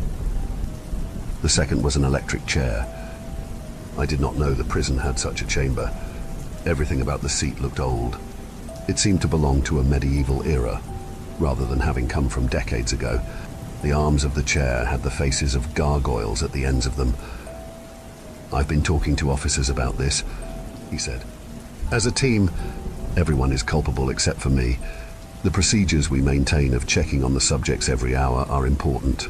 It wasn't written as a flexible guideline. It exists for a reason. For an inmate to manage a successful escape attempt does not look good on us or to the higher-ups in Rome. I don't know if you were lazy or scared to do your jobs, but either way, you need to toughen up and develop a work ethic. Otherwise, it's going to get ugly fast. I had the policy changed. Regardless of how understaffed we may be, you are now going to do 6 routine checks on the inmates every hour. If I hear a single complaint coming from your lips, you will regret it beyond measure. Are we clear? After a silence ensued, Buckley called us incompetent once more and dismissed us. Nwosu took the elevator up. I turned around and spoke to Buckley. Warden, I have a question. I did not permit you to ask one. I suppose after the beatdown I gave you, I'll allow it out of pity. Do any of the inmates have the demons driven out of them? And if so, where do they go afterward? Do they go back to the prison they came from? Are they granted immunity and allowed to go home? Do the exorcisms make them purer than what they were before? You are nothing more than pond scum with a badge, Buckley said with a sneer. Don't ask questions if your wage doesn't merit it. How many times do I have to tell you? I was only wondering because I have not seen Anna in a while. Watch what you say and get out of my face. You are a hairbreadth away from me documenting your insubordination. Although I loved pushing his buttons, I did not want the negative consequences. I left the room. I did not yearn to be the newest execution there. I went up into one of the towers. I looked out at the expensive plains of frost and woodland. Buckley's threats and bullying were starting to get to me more than usual. Verbal abuse in my industry was not uncommon. Something about his irate tone under these conditions made it sting much worse. It filled me with a certain anger that I did not know how to resolve. I figured getting some fresh air and doing a bit of investigating would help me stay preoccupied. I needed to clear my mind. Aluko's escape gave a negative impression of my work performance. I still refused to believe his death was some sort of natural phenomenon. I brought a sniper rifle with me. I looked through the scope. The bullets had a cross carved into each of them. I tried to trace the exact path Aluko took when he made his final attempt at getting back into society. I carried a night vision device to help me see through the darkness. A half hour later I saw a movement. It was subtle at first. Snow fell from tree branches. My heart raced as I saw a figure wandering through a thick cluster of pines. It was a woman in a nightgown as white as the hills around her. Backward arching horns protruded from her forehead. The way she moved was peculiar. Her steps did not seem to telegraph any sort of movement, as though she was floating. There were no indentations in the snow behind her. Her head tilted to the side. The last frownsome feeling she wore on her face was one of pain. She seemed to suffer a sort of paralytic neck injury. A black-tailed deer was only 20 feet from her. She sneaked behind it. Predatory. What I saw next disturbed me. The deer's torso opened. A crimson spurt littered the snow with puddles of red fluid. The ethereal woman reached down and tried to grab some of the eviscerated body parts. Her hands sunk through the chunks of meat. She wailed at that moment. I squeezed the trigger. It connected. Her chest tore, 2 sheets splitting apart. Her scream became even more voluminous. She exploded like an effigy. Incandescent in the Arctic, she evaporated into ashes. The flames went away, and so did the spirit. A pile of blackened and smoldering embers got carried away by the wind. They decorated the trees as though it was a macabre Christmas stage setup. The next night, I visited Norsu in his room. His place was a mess. He was usually clean and organized. His few paperback books, sci-fi military adventures, were strewn about on the floor. I noticed he also had half a bottle of scotch on his nightstand, which was a definite violation. We were not allowed to drink. The threat of an emergency forced us to maintain sobriety. Still, I was not going to snitch on him. "I think I killed a demon," I said, as I took a seat across from him. I searched high and low for the body and couldn't find it. One of the preachers told me it was a particular type of evil called Azazel. I looked at Nwosu and saw that his eyes seemed to stare out for 1,000 yards toward his ceiling. "What's wrong, man?" I asked. "I found the death ledger," he said. "I don't understand. Whoever flipped the switch on the electric chair we saw yesterday kept a logbook. Everybody whose life he ended. There have been exactly 106 people killed in that chair. Sure, some of them were repugnant before their possession. Others got locked up for a seatbelt violation. There's no consistency in regards to why they were worthy of capital punishment." Nwosu pulled out a manila volume. He tossed it my way. I flipped through it and saw many names. Some struck me as familiar. "Did you have any suspicion they were killing people under our noses?" "No," I said. I searched the papers for dates, to see how recent or old the incidents of annihilation were. All were within the last year. There was a weird energy in the electric chair room. Nwosu said, "What you banished out in the woods may have been the spirit of an already possessed, yet dead person. It's possible that when they're killed, their demonic selves stay on this plane. They could choose to haunt us. Could be every ghost story written since the beginning of time is the darker half of a human lingering. I must admit I don't know who would want to stay in a place like this at all, though." I nodded. I also began to wonder if it was correct, or if he was losing his sanity. "I helped Aluko escape," Nwosu said as he turned to face me. "The conditions of this place appall me. I want to assist many more." I was a correctional officer at a Supermax prison. It was near Florence, Colorado. I stayed as an employee there for a half-decade. I saw almost everything you can imagine. Escape attempts, stabbings, and riots. These are only some of the more unpleasant occurrences I have dealt with in the past. I am currently writing this on encrypted Wi-Fi from an undisclosed but safe location. I have had a change of careers following the events of the tale I am about to share with you now. I worked in a hidden prison in the Arctic full of possessed inmates. I hope people thinking about becoming prison guards read my story and reconsider. I do not want them to make future life choices they will look back on as a mistake. I had never seen a prisoner transported via helicopter. My 6th month of working at the facility changed that. It landed on a helipad made of yellow and blue paint. The pilot and guard took the detainee out of the chopper. They were both army personnel. The stripes on their uniforms indicated they were not low-level within the military. As I watched this from one of the towers, I could not help but wonder who the new inmate was. The person tried to give the captors a struggle. Both were strong and did not seem particularly worried. They kept the person under control. I observed the subject's clothing during the escort down to the top floor of the cells. A black burlap sack was over their head. A large blanket covered them. It was impossible for me to even gauge the basic silhouette of the individual. I had seen many kinds of transport, but none so high profile. It made me contemplate if they were an insurgent from some faraway land. I pondered if they were a kingpin of some nefarious domestic terror group. I asked one of the other officers if they knew anything about the person. They told me the subject was in the hole, the most isolated cell on the grounds. Orders were not to take the burlap sack off of the person's head. This perturbed me a great deal. I asked if we had any information on the person. I already knew the answer would be vague if there would be any sort of concrete backstory at all. I met the warden in one of the break rooms as he was eating steak. It was better than the freeze-dried and pre-packaged artificial slop they gave to those of us lower in rank. I became jealous in a matter of seconds. "You told us to watch the prisoners more," I said as I folded my arms. "Who is looking out after the one in solitary? What makes them get room floors above the rest of the general population? Is this person the country's most prolific serial killer or something? What would merit such severe protections?"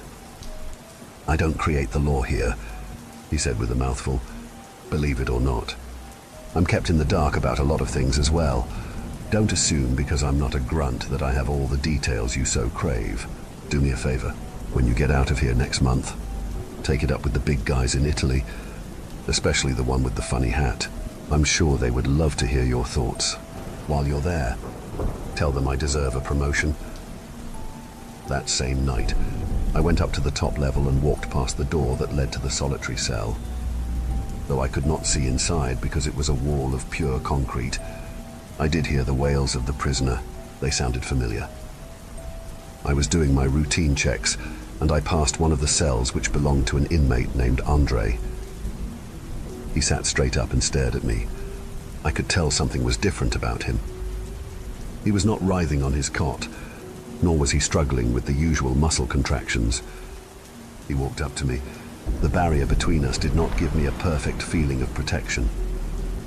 "I am cured," he said. The usual milky pupils most of the inmates had been things he was now devoid of. "You are doing much better," I said.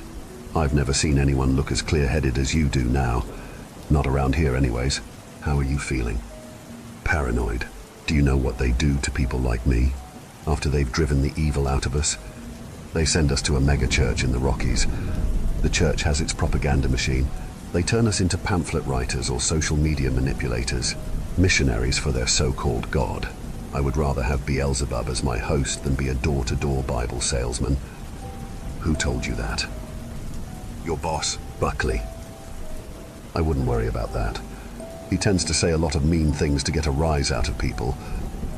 "You don't understand. The transporting officers have told the other inmates the same thing. They can't all be in on one big lie like that. No offense, but none of you are that organized. I won't argue with you there. They say that once we're sent to their cult-like compound, we must comply. If we refuse to work for the church, they put the demons back inside of us. They know how to weaponize those demons. It's not all about exorcising them anymore if it ever was. It's about using them to control us." Andre's hand slipped through the metal food flap. He held a shank. The tip of the blade pierced through the midsection of my vest. I grabbed his wrist and wrestled the knife away from him until it clattered on the floor. I got hold of the webbing of his hand and broke a few of his fingers. I yelled for backup. Another correctional officer came by and sprayed holy water into the slot. When it did nothing, we switched over to pepper spray and sent him to the ground. Inmates using dirty tricks and distractions to try and get one over on me was nothing new. That particular incident made me very spiteful and paranoid, though. When I patrolled the cells the next day, Andre was nowhere to be found. I found they shipped him somewhere else. I wondered if it was to the nightmare place of forced worship he had described. Nwosu had lent me a copy of Milton's Paradise Lost. I felt obligated to give it back to him. After I finished the last page, I went outside and knocked on Nwosu's door. There was no answer. I went back into my room and grabbed a flashlight. I walked up to the door again and banged on the barrier with the metal device. Even with the reverberation, Nwosu still did not call out or come to the door. I had seen him fall into unhealthy habits which were worse for wear. His motivation to help people flee had gotten the best of him. His drinking had spiraled out of control due to the stress level he was under. I kicked the door down. I could not tolerate the thought of letting him die by choking on his vomit after an intense bender. The room was empty and clean. None of his stuff was there. I walked into Buckley's office the next day.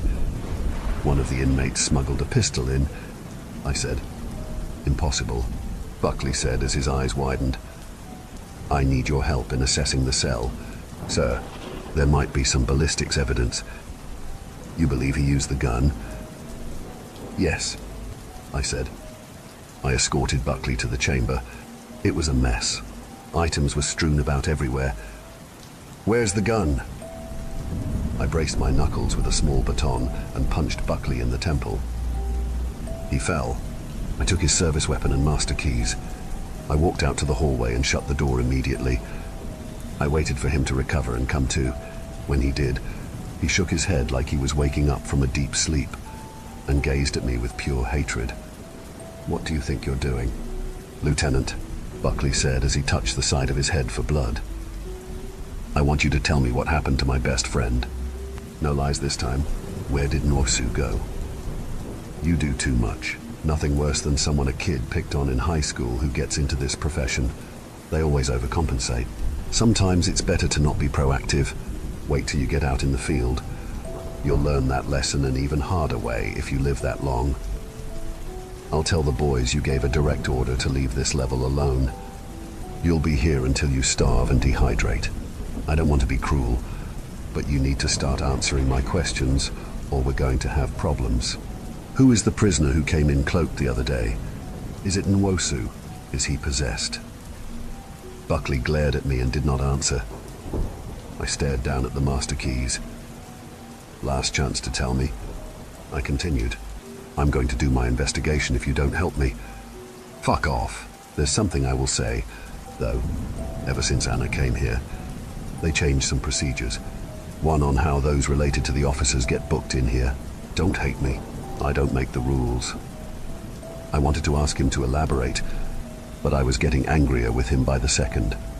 I left him there and went to solitary confinement. I went to the most isolated holding chamber on the property. When I opened the door, I found a yellow hallway that ended in darkness. I turned on my torch and walked down the vestibule with a hand on my service weapon. I found the prisoner in the corner, their hands tied to the bed. The burlap sack was still over their face. I ripped it off. My wife stared back at me. Her face had cracked skin and was paler than I could ever remember. I stumbled backward at the sight of her. No, I said through gritted teeth. As the dawn of my new reality cascaded over me, I punched the wall. I broke a few knuckles. I knew what I had to do. I undid the restraints on the bedding and zip-tied her wrist together. I did not want the presence which controlled her to fight me. You never told me you were in a gang that used to rob innocent people, she said as I led her down the hallway. Her voice was not my wife's, but sounded the way an actress might on scrambled television. I brought her to the first level. I walked her past prison bar doors after I used the master keys to gain access to them. It was snowing when we went outside. Where are you going? I turned around and saw an officer I had met many times. Michael Patterson had the face of a bulldog. He never allowed anyone to think he was anything but a consummate professional. Humor was something he was incapable of. The most powerful priest is out on sick leave, I said. He's possessed himself. I have direct orders to take her to the city. I'm going to drive her to one of the churches there. Did Buckley give you any paperwork authorizing this? It's in the prisoner transport vehicle over there, I said, pointing at the SUV 300 feet away. Let me get her situated for the drive, and I'll be right back with it. Patterson nodded and gave tacit approval. Once we were in the car, I hit 60 miles per hour and drove far away from that wretched place. It took 2 weeks to get back to our home state. I returned to my house in the middle of the night, so the neighbors would not see my wife in the state she was in. The next morning, I restrained her to our bed. I went to the local church and managed to convince a priest to help me. I had to persuade Father Park I was not a delusional person. When he arrived in our bedroom, he knew the case was legitimate. Park performed a lengthy 7-hour exorcism. I walked him to the door. My wife had already become lucid again. She did not have any memories of what led to her being in my workplace. I have tried to pray and purify this house. Park said as I opened the front door, if I were you, I would consider moving. As the priest walked up to his car, I got his attention again by calling out his name. "Father," I said, "I've been meaning to ask, how do we protect ourselves from possession so I can ensure that this never happens again?" "Demons are like falsehoods," Park said. "No matter how intelligent you may be, you could fall victim to believing something not based on facts. We have to guard ourselves against lies and deception. In the same way, we have to always be at the ready when our senses tell us something evil is afoot." I closed the door and went upstairs. I embraced my wife. "How did the assignment go?" she asked. "I'm changing industries."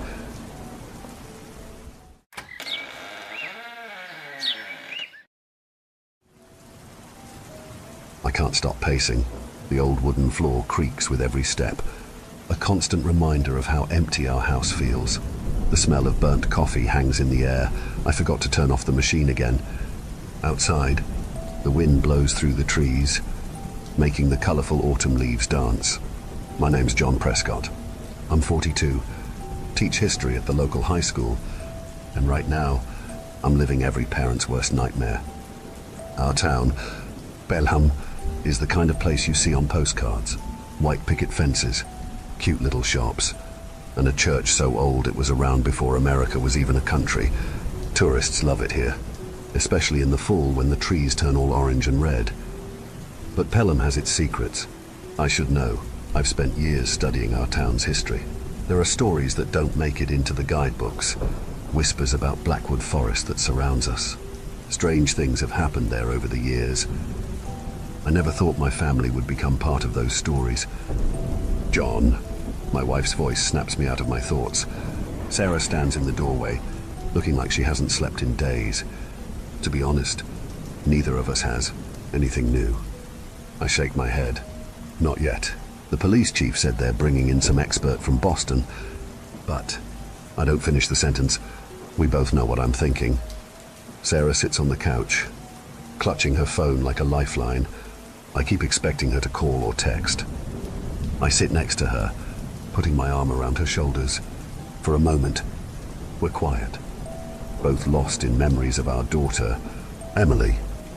Emily on her first day of school, all smiles and pigtails. Emily winning the science fair, grinning from ear to ear. Emily last week, laughing at my terrible jokes. Emily yelling that she hated me before running out the door. I should have gone after her, I say quietly. Sarah squeezes my hand. We both thought she'd come back. She always did before, but not this time. Not after our stupid fight about a sleepover. Someone knocks on the door, making us both jump. I rush to open it, hoping against hope, but it's not Emily. It's Chief Parker, looking worried. "John, Sarah, can I come in? We need to talk." In the kitchen, Sarah makes fresh coffee while I sit across from the chief. "What's going on?" "Dave," I ask, "did you find something?" He sighs, taking off his hat. "Not exactly, but something's happened. You're not gonna like it." Sarah sets down 3 coffee mugs, her hands shaking a little. "Just tell us. We've had to stop the search parties in Blackwood Forest," he says. "What? Why?" I'm on my feet before I know it. Chief Parker holds up a hand. "Please, sit down. There's more." I sit, feeling like the room is spinning. Sarah grabs my hand under the table.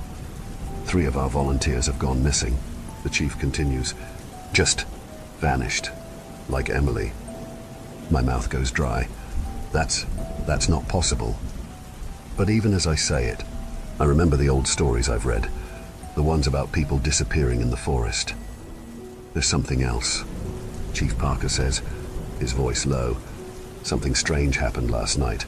We found someone wandering at the edge of town, someone who went missing a long time ago."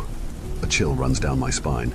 I think about the stories I've researched, about people coming back, different. Suddenly, I feel dizzy. The kitchen seems to blur around me. For a split second, I think I hear Emily's voice, far away but clear. "Daddy, where are you?" Then everything snaps back to normal. The chief and Sarah are looking at me, worried. "Are you okay?" Sarah asks. I nod, but I'm not okay, because in that weird moment, I saw something, a dark cave, and Emily was there, smiling, but something wasn't right about her eyes. We need to go back to the forest, I say, my voice shaky but determined. Now, because whatever's happening in Blackwood Forest, whatever took my daughter, I have a feeling it's not over yet. The drive to Blackwood Forest is tense. Sarah sits beside me, her knuckles white as she grips the door handle. Chief Parker follows in his cruiser, lights flashing but sirens off. The last thing we need is to draw more attention. As we near the forest's edge, I spot something moving in the shadows. I slam on the brakes, causing Sarah to lurch forward. John. What? She starts, but then she sees it too. A figure stands at the tree line, unnaturally still. It's a man, or what used to be a man. His skin is pale, almost translucent in the fading light, but it's his eyes that make my stomach churn. They're fixed on us, unblinking. Oh my God, Sarah whispers, her voice trembling. The man's head turns towards us, the movement too smooth, like a camera panning. For a moment, he just stares. Then, as if pulled by some invisible force, he begins to walk towards the road, towards town. His gait is odd, each step precisely the same length as the last. Chief Parker pulls up beside us, rolling down his window. Don't get out of the car, he warns. We've seen this before. They can't seem to enter the town limits. As if to prove his point, the man suddenly stops at the faded "Welcome to Pelham" sign. He sways on his feet, looking confused. What do you mean? They? Sarah asks. How many are there? The chief's expression is grim. We've counted 7 so far, all missing persons from the last few decades, and all changed. I watch as the man paces along the invisible boundary, his movements becoming more agitated. What happens if they try to cross? You don't want to know, Parker says quietly. But as the words leave his mouth, a police car rounds the corner, lights blazing. The new officer must not have gotten the memo about our town's strange new residents. He pulls over and steps out, approaching the agitated man. Sir, are you all right? Do you need help? What happens next will haunt my nightmares for years to come.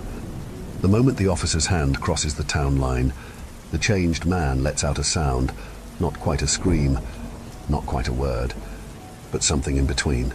His body goes rigid, every muscle tensing at once. He lunges at the officer, his movements a blur. Chief Parker is out of his car in an instant, shouting warnings. But it's too late. The changed man is grappling with the officer, trying to drag him across the line. His strength seems inhuman, his fingers leaving bruises wherever they touch. It takes 3 of them to finally subdue the man, dragging him back into the forest where he immediately calms, becoming almost docile again. The officer is shaken but alive. As the paramedics check him over, I overhear him muttering. His skin, it wasn't right, like touching a mannequin, but alive. I turn to Sarah, seeing my own horror reflected in her eyes. Emily, she whispers. John, what if? I grab her hand, squeezing perhaps too tightly. We don't know anything yet. Emily could still be okay. But deep down, a cold dread is settling in my stomach, because I remember the stories now, stories I dismissed as superstition and folklore. Stories of people returning from the forest changed, unable to rejoin society. What if those stories were true? What if whatever changed these people has my daughter? As twilight deepens, casting long shadows across the road, Chief Parker approaches our car. We can't go in tonight, he says, his voice heavy with regret. It's too dangerous in the dark. We'll start again at first light. I want to argue, to demand we go in now. Every moment we wait is another moment Emily is lost in that forest. But I know he's right. Blackwood Forest is treacherous enough in daylight. At night, it's a death trap. As we drive home, the trees seem to loom over us, branches reaching out like gnarled fingers. I can't shake the feeling that something is watching us from the darkness. That night, as Sarah finally falls into an uneasy sleep, I sit at my desk, poring over old town records. There has to be a pattern, some clue we've missed. My eyes burn with exhaustion, but every time I close them, I see Emily's face. Just as I'm about to give up, a name catches my eye. Elizabeth Proctor, age 9, missing for 3 days in 1793, found in a cave, eyes unseeing, speaking words not of this earth. My heart races. A cave, just like in my vision.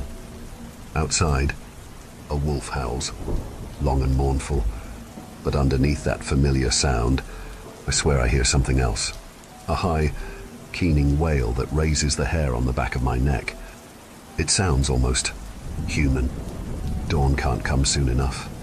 The forest looms before us, a wall of green and shadow. The morning mist clings to the ground, weaving between the trees like ghostly fingers. I take a deep breath, tasting the damp earth and decaying leaves on my tongue. Our search party is small, just me, Sarah, Chief Parker, and 2 of his most trusted deputies. No one else wanted to risk entering Blackwood after what happened yesterday. Stay close, Parker warns as we step past the tree line, and whatever you do, don't lose sight of each other. The forest swallows us whole. The canopy above is so thick that it might as well be twilight down here. Our flashlights cut weak paths through the gloom. We walk for what feels like hours, calling Emily's name until our voices are hoarse. The forest seems to absorb the sound, muffling our cries. More than once, I swear I hear a response, a faint "daddy," carried on the wind, but when we rush towards it, we find nothing. "John," Sarah whispers, tugging on my sleeve. "Look." At first, I don't see it. Then my eyes adjust, and I feel the blood drain from my face. Carved into a massive oak tree is a symbol, a spiral with strange, angular marks branching off it. It looks old, the edges worn smooth by time and weather. "I've seen this before," I murmur, reaching out to trace the lines with my fingers. The bark feels unnaturally warm beneath my touch. Suddenly, a sharp pain lances through my head. I stumble back, spots dancing in my vision. A cave mouth, yawning wide in the hillside. Emily, sitting cross-legged at the entrance, smiling serenely, her eyes, somehow wrong, turning to look at me. "Come find me, Daddy." I blink, and the vision is gone. Sarah is shaking me, her face pale with worry. John, what happened?" I open my mouth to respond, but before I can, an unnatural silence falls over the forest. The constant background noise of birds and insects suddenly stops, leaving an eerie void. Chief Parker raises his gun, eyes darting between the trees. "We should go back," he says, voice tight with fear. But I can't. Not now. "The cave," I gasp out. "We need to find the cave." Sarah looks at me like I've lost my mind. Maybe I have. But I know, with a certainty that chills me to the bone, that Emily is in that cave.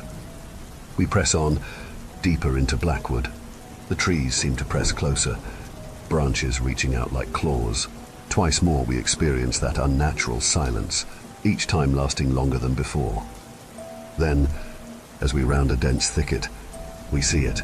A hill rises before us, and at its base, a dark opening gapes like a wound in the earth.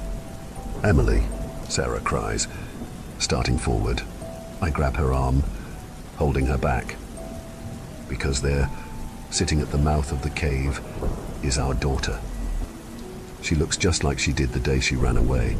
Same clothes, same messy ponytail, but when she turns to look at us, my heart stops.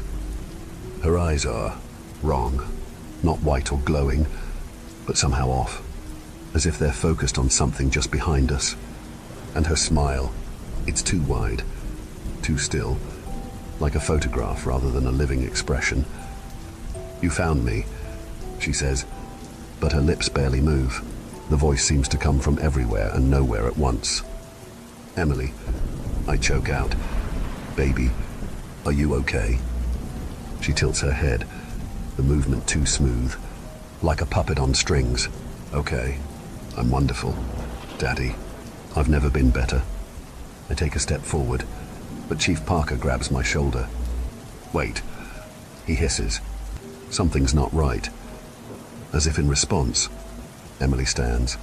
Her movements are all wrong, too fluid, as if she's underwater. Don't you want to come see? She asks, gesturing to the cave behind her. It's beautiful in here. You'll never want to leave. Sarah lets out a choked sob beside me. I squeeze her hand, trying to project a confidence I don't feel. Emily, I say, fighting to keep my voice steady, we need you to come home now, please.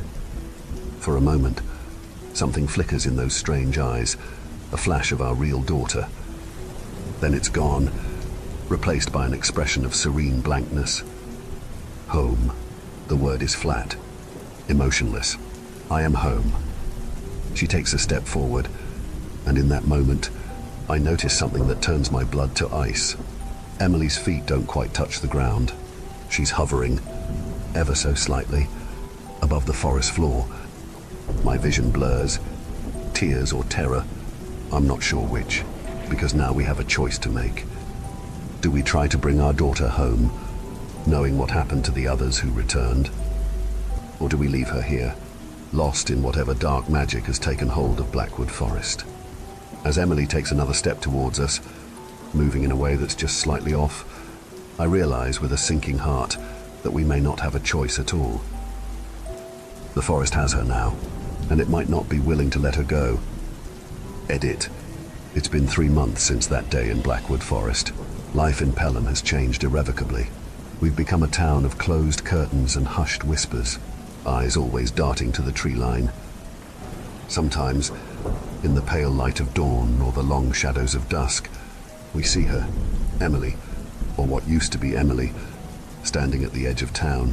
She never crosses the invisible boundary, never tries to enter. She just watches. Her appearance is almost normal now, but there's always something off. Sometimes she stands too still, not even swaying in the breeze. Other times, she moves in ways that defy natural motion, her limbs bending at impossible angles. But it's her eyes that haunt me most, blank and unseeing, yet somehow all-knowing. Sarah spends most days in bed, lost in a fog of grief and antidepressants. I've thrown myself into research, poring over ancient texts and folklore, desperate for answers. The government has set up a discreet research facility on the outskirts of town. Scientists and paranormal experts working around the clock to understand what's happening in Blackwood. We've learned some things. The symbol we found in the forest appears in obscure occult writings, linked to entities that exist outside our understanding of reality. There are legends of similar forests in other parts of the world, places where the veil between worlds is thin. But knowledge isn't enough. We need a way to reverse this, to bring Emily and the others back, to make them human again. Last week, one of the researchers managed to take a skin sample from one of the changed ones. Under the microscope, the cells were like nothing they'd ever seen before, constantly shifting and rearranging themselves. It's the first real breakthrough we've had. The town has changed too. People speak in whispers, afraid that talking too loudly about the forest might draw its attention. Children are kept indoors after dark. The school where I teach is half empty most days. Parents too afraid to let their kids out of sight. There have been more disappearances. Not many, but enough to keep the fear alive. Each time, the pattern is the same. Someone ventures too close to the forest's edge, and they're never seen again. At least, not as themselves. The changed ones, Emily included, have developed a routine. During the day, they retreat deep into the woods. But at night, they emerge, lining up along the town's border. They never try to cross, never speak. They just stand there, watching, waiting. For what? We don't know. Is it possible to save Emily? To undo whatever the forest did to her? I have to believe it is. Because the alternative, accepting that our daughter is gone forever, is too painful to bear. So we keep working, keep searching, keep hoping. And every evening, I walk to the edge of town. I stand there as the sun sets, looking at the daughter who no longer recognizes me. Sometimes, I swear I see a flicker of recognition in those alien eyes, a ghost of the smile I used to know. I'm here, Emily, I whisper into the gathering darkness, and I'm not giving up on you, ever. As night falls and Emily retreats into the shadows of Blackwood, I turn back toward town. Tomorrow, we'll try again. We'll keep trying, no matter how long it takes. Because somewhere in that forest, lost in whatever madness has taken hold of her, our daughter is waiting to be found. And I won't rest until we bring her home. But sometimes, in the dead of night, when the wind carries strange whispers from the forest, I wonder, are we trying to save Emily? Or is Emily trying to change us? The forest is patient. It can wait. And it's always hungry.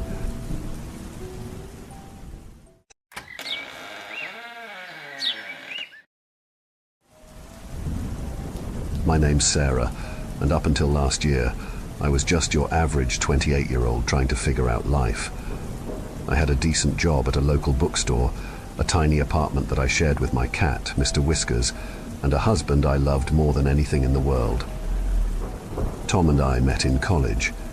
He was this goofy guy with messy brown hair and the kindest green eyes you've ever seen.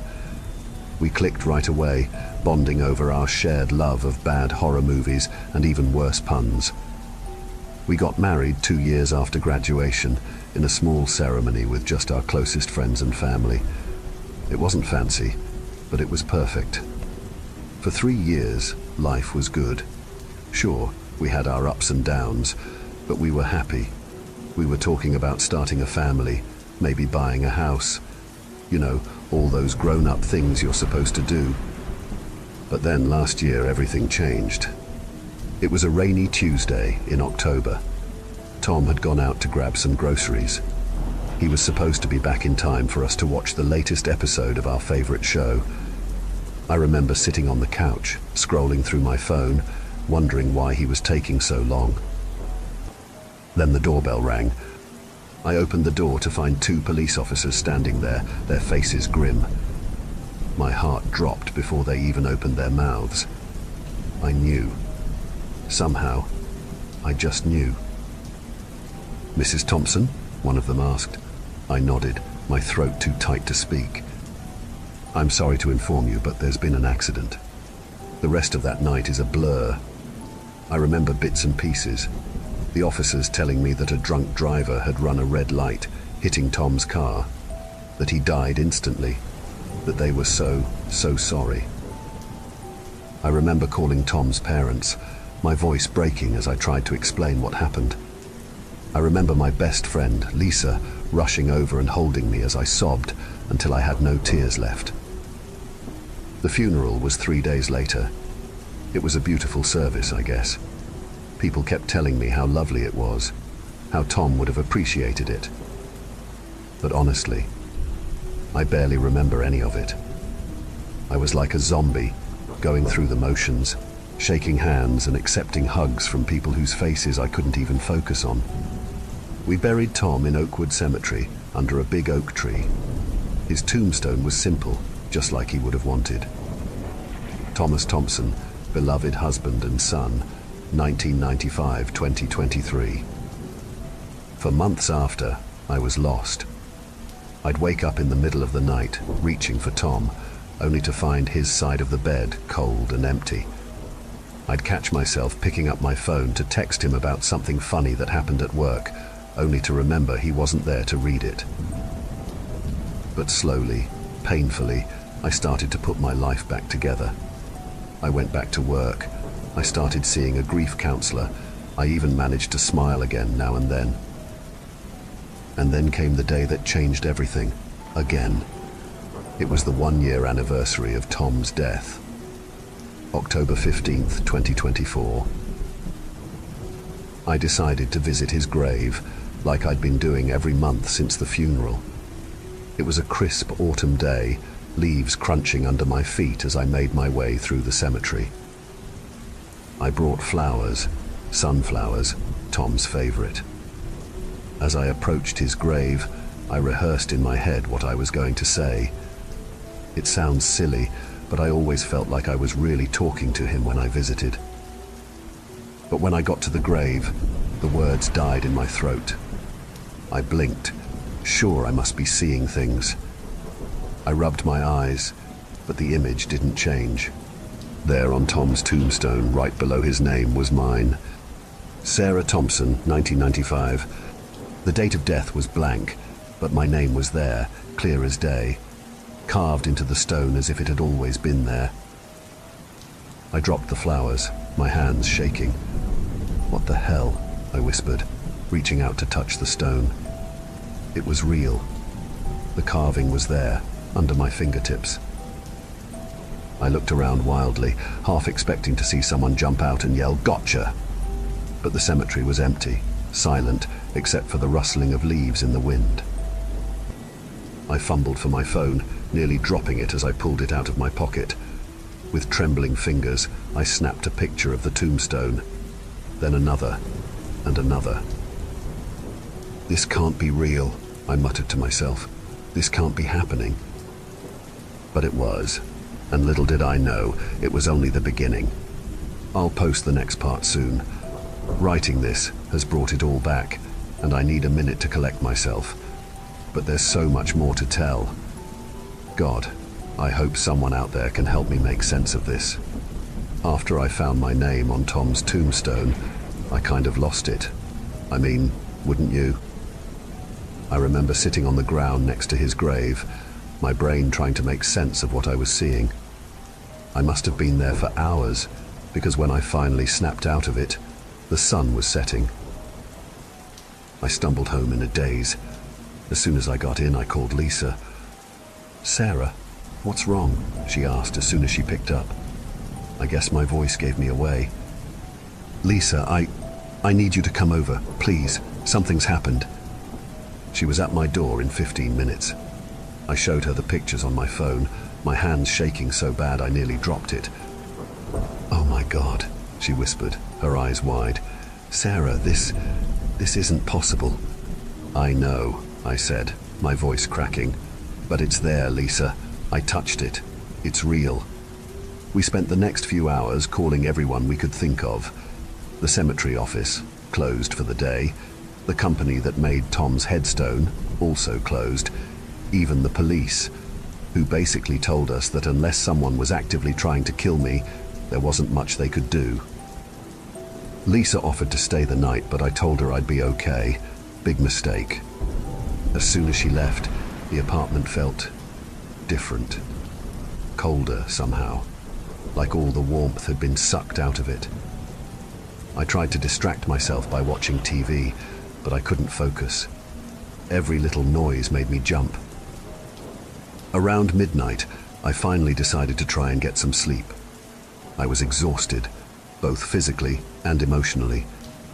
But as I was brushing my teeth, I heard something that made my blood run cold. Footsteps coming from the living room. I froze, toothbrush halfway to my mouth. It couldn't be Mr. Whiskers. He was curled up on my bed, and I lived alone. The footsteps got closer, slow, heavy steps, like someone was taking their time, knowing I had nowhere to run. My heart was pounding so hard I could hear it in my ears. I looked around frantically for something, anything I could use as a weapon. I grabbed my hairdryer, not ideal, but better than nothing. The footsteps stopped right outside the bathroom door. I held my breath, gripping the hairdryer so tight my knuckles turned white. Then I heard it, a voice, soft, familiar, impossible. "Sarah?" It was Tom's voice. I dropped the hairdryer, the crash echoing in the tiny bathroom. This couldn't be happening. Tom was dead. I'd watched them lower his coffin into the ground. "Sarah, honey, are you okay?" The door handle started to turn. I backed up until I hit the wall, a scream building in my throat. The door swung open. There was nobody there. I stood there, shaking, for what felt like hours. Eventually, I managed to peek out into the hallway. Empty. The whole apartment was empty. I didn't sleep that night. How could I? I sat on my bed, lights on, jumping at every little sound. When the sun finally came up, I felt like I'd aged 10 years. I called in sick to work and went straight to the cemetery. I had to see the tombstone again. Had to know if I'd imagined the whole thing. But when I got there, my heart nearly stopped. The tombstone was gone. In its place was a freshly dug hole, an open grave. I stumbled backward, my foot catching on something. I looked down and saw a shovel, a dirty, used shovel. And there, stuck to the handle, was a note. In handwriting I knew better than my own.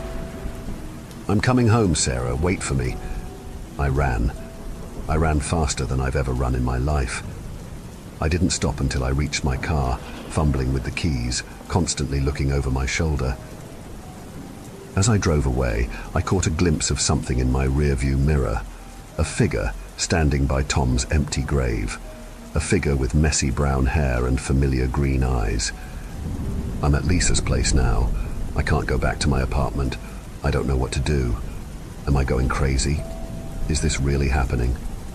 And the worst part, a small, terrible part of me wants it to be real, wants Tom to really be coming back, even if he's not the same Tom I knew. God, what's happening to me? I'll update again when I can, if I can. Please, if anyone has any idea what's going on, help me. I'm scared. I'm so scared. Edit. I don't know how much longer I can keep this up. It's been 3 days since I last posted. 3 days of pure hell. But I promised I'd keep you updated. So here goes. After I fled to Lisa's place, things got worse. So much worse. That first night at Lisa's, I woke up screaming. In my dream. I was back in the cemetery. Tom was there, standing by his open grave. But he wasn't the Tom I remembered.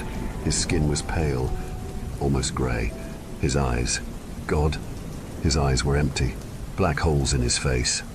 He reached out to me, his fingers elongated and twisted like tree roots. "Sarah," he said, his voice a raspy whisper, "why did you leave me?"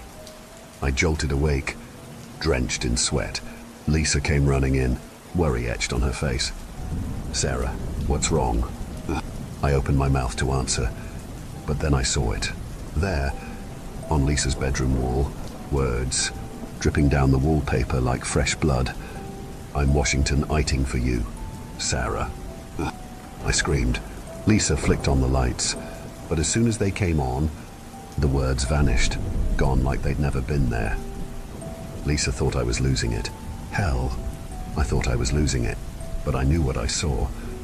The next day, things got even stranger. We went to the police station to file a report about the missing tombstone. The officer looked at us like we were crazy. He said, tapping away at his computer. "According to our records, there's no Thomas Thompson buried at Oakwood Cemetery." My jaw dropped. "What? No, that's impossible. I was just there.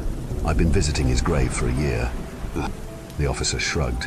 "I'm sorry, but there's no record of it. Are you sure you have the right cemetery?" We left the station more confused than ever. On the drive back to Lisa's, my phone buzzed. A text from an unknown number. "You can't hide from me, Sarah. I'm coming for you." I showed Lisa. She immediately turned the car around, heading back to the police station. But by the time we got there, the message had disappeared from my phone, like it had never existed. That night, I couldn't sleep. Every time I closed my eyes, I saw Tom's face. Not the Tom I loved, but the thing from my dream. I Saturday in Lisa's guest room, lights on, jumping at every little sound. Around 3 a.m., I heard it, scratching, coming from inside the walls. Scratch, scratch, scratch. It got louder, more frantic, like something was trying to claw its way out. Then, a voice, Tom's voice, but wrong, distorted. "Sarah, let me in, Sarah." I backed into the corner of the room, my heart pounding so hard I thought it might burst out of my chest. The scratching got louder and louder, and then The wall started to bulge. I watched in horror as the wallpaper stretched and tore. A hand pushed through, grey, decayed, with long, twisted fingers. I screamed. I screamed so loud I thought my throat would tear. Lisa came running in. The moment she opened the door, everything stopped. The hand disappeared. The wall was intact, like nothing had happened. But I knew what I saw. I knew it was real. Lisa didn't believe me. How could she? It sounded insane. She suggested I see a doctor, maybe get some sleep medication.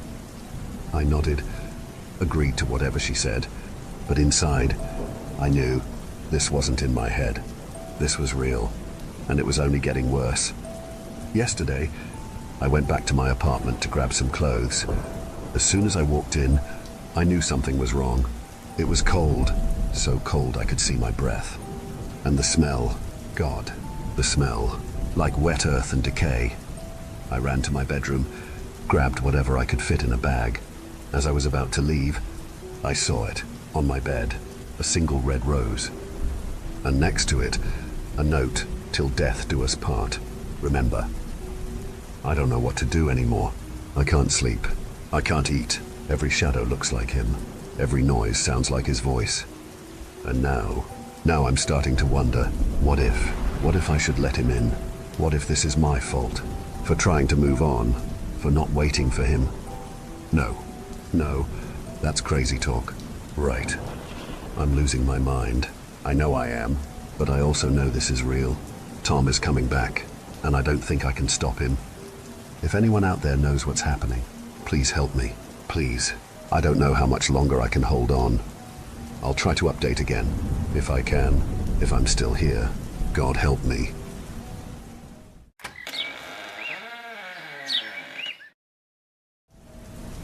I, 23F, have been in a wheelchair all my life. Or at least, it felt like it. My mom had told me that when I was young, maybe 6 or so, I had some accident in a lake nearby in Charleston, Texas, that left my lower half paralyzed. We had to move soon after because my dad found a new job up in New York that made a whole lot more money, according to him. I never understood why he would always harp on that, since it seemed obvious to me that anyone would switch jobs if they'd be given an upwards of 50% pay raise. Anyways, the whole point of that was just to say that I've moved back to Charleston, much to the chagrin of my parents who wanted me to stay close to them. I was able to scrape up enough money to buy a used car and gas to drive down there. I have ample mobility in my feet to drive, while also having enough to afford the down payment on a house there I was looking at online. Obviously, since I'm not able to spend too much time on my feet, I opted for a single-story house which would also be a lot cheaper. When I arrived in Charleston, I headed over to the office to sign some paperwork regarding the house and whether or not I'd take out a mortgage. I rolled myself into the elevator and pressed 6. When the elevator doors began to close, I heard a voice call out, "Hey, hold the door for me." I stuck my foot between the doors and a large man came stumbling in. I don't mean to judge a person by their appearance, but quite frankly, he looked like the epitome of a deadbeat. His hair was unkempt, he reeked of sweat, and looked as if he hadn't bathed in days. What put me off the most, however, was his clean-shaven face that didn't fit the rest of his body. If you were to only look at his face, it'd seem like a grown baby. Regardless, I felt uncomfortable being in an elevator with him. His stench immediately made the air grow heavy right when he stepped in, and I felt disgusted with every breath I took. I almost felt bad for being so repulsed by a stranger I had known for less than 10 seconds, but his later actions would make me feel no more guilt. When the man walked into the elevator, he was in a bit of a daze. It only took him a few seconds, however, before he looked down and saw me. He smirked, and I swore I heard him chuckle too. Before the doors finally closed, he looked towards the shining 6 button. I could feel my heart sink when he pressed the buttons for every single floor before it. I wanted to close my eyes so bad, thinking he'd do something for me. Fortunately, It seemed all he wanted to do was talk. Unfortunately, he wanted to talk. "So where you from?" "Oh, just New York." I wanted to slap myself for telling him the truth. My parents taught me countless lessons in stranger danger, and I had already broken the most important rule. "New York, eh? Then you must be quite the big shot, huh?" The elevator reached floor 2. "No, not really. There's a lot of normal people there too." "I see. What's your name?" I caught myself, Samantha. The elevator reached floor 3. "That's a beautiful name." He thought about it for a second. "I like it, mine's Jerry." The elevator reached floor 4. "So you seem to be new here. It's a great town, but can be a bit dangerous, especially for a young lady such as yourself. It's important to have a man nearby." The elevator reached floor 5. He took out a piece of paper that appeared to be stained with coffee or something brown and wrote something on it. Then he folded the paper and tucked it into my shirt pocket, making no effort to avoid touching my chest. The elevator finally reached floor 6. I had never been more relieved to get out of a conversation before.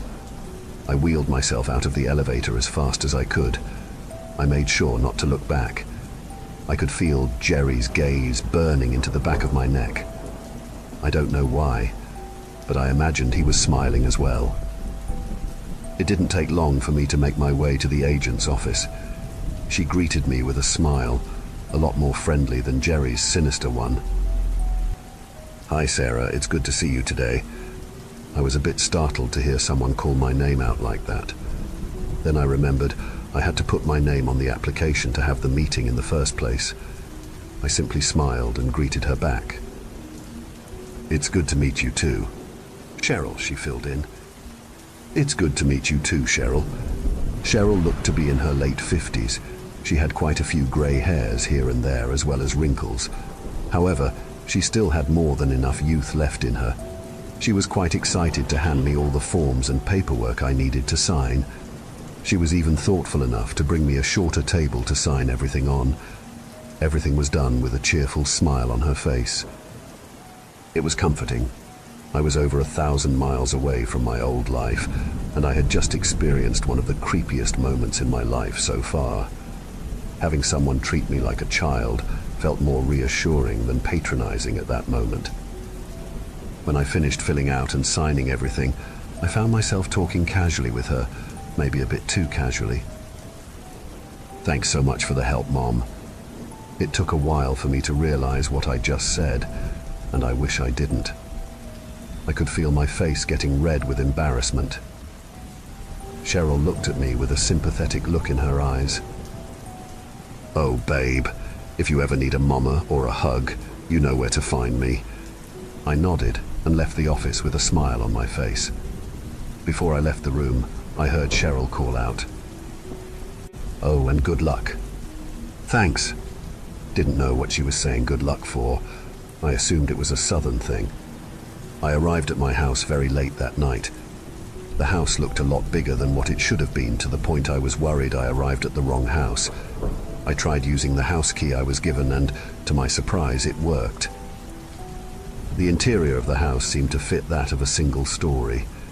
The ceiling was quite low, but it wouldn't be a problem, considering I wouldn't be standing very often. The first thing someone would see if they were to walk in would be a short hallway leading to a living room area. There was a kitchen to the left of the living room and a bedroom to the right. Connected to the bedroom was a relatively spacious bathroom. There were 1 or 2 other closets and a backyard as well. All the flooring was carpet besides the kitchen and bathroom. I didn't bring anything with me on my drive to Charleston besides a few snacks, drinks, and an air mattress. I would have to buy some furniture later. I changed my clothes, making sure to toss the piece of paper Jerry gave me, and plugged the inflating machine into an outlet and inserted its tip into the mattress. That's when I heard something strange. Thump. I thought I was imagining things, so I tried ignoring it. Thump. It sounded even louder this time. Thump. I turned off the inflator and listened more closely this time. It sounded like footsteps. That couldn't be right. It's a single-story house, and the sound came from what would have been upstairs. I decided to ignore the sound and continued inflating the mattress until it was full. I couldn't sleep that night. I kept hearing the thuds and thumping all throughout the night. I couldn't take it anymore. The noises pounded in my ear, and my heart raced every time I heard them. I kept having intrusive thoughts that maybe those sounds really were footsteps, which only put me further on edge. I got out of bed and wobbled around the house. My legs were weak, but I thought I'd be able to get around the house and find the source of my distress before my legs gave out on me. My first thought was that there was some kind of machinery or piping in the ceiling, but the sounds felt too irregular to be any of those. My second thought was an animal on the roof, maybe a raccoon or a possum, but the roofing tiles were ceramic and would have sounded more like a clang. Unfortunately, my mind was too tired to think any further than two reasons, so I looked around the house instead, hoping I'd see something that might explain something. My little search ended up leading to more questions than answers. I ended up going through almost every single space in the house. Almost. I remembered the online listing for the house saying there was a space made for a washer and dryer to be installed, but I didn't remember seeing it. The website said the room was connected to the bedroom, so I went back there. After a quick break on the mattress, I got back to searching. I wanted to sleep badly, but the thumping was keeping me up, and honestly, so was my curiosity. It only took a few minutes of active searching until I finally found it. There was no knob, but rather a hook that jutted only slightly out of the wall. No one would have been able to tell there was a door there if they didn't look closely enough to see the outline of one. The only reason I noticed it was because I cut myself on the hook after leaning on the wall to get some rest. I put my ear to the wall, and I knew I had solved the mystery. The sound was much louder there than anywhere else in the house. I gently gripped the hook. Before I could open the door, I felt a great sense of dread. It was as if my body was telling me that I shouldn't see what's behind the door. Looking back on it now, I should have listened. Against my better judgment, I opened the door. There was a set of stairs. What the hell? I was bewildered. There wasn't anything wrong with the stairs. It wasn't like it was covered in blood or anything. It was just a normal staircase made out of carpet. It's just the placement was so odd. I couldn't tell what was more strange, finding a set of stairs in a single-story house, or the fact that the stairs didn't lead anywhere. I'm serious. It didn't lead anywhere, just straight into the wall. It was like the builders thought they were building something else, realized their mistake, but were too lazy to take it down, and just covered it up. I even went up the stairs, thinking there was another secret hook, but nothing was there. What was even worse was that the noises persisted. At that point, I grew too tired and a bit scared to deal with whatever was happening. I closed the door and collapsed onto my bed. I didn't sleep well that night. My mind was running, attempting to understand the things that happened that day. But it couldn't. The worst part was that I suddenly felt like someone was watching me. I can't remember if it was part of a dream, or I guess a nightmare. But when I rolled over in bed, I could see the stairs peeking from behind the door. The next few weeks went a lot better. I was able to purchase all my furniture and get it moved into the house. The house was starting to feel a lot more like a home. Sleeping became much better as well. Along with having an actual bed instead of an air mattress, the thumping stopped. I guessed opening the hook door released some air pressure in the room, which must have been circulating for who knows how long. I felt safe. That feeling would only last momentarily. It seemed to be a normal day. I was planning on going on a big grocery shopping trip since I received my first paycheck from my new job that allowed me to work from home. I opened the front door before I realized I forgot to grab my reserved parking permit. I locked the door before I started looking for it. Locking doors sort of became a habit for me since back where I lived in NYC. Not locking your door was an invitation for strangers to walk in, even if you were home. As I was shuffling through the drawer in the kitchen, that's when I heard it again. The thumping. Thump, thump, thump. The sound was so similar but felt different. Thump, thump, thump. It sounded like someone was walking down a set of stairs. Thump, thump, thump. The sound suddenly got louder and I started getting scared. There was no logical explanation for my fear, but my instincts were telling me I needed to hide. I started panicking. The sound was getting louder and my wheelchair kept slipping on the kitchen tiles. I abandoned the wheelchair and crawled as fast as I could into the shoe closet, compressing my body so I could fit. Kriya! I heard a door open. Kriya! Another door opened. It sounded closer. I was terrified. I left my phone in the kitchen and had no other way to get help, and now someone, or something, was opening all the doors to my house. It was only a matter of time before they'd find me. I shut my eyes tight. I heard more doors open.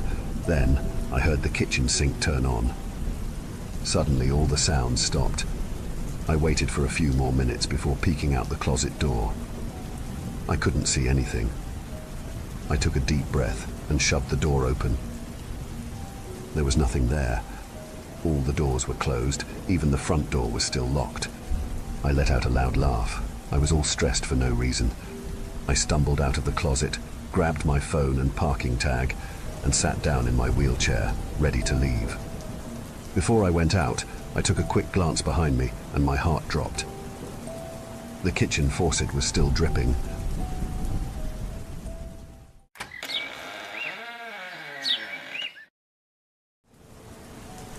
I call him David. He has been watching me. In the last month or so, I have seen horrors beyond my own understanding. Growing up, I have been a massive fan of the horror genre. When I was young, before I could remember everything clearly, my mother would take me and my older sibling to the library to get Goosebumps CDs. I must have been no younger than 3, maybe 4. This is what my mother told me anyways, but that is neither here nor there. This is just to say I was not easy to scare growing up. I still am not easy to scare. I was born in Montana on the 3rd of March 2003, and after I turned 4 or 5, my dad had to get a different job as the housing crisis had begun. He had no college degree or any experience that would be considered worthwhile, so he would take what he could get. That would lead us to move down into Sheridan, Wyoming. Sheridan is just under the Montana border with a couple thousand people living there. We moved here because of the grandparents on my mom's side. They moved here way back, raising both my mom and uncle in this small town. With the help of that family, my dad got a job working as a teller for a bank. Not the most lucrative way of making money, but a way to make money nonetheless. And while this move to bumfuck nowhere did not affect me, my older sister was devastated. I had no school friends. I was just in preschool. My older sister, on the other hand, who had been in elementary school for some time, cried the whole car ride. My younger sister, born 3 years after me, did not even know what was going on. For me, everything was fine for years, despite my family having no money. I had the whole school experience with things such as puppy love, after-school activities, and spending time with friends. On my birthdays or Christmas, after I started to understand the financial situation my parents were in, I tried not asking for expensive toys or gadgets in an attempt to make life easier for my parents and for me to be less disappointed. The 5 of us were happy. Of course, all the other kids my age thought I was crazy. I didn't have a phone. The only console I had was a Wii, the YU had came out, and all the food we ate was great value or something similar to Walmart brand food. I was not popular, but overall I was well liked, and I would continue to embrace this life I built until middle school, 6th to 8th grade in Sheridan. When my first encounter happened, I remember it being winter as snow was everywhere. The house we had in Sheridan was walking distance from the middle school.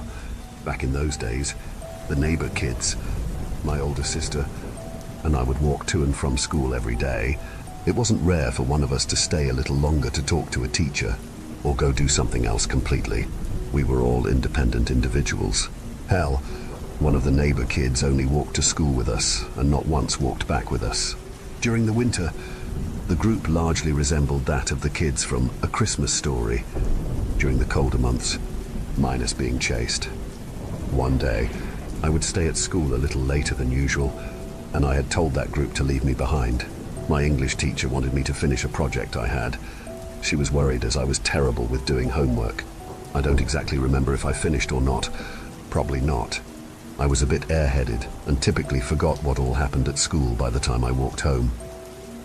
By the time I was outside walking home, the sun had begun to set. Not too unusual as it gets dark around 5 during the winter months. This meant if you had extracurriculars in this time, you almost always went home as the sun was setting. Something I didn't do often at the time, meaning this was a first to me. It wasn't eerie or anything, just a different time in the same place. The night sky was clear, but the air was freezing. My glasses would fog up as I breathed, trying to contain the heat leaving my mouth by having my coat cover the lower half of my face.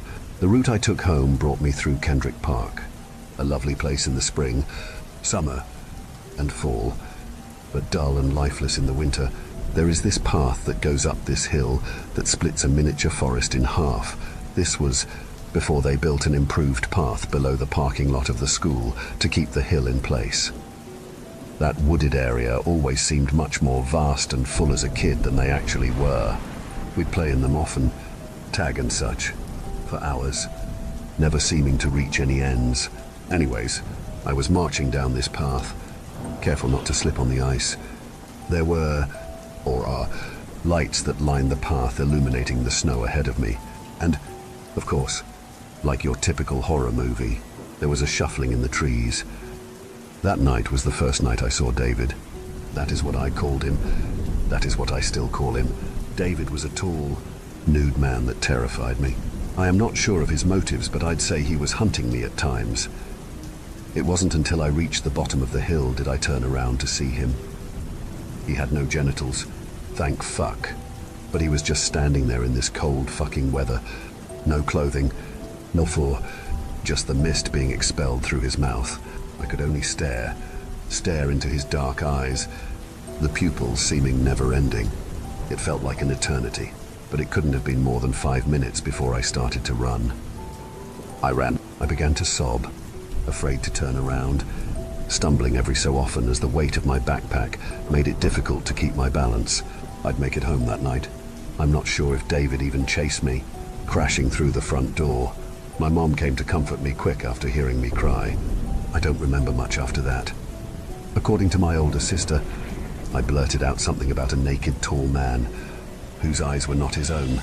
Mom, practically shitting herself, my sister's words, called the cops, but they did not find anyone, or they couldn't find anyone. My mom was afraid, mad, confused. She would tell Dad what I said once he got home, and eventually, even my grandfather caught wind of what happened. The two of them would go out and search with the cops without much success. The man was gone. I would later tell my sister about David. She had the idea of giving him his name to make it easier for me to tell her. I don't know if she believed me at the time. She was born a skeptic like everyone in my family. Her reaction was one of confusion, but after that night, she would always walk closer to me when she could. She probably thought I just saw a man, just like my parents and police. The neighbor kids had took note of the police from the previous night. They would ask my sister and I, neither of us knowing what to say. I wouldn't say anything. My sister would speak for me, lying, saying that I found a lost dog or something, and the police were just picking it up as it ran out the front door. Something like that. They didn't push for more details. I wouldn't see David again for months, maybe over a year. I can't remember. Those details seemed to be faded with time. I had almost completely forgotten about David, but the fear from my first experience followed me even after the memory disappeared. I still remember the heat of the day from the second encounter with David. It was summer. I couldn't tell you the day or the exact time of when I saw him. As when you're a kid without ambition, summer passes you by so quick you lose track of time. I had a friend with me this next time, Justin. He was just like me, a kid with no ambition, little money, and doing whatever he can to entertain himself. The two of us would go around on our cheap bikes, buying snacks which change found in couches, watching TV, playing video games, swimming, and so on, and so on. On this day, we threw ice cream in a blender and made milkshakes with Great Value ice cream. It was a typical summer day for us until Justin got bored of the YouTube video that had auto-played. Justin would look at me and ask, "Did you know we have a basement?" I didn't, and I was intrigued. Justin lived in a house with a family above his home. I just assumed that there might have been a family below us if there was a basement. Justin would then ask, "Do you want to go down there and explore?" Of course. I say of course. We had to go out the back door. The heat was beating down on the two of us. The basement hatch was just to the left of the back door. Justin opened it up, and we both went down, Justin leading me. There was no lights. I suppose the light bulbs that were down here had burnt out years ago, someone leaving them on and never coming back down. It was clear that nobody had been down here in a while. Thankfully, Justin had brought a flashlight with him. There were no doors, only concrete imitating doorways. The cold layout of the basement resembled the home that lay above it, with walls and corners. Other than the rats and lone boxes, the basement was empty. The two of us would scrounge around the loose boxes, careful not to disturb any rats. They were largely filled with garbage. Many of the boxes were filled with old clothes, creepy dolls, and even some jewelry that looked expensive. When we came across anything that looked like treasure, one of us would cram the thing into one of our pockets. Justin found a ball, and we passed it to each other in the dark for a minute before resuming our search. Lots of boring things, old papers we did not want to read, and dusty books were quickly unpacked. The basement now looked like it was robbed. I mean, depending on how you look at it, we did rob it. "What the fuck?" Justin would scream. I would turn around, going to see what Justin was swearing over. David. He was blocking the way out. My blood ran cold. That winter, from several months before, suddenly flooded my thoughts. The cold feeling from that night returning to my face. I now have a better look at this thing, using the false doorways as a reference. This thing was taller than the typical doors in a house, having to slouch to fit in the damn basement. It had thin hair that was illuminated by the sunlight coming from the only exit, a light that I now so desperately wanted to feel. And its eyes, its fucking eyes. The pupils filled the entire eye, making them pitch black. Neither me nor Justin could be brought to move. A minute or two goes by of silence. Justin would make a slow inhale. "Who the fuck are you? What do you want?" Justin would scream, breaking the silence. The thing fucking smiled, slowly but noticeably. Shit, shit, shit, shit. Without taking my eyes off of the thing, I reach for something, anything within a box near me. I grab an old picture frame and stand up once again. I was ready to throw whatever I grabbed at David. Justin began to breathe faster, beginning to panic. "Leave us alone! Fuck off, you freak!" Justin tossed an entire box, this one filled with the old clothing we did not want. The box would fall short, coming to the thing's feet. David looked at it. Every move David made was slow, painfully slow. David picked up something from the pile that spilled out of the box. The two of us stopped breathing, waiting for him to attack or defend something. But the thing, David, left, slowly, without warning, without noise. The two of us just stood there, unable to move in fear that he was waiting for us. I broke my focus to look at Justin. He looked back. "Hey," I broke the silence, hoping and praying that I didn't just call the creature back to us. "Yeah," Justin responded, voice shaking. "Let's go to my house." The two of us ran up the stairs, slam into the back door, grabbing whatever. We got on our bikes and left. We did not speak, not until we were at my home. We acted as if nothing had happened. Justin would spend the night, and the two of us stayed up late into the next morning. Justin would move to his grandfather's a day later, a nice place just out of town. I'd ask about this later in life. Apparently, something happened to the family above him overnight. His mom was the one who sent him to his grandpa, and she did not tell him why until he was an adult. Justin and I would still hang out. We arguably hung out more now.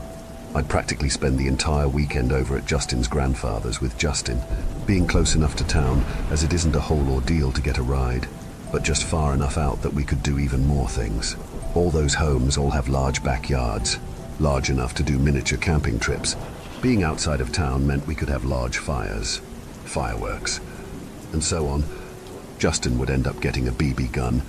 While we never shot at any animals, we would practice our aim shooting these makeshift targets. The targets we set up were on this dingy shed. We would talk about the basement one day, the weekend before school started. "Do you know what it was?"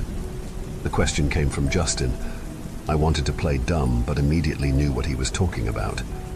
"What?" "The thing that trapped us in the basement." Justin paused. "You did not scream, did you?" "I don't know. See him before?" "Once." "Did he follow you to my house?" "I'm not sure." I shot Justin's BB gun, missing the target entirely. I handed Justin his gun for his turn. "Have you seen him since then?" I asked. "Maybe. It's like I'd see him standing in the corner of the room, but it is just a shirt hanging up." Justin shivered, recalling this memory. "Let's forget about him." "David." I tell Justin. "That's what I call him." "Why David?"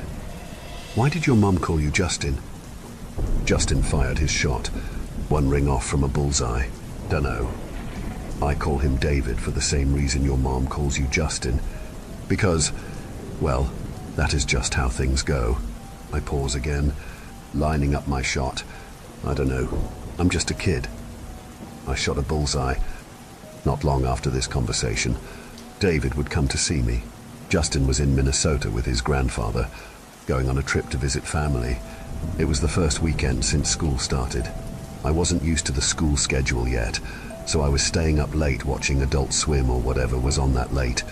I ended up falling asleep in my living room. Tap, tap, tap. The couch I was sleeping on was under the window that was facing towards the street. The window has curtains, but I left the curtains up after closing the window. I wasn't thinking. The TV was on the other side of the room. If someone wanted, they could watch whatever Adult Swim show was on along with me. But, alas, our TV had this automatic turn-off system so that after an hour or so it would turn off. It means the poor street folk couldn't watch our TV without me. I was dreaming. I forget about what. It doesn't matter. But there is this tapping I hear in my dream. Well, I know now that the tapping wasn't in a dream. The room was almost silent. Darkness was overwhelming. My eyes were adjusted to the dim-lit room, the only light being from the moon. I didn't move my body. I was tired. I had my eyes half open and taking in the room around me, about to close them when tap, tap, tap. I fully opened my eyes. I hadn't gotten up yet. I shuffled to get up, but that is when I saw David, his reflection in the black screen TV. I frowned. My gaze was locked onto David's reflection. He was grinning. His smile was unnaturally large tonight. His eyes were fixated on me, looking down on me. I was defenseless, afraid, and unable to move. I watched this reflection for hours, literal hours this time, every 10 or so minutes, counting 1 Mississippi, 2 Mississippi, 3, starting back at 1 again every time he tapped on the glass. About the second hour in, I had to pee. I ended up pissing my pants. The wet stain in my pants was uncomfortable and it stunk. I know Mom and Dad would be pissed about me pissing on the couch, but I couldn't be bothered with that seemingly pointless thought right now. Right now, I needed to not move. Another hour would go by, 18 window taps an hour, I assumed. 3,600 seconds. The dread I felt was stronger than the need to sleep. Another hour would go by. Then another hour of this painful counting, of this tapping routine. And after another 30 minutes, about 6:30, the man frowns. His expression was angry. The anxiety I felt while watching him leave was immeasurable. Once I was confident he was gone, about 5 minutes after he faded from the TV, I ran into my bedroom. I'd throw off my pajamas and underwear, walk into my room and pass out into my bed. My dad was furious about the piss. It was about 2 p.m. when I woke up. I would exit my room with a dirty towel around my waist, and while heading towards the shower, my dad would stop me. Why does my couch smell like pee? I was ready to tell him, but only after I showered. Can I please go shower first? I can explain it when I'm clean. Are you hungover? Are you doing drugs? What drugs are you doing? My dad had a mix of fury and concern. I ignored his questions for now. He allowed me to head into the bathroom, seeing how little I was dressed. I would have to explain it. He wouldn't let go of this if I didn't. The water from the shower head felt amazing. I washed away all the sweat and piss sticking to me. To be in a room with no windows for David to peek into gave me relief.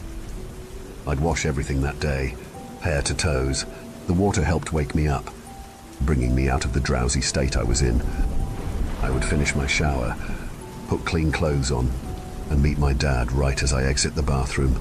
I did not know what to tell him. I know I didn't do drugs that day, but what part of the night was believable? An impossibly tall man who had black eyes watched me sleep. I tried to explain what I saw. Thankfully, he half believed me. He believed that there could have been a man at the window last night, but he also had me drug tested. The results came back negative for all drugs they tested for. My parents officially were concerned now. This is the second time, to their knowledge, as I had yet to bring up the basement incident, that I brought up David. This creepy nudist who had a thing for their son. We had no security at the time, nothing to prevent a break-in or any sort of crime from happening. That is when they decided to start taking their jobs more seriously. My mom was hired to be a substitute teacher. It helps pay for small luxury things like on-brand food. My dad eventually got promoted. A lot, even though he did not have a collage degree. He took personal time to study how banking and loans work. This study eventually got him a job giving loans to people who want to buy houses and cars and such. It was after one of his many promotions Dad went to buy security cameras. That would be the last I saw of David in my teenage years. I couldn't tell you why. Maybe David has an understanding of modern technology. Maybe he got bored of me. But just because I didn't see him doesn't mean he had stopped visiting me. However, it was January, earlier this year. I'd been looking through old photos. I hadn't thought of David since I was 13 all those years ago. I am of legal drinking age now, 10 whole years. As of now, me and my girlfriend were planning on moving in together. I was getting boxes filled with stuff I thought I needed. Looking through my old stuff, I found some old photos from my teen years. Some were Polaroids. Some were printed from one of those Walmart kiosks. It was nostalgic looking at me and Justin back in those years. There was a photo of the day I first met my girlfriend, and another after I had my first drink. Then there was a photo of the mountain trip me, Justin, and some others had. It was Justin's grandpa who took us, and who took the photo. We were 16 at the time. There were 2 other boys, Brandon and Sam. The photo was taken on a Polaroid, but there were 5 figures in the photo. I didn't think much of it until minutes thinking about who all was there. How the fuck did I miss this? The memories of David came back. The snow, the basement, the reflection. There was more photos. Somewhere David was right fucking next to me. The bastard never left me alone. The photos I had went up until my 21st birthday, and checking my phone I had some photos with him just last Christmas. The Christmas was just last month. My girlfriend came into my room, concerned. What's wrong, baby? Look at this photo. It was the photo from the mountain trip. What's up with it? If Doug, Justin's grandpa, took the photo, and Justin, Sam, and Brandon are in the photo with me, who is that? I point to the figure. She was worried. It was written on her face, but she did not say anything before I started showing her all the other photos. One from my birthday, our anniversary, and even one from my grandpa's funeral, Dad's side. I don't know. Her voice was faint compared to her normal volume. What was she supposed to know? Her boyfriend had gone crazy. I look around my room, pushing things around. I break some things as I, opening the curtains in my room and looking out the window. He was there. His face was almost pressed up to the window, just like last time. I didn't know what to do. My girlfriend shrieked, seeing the man there, quickly scurrying out of the room. She called 911, explaining the situation. My mom heard from the living room and came running in. It all happened so fast. Mom pushed me to the side. Bang, bang, bang, bang. 4 shots rang through the house. My mom had bought a pistol, after the financial situation improved, of course. But she never forgot what I said. The experiences I had at 13. She was ready for this day. David gave an animal-like screech, running away. I got up in time to see him disappear into the night. The cops would question the 3 of us, asking my mom to see the security footage.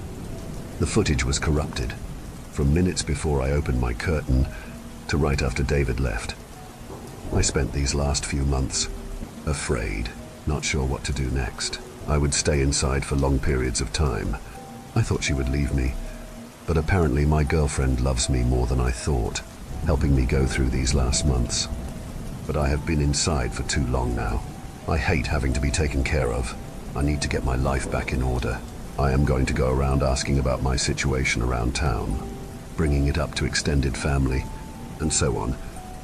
I hope David had died to the bullets, but just in case, I'm asking if anyone has had a similar experience. Any advice or clues as to what I am dealing with is appreciated.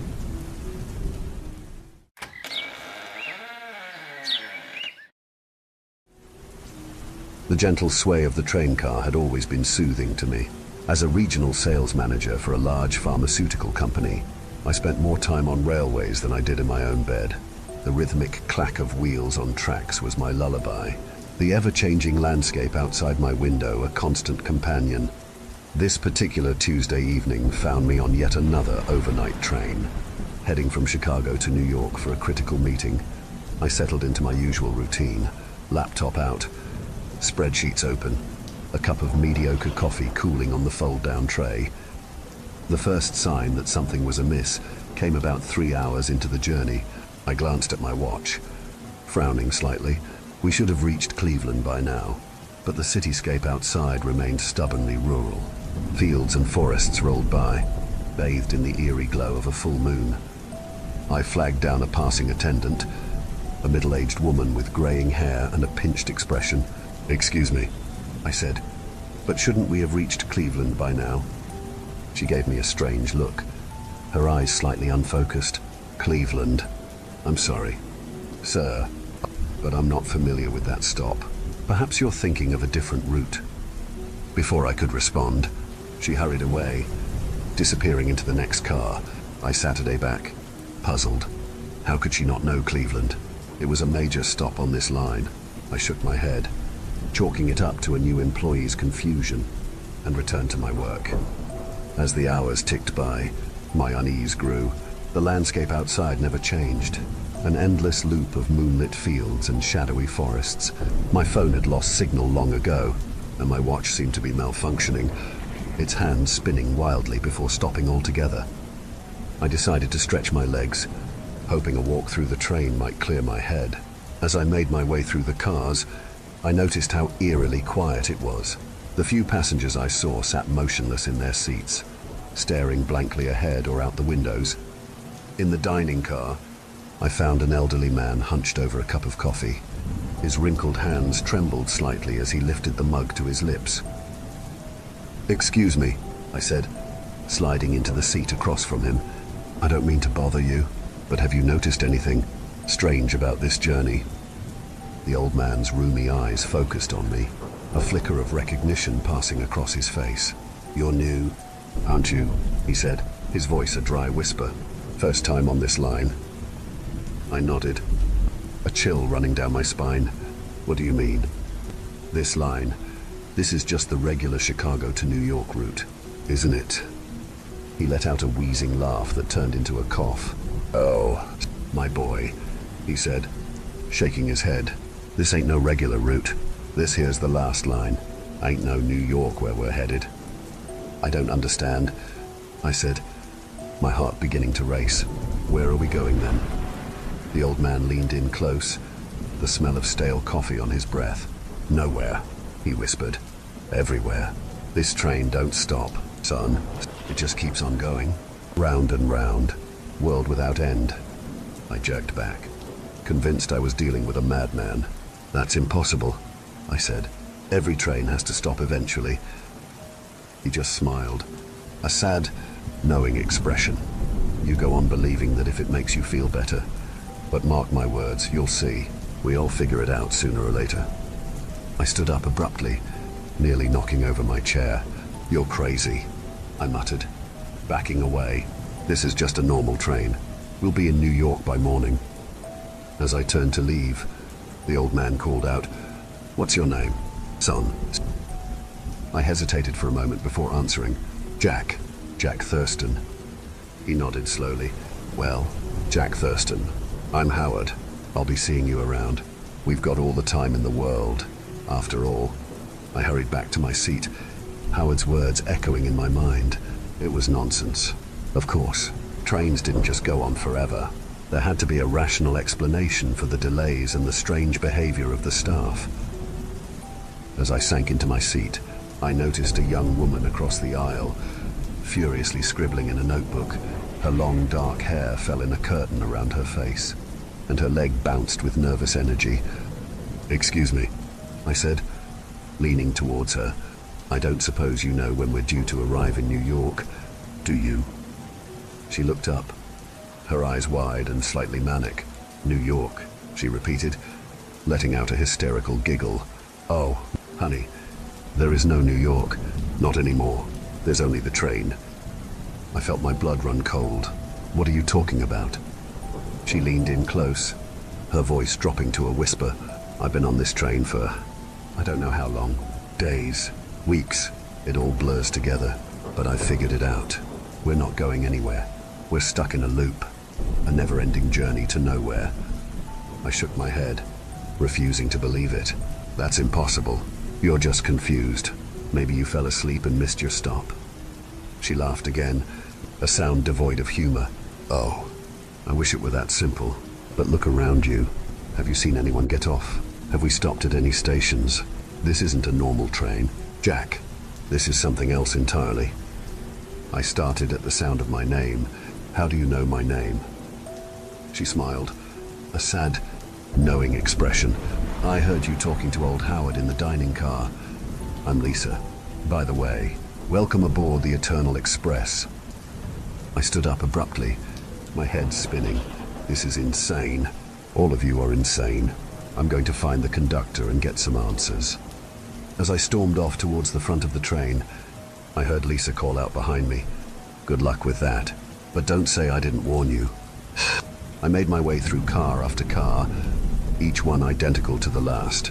The same faded blue seats, the same flickering overhead lights, the same blank-faced passengers staring into nothingness. How long had I been walking? It felt like hours, but that was impossible in a train of normal length. Finally, I reached what should have been the engine car, but instead of a locomotive, I found myself in another passenger car, exactly like all the others. I spun around, disoriented. How could this be? A hand on my shoulder made me jump. I turned to find the attendant from earlier, her pinched face now twisted into an unnaturally wide smile. "Can I help you, sir?" she asked, her voice sickly sweet. "I need to speak to the conductor," I said, trying to keep the panic out of my voice. "There's been some kind of mistake. This train should have reached New York by now." Her smile never wavered. "I'm sorry, sir, but there is no conductor, and there is no mistake. You're exactly where you're supposed to be." I backed away from her, my heart pounding. "What is this place? What's happening?" She tilted her head, her eyes suddenly black and empty.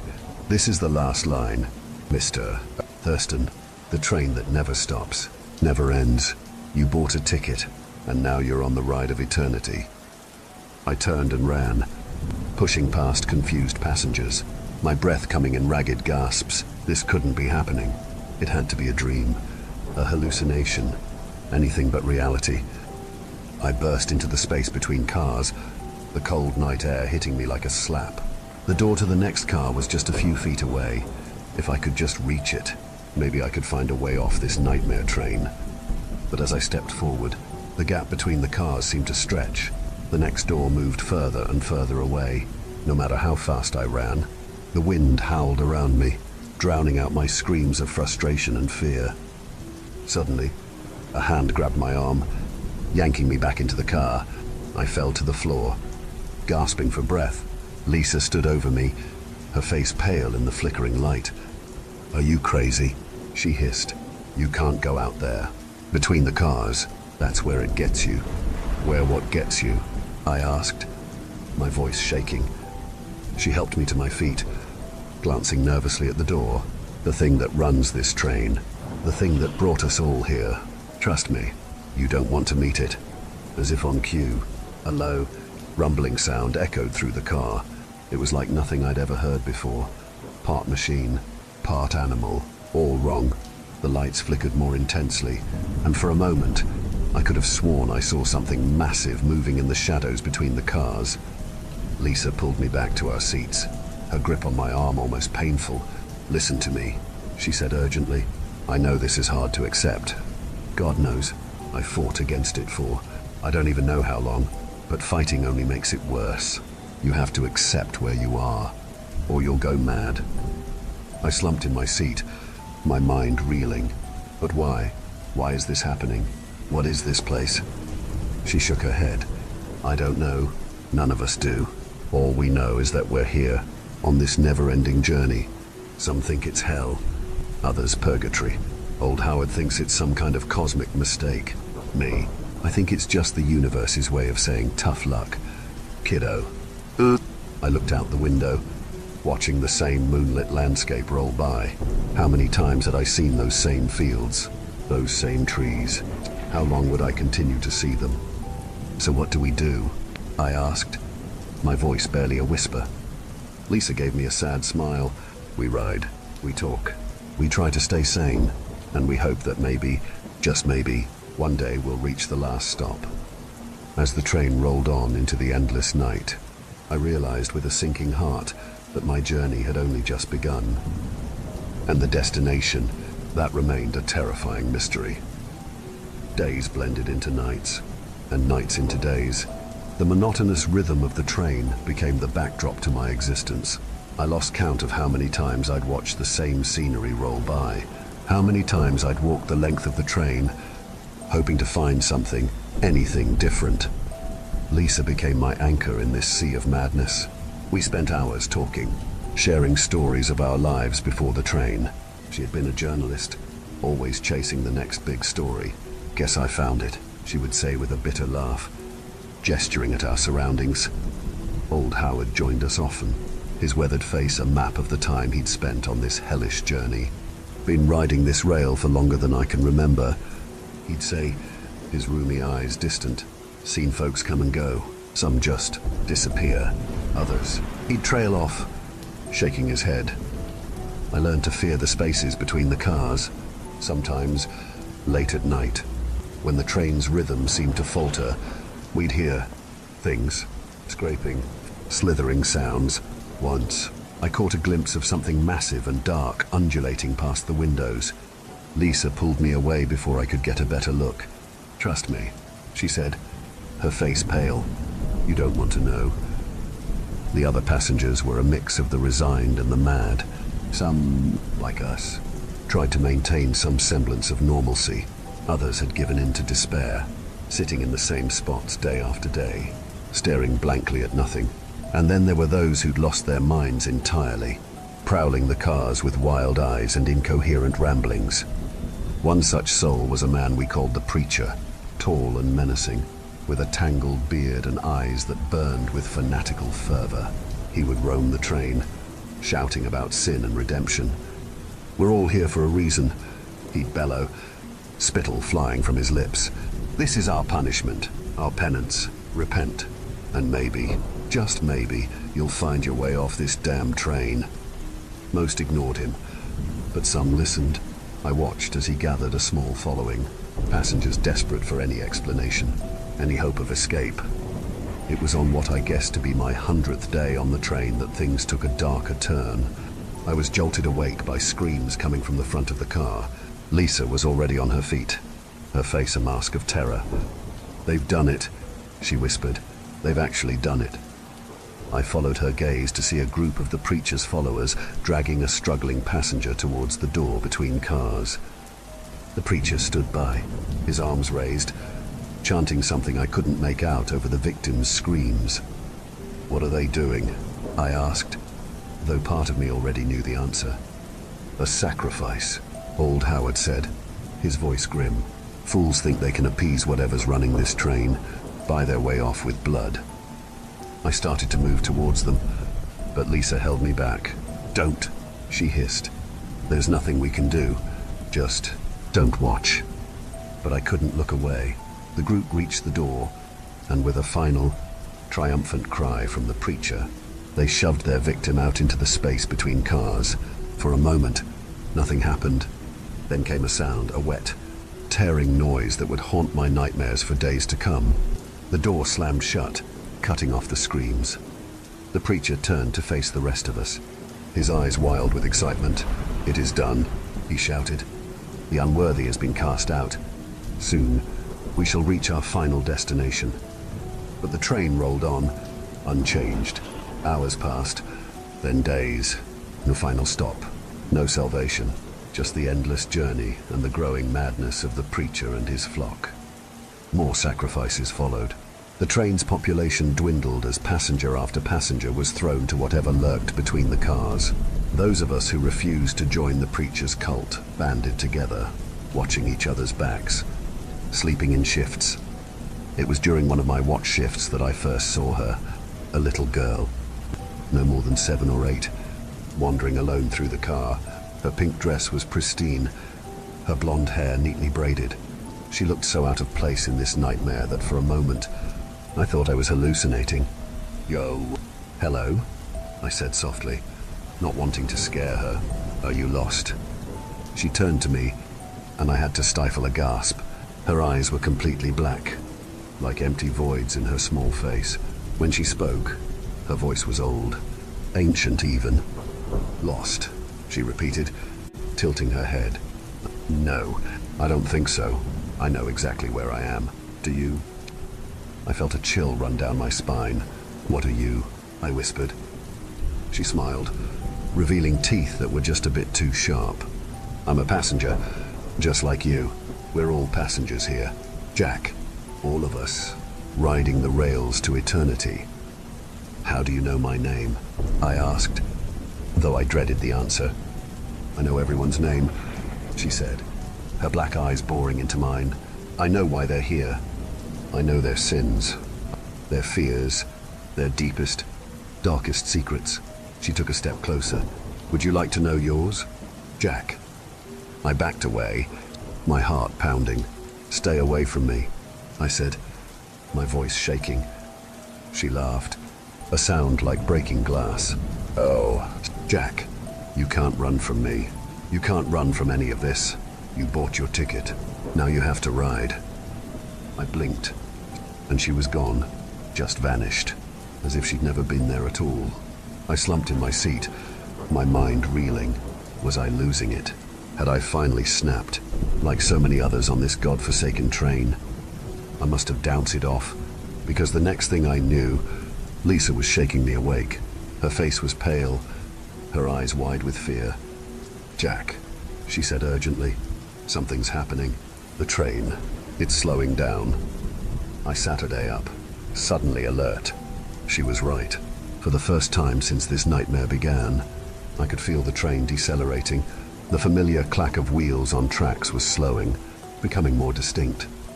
Passengers were stirring, looking around in confusion and hope. Even the preacher and his followers had stopped their mad ranting, staring out the windows with a mix of fear and anticipation. "Are we stopping?" I asked, hardly daring to believe it. Old Howard shook his head, his expression grim. "Don't get your hopes up, son. In all my time here, I've never known this train to stop. Whatever's happening, it ain't gonna be good." As if to punctuate his words, the lights in the car began to flicker more intensely than ever before. The temperature dropped rapidly, our breath fogging in the suddenly frigid air. And then, with a great screeching of metal on metal, the train ground to a halt. For a moment, there was absolute silence. We all held our breath, waiting, hoping, fearing. Then, with a hiss of hydraulics, the doors slid open. Finally, the preacher cried, pushing his way towards the exit. "Our salvation is at hand. Come, brothers and sisters, let us.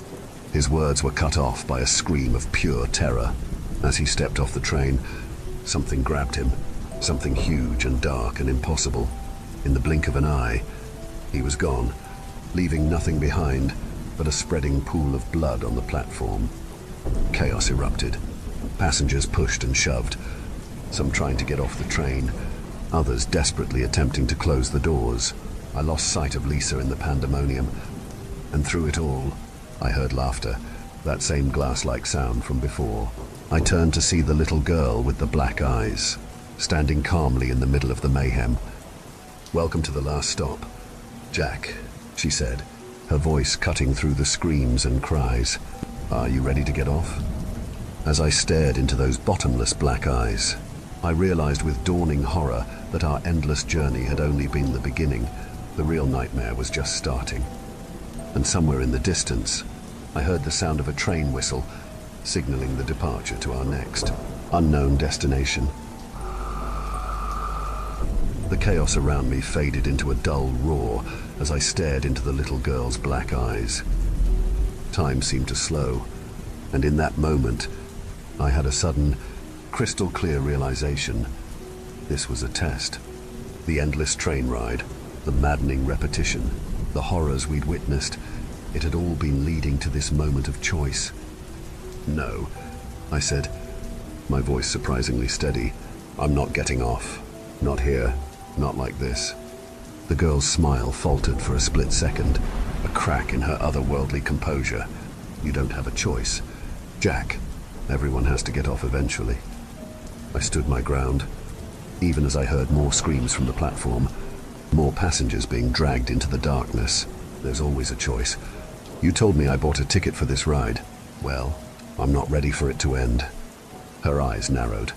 "You can't stay on the train forever, Jack. It doesn't work like that." "Watch me," I growled, turning away from her and pushing through the panicked crowd. I had to find Lisa and Howard. We'd survived this long together. I wasn't about to leave them behind now. I spotted Howard first, huddled in a corner, his eyes wide with terror. "Come on," I said, grabbing his arm. "We need to move." "Where?" he asked, his voice trembling. "There's nowhere to go. It's got us. It's finally got us." I shook him, but perhaps more roughly than I intended. "Listen to me. This isn't the end. It's just another part of the journey, but we have to stick together. Now help me find Lisa." Something in my voice must have reached him because he nodded, stumbling to his feet. We pushed through the crowd, searching desperately for Lisa's familiar face. We found her near the front of the car, trying to pull other passengers back from the door. "Lisa," I called out, "we have to go." She turned, relief flooding her face when she saw us. "Go where?" she asked as she reached us. "In case you haven't noticed, we're a little short on options here." I pointed towards the back of the train. "We keep going. This thing has to end somewhere, and I don't think it's here." As if in response to my words, I heard the train whistle again, louder this time. The engine was starting up. "It's leaving," Howard said, his eyes wide. "We have to get off now, or we'll be trapped forever." I finished for him. "I've got news for you, Howard. We're already trapped. Have been since we first stepped on board, but now we have a chance to find the real way out." Lisa looked at me, understanding dawning in her eyes. "You think this is all part of it, don't you? The final test?" I nodded. "It has to be, and I'm not failing it by giving in now." The train lurched, beginning to move. Around us, the last of the passengers were either fleeing onto the platform or collapsing in despair. "It's now or never," I said. "Are you with me?" Lisa grabbed my hand without hesitation. Howard hesitated for a moment, looking longingly at the door, but then took Lisa's other hand. "All right," he said. "Let's see where this crazy train takes us."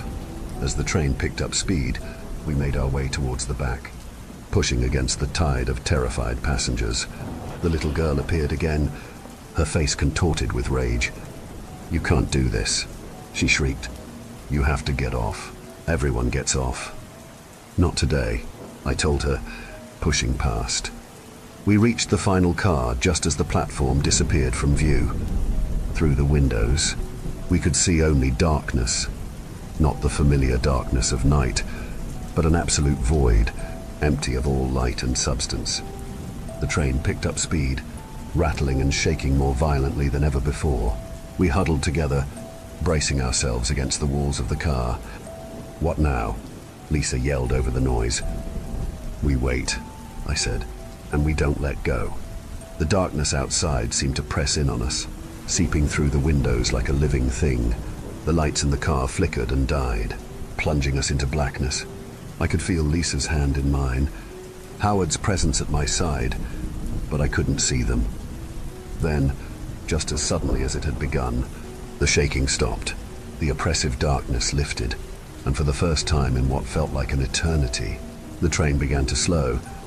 Sunlight, real, warm, beautiful sunlight, streamed through the windows. I blinked, my eyes unused to the brightness after so long in the train's artificial light. As my vision cleared, I saw that we were pulling into a station, a real station, with people waiting on the platform, going about their daily lives as if nothing was amiss. The train came to a gentle stop, and the doors opened with a familiar hiss. For a long moment, none of us moved, afraid that this was just another trick, another test. Then Howard let out a whoop of joy and rushed for the door. Lisa and I followed, stepping out onto the platform on shaky legs. The station sign read Grand Central Terminal. We were in New York. We had made it.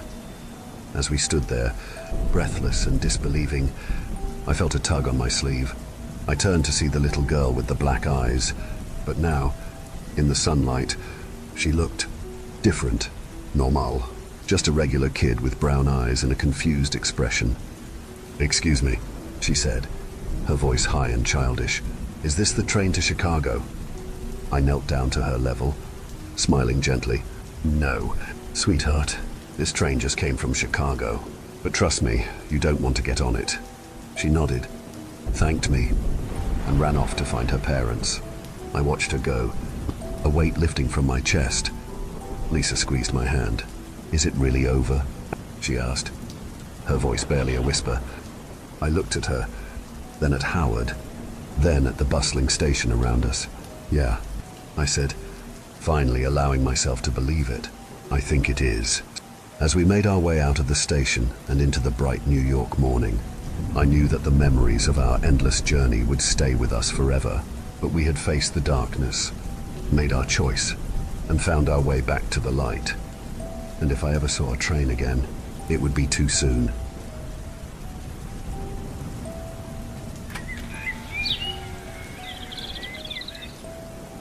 I want to tell you about a friend of mine. His name is Isaac. I met him back in college when we were roommates. He was completely obsessed with religion and was a theology major, yet he described himself as a spiritual agnostic. I guess he's what one might call a seeker, one of those folks who tries to learn everything they can about spirituality in hopes of understanding it. The nightstand by his bed had a leaning tower of books, and over time the stack only grew higher and higher. His studies turned him into somewhat of a walking encyclopedia. Isaac was always spouting off nerdy history facts and sacred scriptures, anything from the iconography of Hindu deities, the history of the Christian churches, to what medieval peasants used in attempts to ward off vampires. Isaac could quote long memorized passages of various texts, including the Quran and the Bhagavad Gita, without consulting them. He knew a lot about the history of religion and could explain complex theological notions in simple terms. In addition to being an endless source of information, he was a man filled with questions.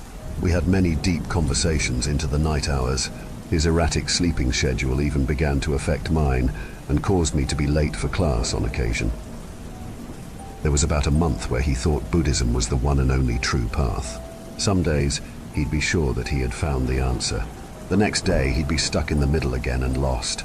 He would sometimes quote the paranormal author Charles Fort, who said, "I conceive of nothing.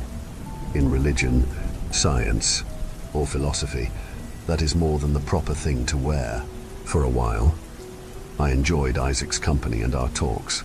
So much so that rumors got started about us being in a relationship together. But these weren't true, of course. I sympathized with his plight and his journey of self-discovery. It's a process that a lot of folks go through, especially around this time in their lives. When college ended, we went our separate ways, but we decided to stay in touch.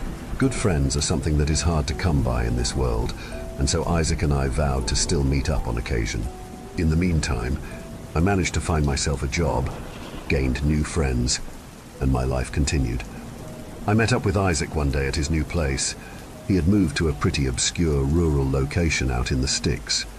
His home was by an old hiking trail that wasn't even on most modern maps of the area. Parts of it were rough and even overgrown.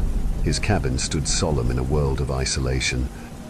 I walked in to see hordes of books on theology lining the walls, with shelves beginning to buckle under the weight. He had commentaries on the Dead Sea Scrolls, the Book of the Damned by Charles Fort, Words of the Buddha, the Book of Mormon, as well as various texts of mantras and meditations. His long list of books included even some UFO and flying saucer literature. It was good to see him again, but our conversation didn't last long. He seemed to be in something of a hurry, and his speech was noticeably faster than usual. He paced around the room as he told me of the things he had been reading, giving me short summaries of his most recent reads. If I tried to change the subject to something else, he brought it right back to the topic of religion. He had the uncanny ability to steer any conversation to his current form of obsession. I'd seen him get this way before. It usually only lasted a week or two before he'd mellow out again. He told me that he planned to get a job as a lecturer soon. It sounded like something he might be good at. Though he did have problems sticking to a schedule. I told him about my new job, my recent vacation, and some adventures I'd been on with my friends since college. While he respectfully tried to be interested, I could tell his racing thoughts were elsewhere. It wasn't long before he was right back to rattling off all the information he'd absorbed. He apologized and told me that he had to get back to his studies before cutting the conversation short.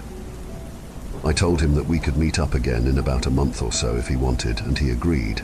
As I made my exit, I glanced over to see a book titled Flying Saucers, Serious Business, and tried not to smile. It seemed that in his spiritual quest, the net just grew wider and wider. Nothing could have prepared me for what I'd discover on my next visit. I walked through the door to see all of his bookshelves were gone. After welcoming me in, Isaac sat down quietly at his desk. The room was entirely bare. No clutter and no paper. Everything was gone. There was nothing but his bed, his desk, and a lone ceiling fan spinning slowly overhead. "Isaac," I said with hesitation, "what happened?" "I got rid of everything. I didn't need it anymore." Isaac wore a peaceful expression on his face and was unaffected by concern or alarm. "Why?" I asked in disbelief. "Because I have the answer now. I'm no longer an agnostic." Isaac was strangely reserved and closed off. He had cooled down considerably from the almost manic demeanor he had upon my previous visit. When I asked what answers he was talking about, he said he couldn't tell me. It wasn't like Isaac to be so tight-lipped about his studies. I'd never seen him behave like this. It was like night and day. He dodged all my questions and told me not to worry about it. Isaac said he no longer had a need for material possessions. "I met a new friend," he said. I was very surprised to hear this. Isaac had always been a bit of a loner. In all the time I'd known him, he had no friends other than me. "Did this friend of yours give you these answers?" "I can't tell you anything about them yet." "Them? Is it more than one new friend?" "No, it's just one," Isaac said, suddenly seeming nervous. He quickly changed the subject and didn't return to this topic for the rest of my visit. I couldn't get any more information out of him, no matter how hard I tried. Being the eccentric that he was, Isaac had never had a cell phone. He always said the government used it to track people. While that is true, not having one is a pretty extreme reaction. He always just told me at the end of our chats when to show up for next time. Our get-togethers were usually every month or two. This time, however, Isaac told me he wanted to see me just a week later. I found this strange, but given his recent behavior, I was certainly willing to check up on him. After leaving Isaac's place, I couldn't stop thinking about him. I wondered if he had finally lost his mind, Call it jealousy, but I was a tad suspicious of his new friend and what influence they might have on him. That week was the slowest week of my life. I couldn't help but ruminate on my friend and what he might be going through. Finally, I was able to see him again. He opened the door with a rather serious expression. The first words he said to me were, "They said I could tell you now." He invited me in and told me his story. He was apparently out on the hiking trail one morning after a particularly deep theology study night. Near a specific rocky overhang, he kneeled on the ground and began to call out or pray to the divine to provide him with answers for his many questions. According to Isaac, he was then contacted by something. "I don't know what I was praying to, just the universe or anything that would listen," said Isaac. This wasn't the first time Isaac had tried to interact with the divine by praying, but something different happened this time. The wind picked up around him, and he felt a strange, almost apocalyptic feeling. Before him, a glowing humanoid being appeared. It was in the vague shape of a human outline, but it shined with an incredibly brilliant light that somehow did not hurt his eyes to look at. It was an angel. "I know it was," Isaac said. "They had no name and no gender. They weren't he or she, but they. They spoke to me telepathically with imagery in my mind." Isaac said that this being taught him things. They put images in his mind's eye. He saw people around a stream with a village being set up, then a river and cities being built. He saw how civilizations had formed and grown. Then he saw the human body broken down on a cellular level and the patterns or pathways by which the neurons fire in the human brain. This being seemed to demonstrate that it deeply understood humanity, how it came to be, and what it is now. He was instructed not to tell anyone what he experienced yet. After their telepathic conversation, the being vanished completely. Hearing all this, I was utterly dumbfounded. "Are you sure about this, Isaac?" I asked him. "Absolutely," he replied with sincerity in his voice. Isaac informed me that the being had talked with him again recently and told him that he could tell me what happened. Isaac didn't seem to care whether I believed him or not. It wasn't like Isaac to lie, and the changes in his life seemed undeniable. I felt something had really happened to him, but I wasn't sure what. Isaac was intelligent, but could be a bit naive. I was really worried for him, and even considered calling a psychiatrist or getting him to seek some kind of psychological help. I voiced these concerns to him, but it didn't seem to do any good. He wouldn't hear any of it. He told me once again that he wanted me to return for a visit sooner rather than later. He picked a date only a few days away for us to talk again. In the interim, I thought hard about Isaac and his situation. It was disturbing to think what my friend who I cared about could be experiencing. I spent a lot of time looking for help and trying to figure out what to do. I was frightened for him and felt he might be in danger. I'd long suspected Isaac had some sort of mental issues because of his fixations and odd behaviors, but I had never expected that it might manifest as something like this. He didn't seem to be a threat to himself or others, so I wasn't sure what could be done. I also thought that perhaps this friend of his was a real person who had somehow fooled him into thinking they were some kind of angelic being. Still, in the back of my mind, I wondered if he could be right, and if he actually did encounter something truly unexplainable. On the day of our meeting, I drove up to Isaac's property. Before I could knock on his door, I noticed a piece of lined notebook paper taped to it. The note read the following: "We'll have to postpone your visit. I've gone to meet up with my friend at the trail. Goodbye for now, Isaac." In a panic, I made my way out to the mountainous hiking trail. I had to get to Isaac before he did something stupid. As I journeyed down the wooded path, I began to sense a strange energy in the environment, a feeling of electricity almost. I came upon a bend in the trail. Just beyond was the rock overhang where Isaac said he met the glowing being. As I approached, I could smell the peculiar scent of unsettling carried by the fresh mountain air, as if just after a lightning storm. Suddenly I noticed something moving in the sky towards the area I was walking. Looking upwards, I witnessed a bizarre glowing light flying overhead.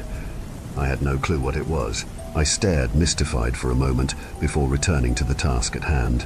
I trekked onward around the trail bend to see Isaac standing there beneath the rock overhang.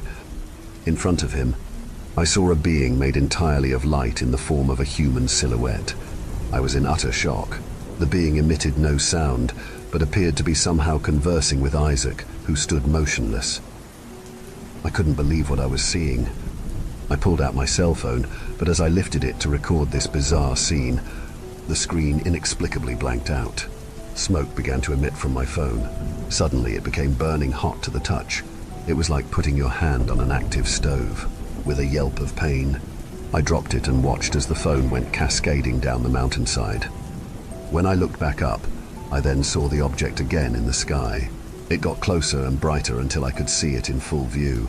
It was a shining silver flying saucer. A strange sense of paralysis took over me, and I somehow lost the ability to move. The craft slowly descended in a falling leaf pattern as it made its way to the earth. Landing gear extended from the craft and pierced the ground as it came to a final rest. A large metal door on the ship swung open as a silver ramp lowered down. From inside the ship, I could see nothing but a glow of white. I was amazed and terrified, but frozen completely motionless. I stood in silent anticipation with my heart racing. I stared transfixed as the glowing figure guided Isaac up the metal ramp and into the open mouth of the ship. The strange smell of sulfur emanated from the saucer. Isaac dutifully walked behind them and stepped aboard the craft. I couldn't help but feel as if I was watching some kind of suicide. Isaac had finally taken his leap of faith. The door slammed shut with a metallic sound. The flying saucer then retracted its landing gear and took off straight upwards into the sky before disappearing completely out of view. With this, I was broken from the spell of my paralysis. I stood there for a moment and simply basked in the sheer terror and majesty of it all, before turning around and running all the way back to my car. I haven't spoken to my friend Isaac in months. I have no idea where he is, but that's okay. I have a new friend now who I've been communicating with. This friend has taught me so much, and at long last, they are going to meet with me. They said I was allowed to tell you this story now because so much more is in store for us. I have to go for a hike now. I shouldn't keep them waiting.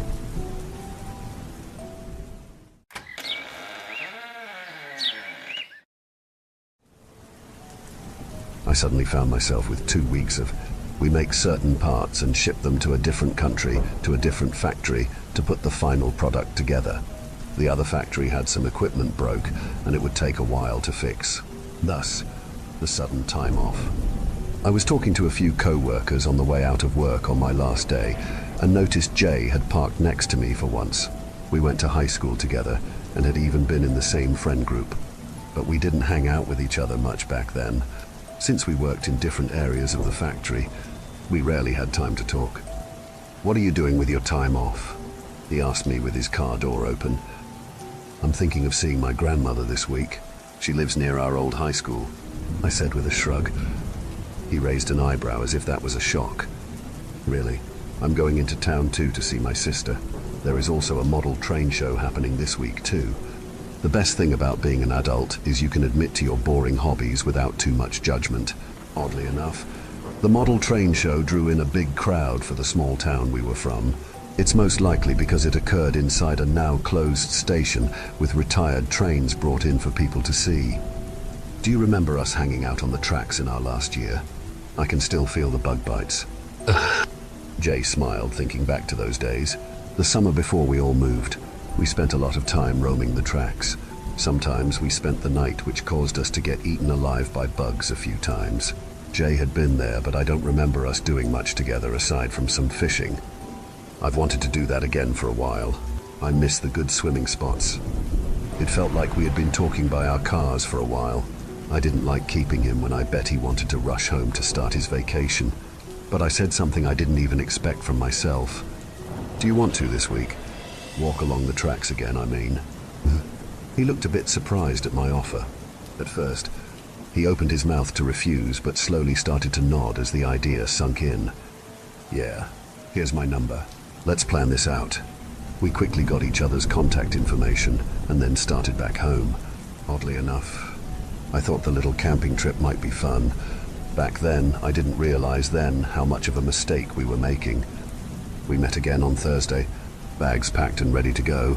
We planned to stay out until Sunday. We hiked along those tracks hundreds of times with and without friends, so we didn't need a map.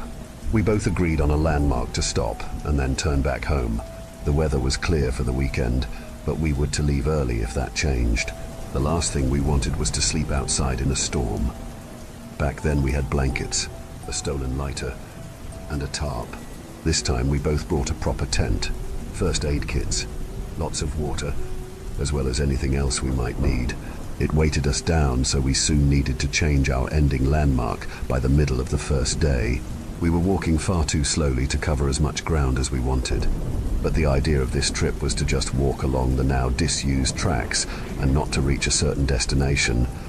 Kinda crazy we both ended up at the same factory so many years apart, I said as we stopped for a lunch break. We sat on the side of the tracks near a bridge looking off into the water below. I had a few jobs before this one. I quickly found out I wasn't meant to deal with the general public. Some people could be far too demanding. Doing the same thing every single day was fine by me.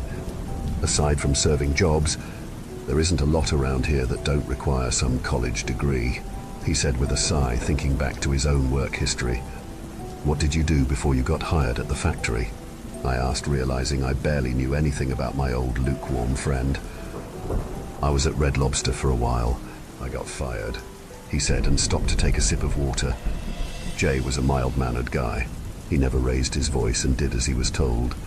I couldn't imagine him getting fired for anything. Something that happened 3 months before he started at his current job came to mind. You were behind the lobster heist, I asked, shocked.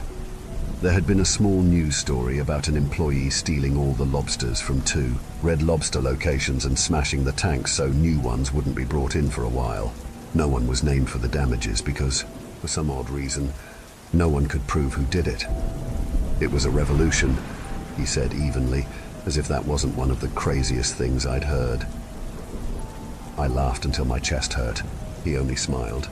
I don't think I've ever seen him laugh before. I pestered him on what he did with all the lobsters.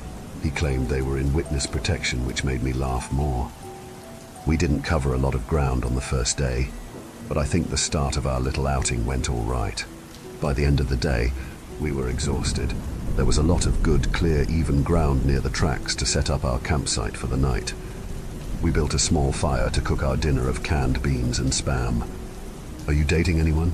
I asked Jay after I carefully removed the hot cans from the fire pit. Nope, single. You're with someone, right? Yeah, we've been together for a few years. It wasn't too serious to start with, but now we want to get married and all that.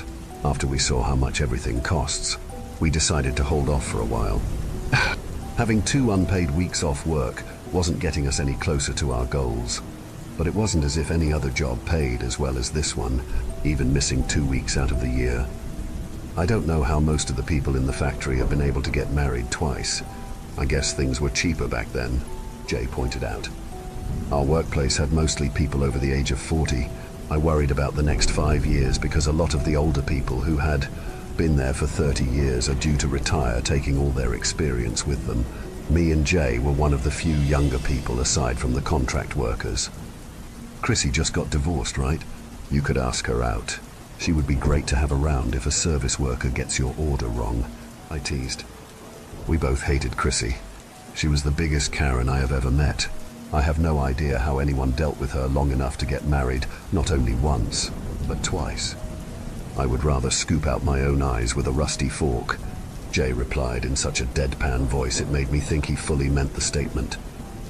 I laughed, wishing I knew how funny he was sooner, after we went through the very slim dating options for him at work. We decided to turn him in for the night.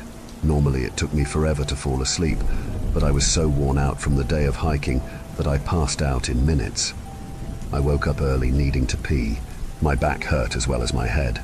The pain made me question what we were doing out here. It took a few minutes in the morning to shake off the aches and the brain fog. Jay met me outside his tent after I came back from the washroom break. He silently started to take down his tent as I brushed my teeth, still feeling half asleep.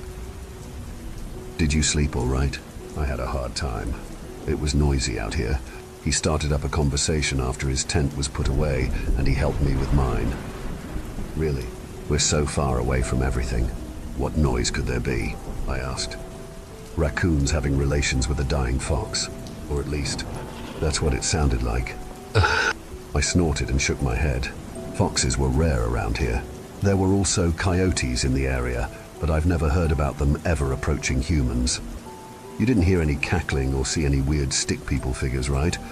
I asked with a raised eyebrow. When I was about 8, I watched The Blair Witch and had nightmares about it for a full week afterward. It took a full year before I could be anywhere near the woods at night. If anything like that happens, we're out of here. I don't fuck with cult stuff or witches. Unless they're hot, I added. He looked at me debating my point, then nodded agreeing. We got packed up and ready to keep going deeper along the tracks. The second day we slowed down a bit because we kept stopping whenever we saw something interesting. I took photos of oddly shaped trees and long forgotten items on the side of the tracks. We stopped near a dam under a bridge for a few hours and found a fishing line with a rusted hook stuck in a tree. I cut down the line, tied it to a stick, and Jay dug up some worms. I was shocked that I actually caught a fish with our makeshift fishing pole. We let the fish go and stuck the stick with the fishing line in the dirt for the next person. That day was fun. Since becoming an adult, it felt like my time always had to be towards something. It was rare I could do something for the sake of doing it, and without any other deeper meaning. Is your girlfriend all right with you being out here for a few days? Jay asked after our lunch break. Yeah, she's normally busy over the weekends. She's an artist, so she paints for 3 days straight and takes the rest of the week to recover, I explained. Jay appeared impressed and interested, which made me happy I could brag about the person I cared so much about. Does she make a living from it? I've heard it's hard for artists. I nodded, agreeing with him. I've seen how hard she's pushed herself just to get to where she is. I regret that I couldn't do much to support her aside from helping to buy materials. She sold some works to local galleries and even had her own show last year. She does landscape paintings on the side and sells them at craft markets. She says she's a failure of an artist, but I'm proud of her. I could never do anything like this.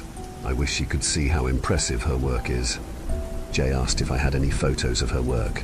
I pulled out my phone, and for the next half an hour I scrolled through it, showing off what she's done and how many paintings I saved from the trash because she was such a perfectionist. Isn't this one upside down?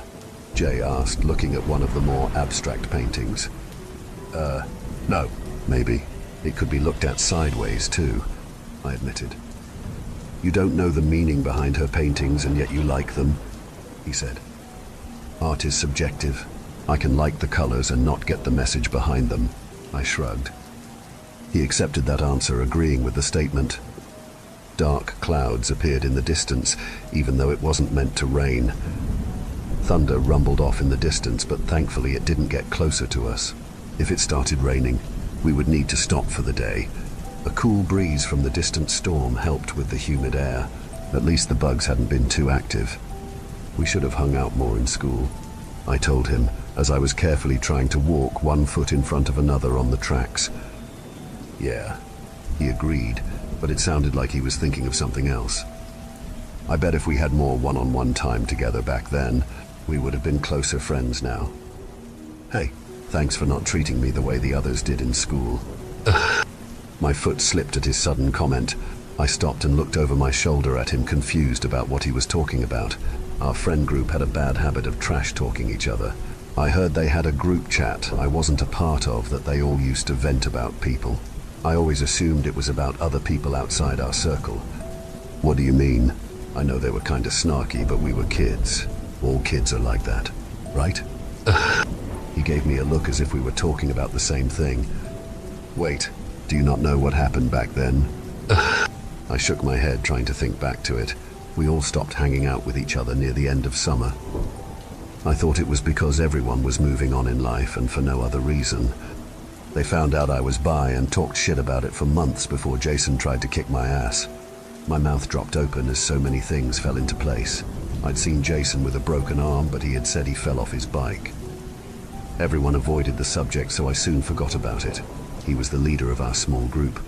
I bet a lot of people lost respect for him for either losing in a fight or taking his bullying too far, and the friend group fell apart. Dude, I had no idea, I admitted. There was a group chat. Jay trailed off. I didn't have a cell phone or a Facebook account until after high school. I can't believe I just wasn't aware of such a big event. Did Jay think I was in on all of that? If he did, then why did he agree to this trip with me? All of a sudden, he started to laugh. My face got red from embarrassment for being so clueless as a kid. This was the first time I'd heard him laugh, and it was directed towards me. "Are you still comfortable being out here with me?"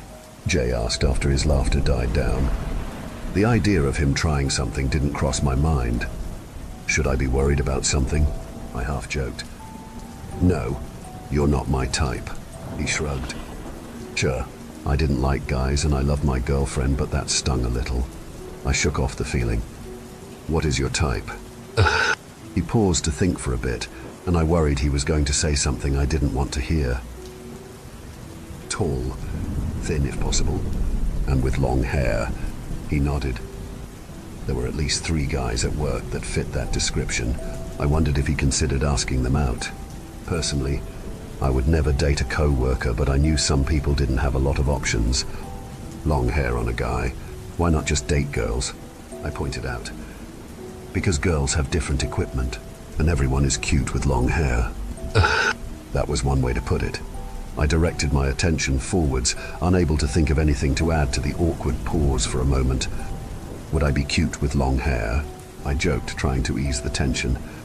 "Yes," he said with zero hesitation. "Still not my type, though."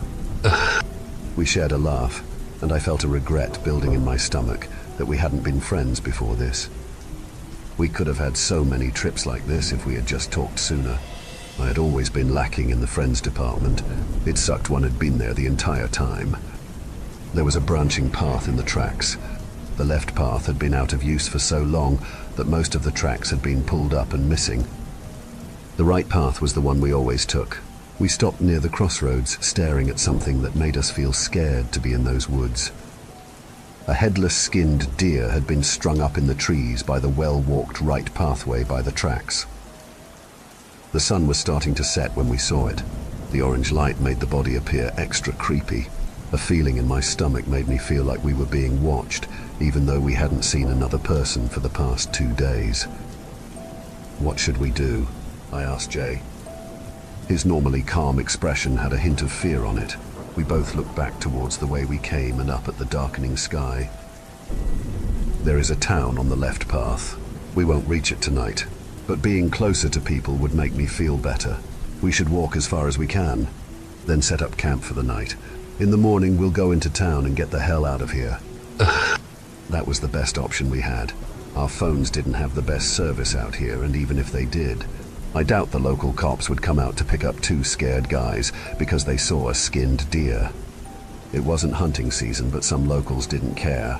With the cost of everything going up, I bet a lot of people started hunting to feed their families. But why leave it out here? I've never gone hunting myself, but I would have thought having a hunk of meat out in the open would attract other animals, regardless if you hung it up. We got our feet moving down the uneven path. The dread of what we saw followed us, no matter how much we mentally rationalized seeing a dead animal out in the woods. We walked using flashlights to guide our way until the middle of the night. Our bodies hurt, and our stomachs rumbled from skipping dinner. We agreed to stop when we came across a cleared spot on the side of the path. Jay's tent was simple enough to set it up in the dark. It was cramped, but we both crawled inside, not admitting out loud how vulnerable being alone would make us feel. We didn't talk as we struggled to fall asleep. Every sound made small bursts of fear shoot into my chest. After an hour of lying awake in the dark tent, I spoke up. "I need to pee," I stated. "Damn it, me too." We both got up with flashlights for the washroom break. After checking that the coast was clear, I stepped out into the bush with Jay close behind. We stopped, and I felt his eyes on my back waiting for me to get this done and over with. "Can you go behind a tree or something?" I asked him. I saw his eyebrow raise in the dark. I'm shy. I hated to admit it, but I've always found it hard to pee with someone nearby. He sighed and listened, his flashlight beam moving around as he found a large tree to step behind. It's a hard task doing your business and holding a flashlight at the same time. I ended up putting it on the ground so I could focus on the job at hand. It took longer than it should have because I kept stopping whenever I heard Jay moving around near me. "Hey, can we—" I started to say after I was no longer exposed. I wasn't able to finish my sentence due to a very hard object smashing into my face. The back of my head cracked against the tree behind me so hard I saw stars. The blow knocked me out, and at least they waited until I was zipped up to attack. A pounding pain woke me up. I moved to find my body on a cold dirt floor. My arms, stuff, and everything hurt. My head was in more pain than the rest of my body. I moved and explosions of colors burst behind my eyes. It took a long few minutes to get to my knees. My hands bound tightly at the wrists. "Hey," came a soft voice beside me. I looked over in the dark room to see Jay sitting next to me. His arms were tied as well, and fear was clear on his face. My heart sank as I looked around the room to see just how screwed we were. The room looked to be an unfinished basement. The dirty concert walls were covered with what I hoped to be water stains. Countless candles filled the space and gave off a suffocating scent. Behind us stood 10 figures wearing deep red cloaks, their faces hidden by darkness. In front of us was a single person in a cloak that had golden accents standing next to a large silver bowl on a tall stand. The bowl had delicate carvings of different animals encircling it. "Well, fuck," I muttered. My heart raced in fear as I tried to think of some way out of this. Before I could start begging to be let go, a set of hands painfully pulled my head back. The figures tried to get me to drink a strange liquid from a golden cup. I struggled and refused until they covered my nose, forcing me to open my mouth to breathe. The liquid burned my throat as it went down. I wanted to puke it back up, but they covered my mouth, forcing it to stay down for a few minutes. Finally, they stepped away as I hunched over, coughing and gagging. My vision blurred, and then the surroundings started to bend. I have no idea what they made me drink, but at least it lessened the pain a little. They did the same to Jay, then hauled him to his feet. He tried to stay in control, shaking his head clear of whatever they gave us. He was outnumbered and was forced to the front and next to the silver bowl. I watched in horror as the leader of the figure grabbed his head to pull his head back to expose his neck as the other held his arms. He thrashed, unable to get free of their hands. My body wouldn't listen to me. My legs were jello and my head spun as I sat still. I opened my mouth to call out his name, finding no words.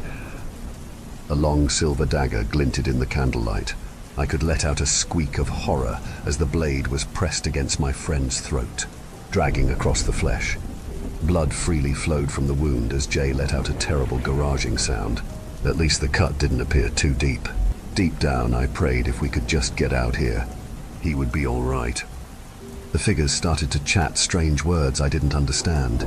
The blood in the bowl started to boil, and the candlelight changed to a deep blue hue. The words became louder and louder, pounding into my brain. I heard another sound that took me a moment to realize. I started to yell for it to all stop. A spark came from the wall in front of us.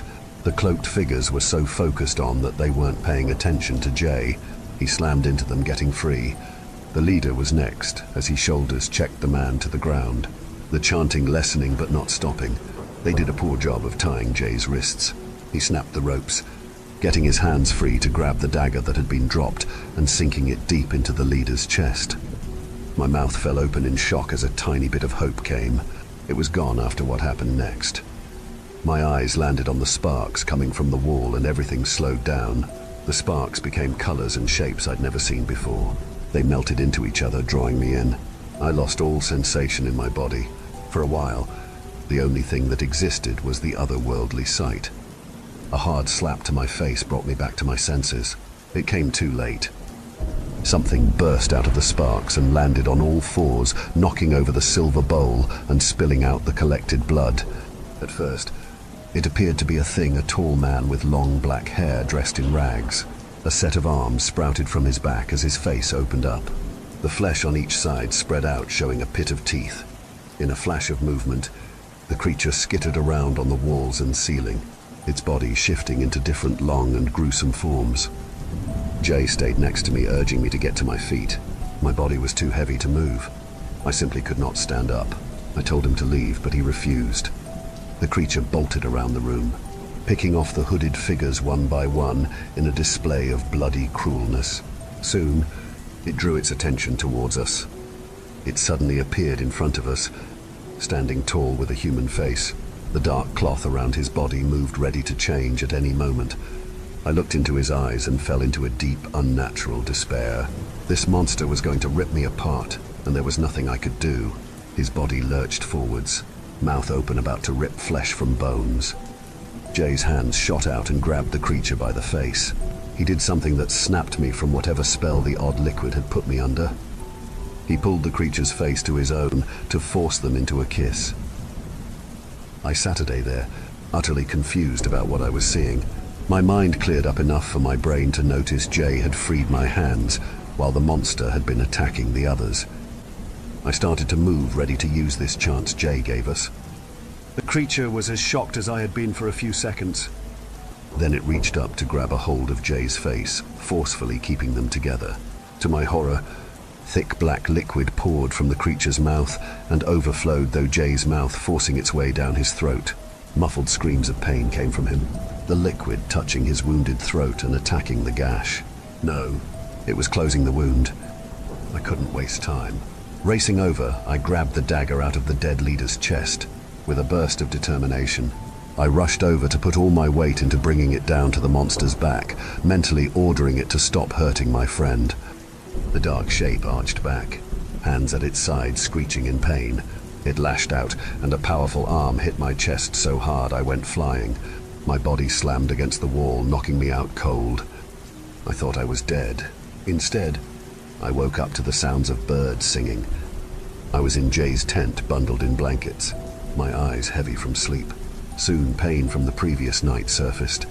I pushed it down to keep my eyes on Jay's back, watching him breathe in his sleep. Had I dreamed the entire thing?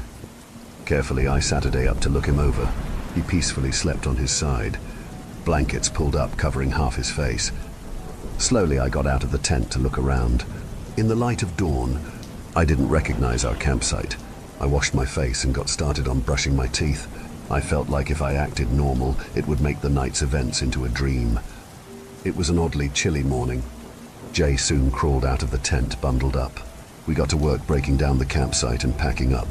Neither of us said a word as we started back where we came from. The dawn fog cleared and the morning sun chased the chill away. And yet, Jay didn't remove his layers. Before noon, we stopped at a bridge. I knew this bridge and didn't want to believe where we stood. Once we crossed this, our cars were a short walk away. It should have taken much longer to get here. I was glad to be nearly out of the woods, but this wasn't right. I turned to face my friend, finding him a few feet away.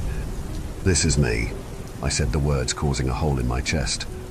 "What are you talking about?" "Let's go," I told him. I took a step towards him. He took a step back. The smile never left his face. "Thanks for asking me to do this. I had fun." I shook my head, not wanting to hear any of this. "I'm sorry. I didn't do anything to help," I started, but he cut me off. "There was nothing you could have done. It's not your fault." I couldn't accept that. I couldn't accept any of this. Dark shadows moved in the trees next to the tracks. Countless eyes watched us, waiting. I did have fun.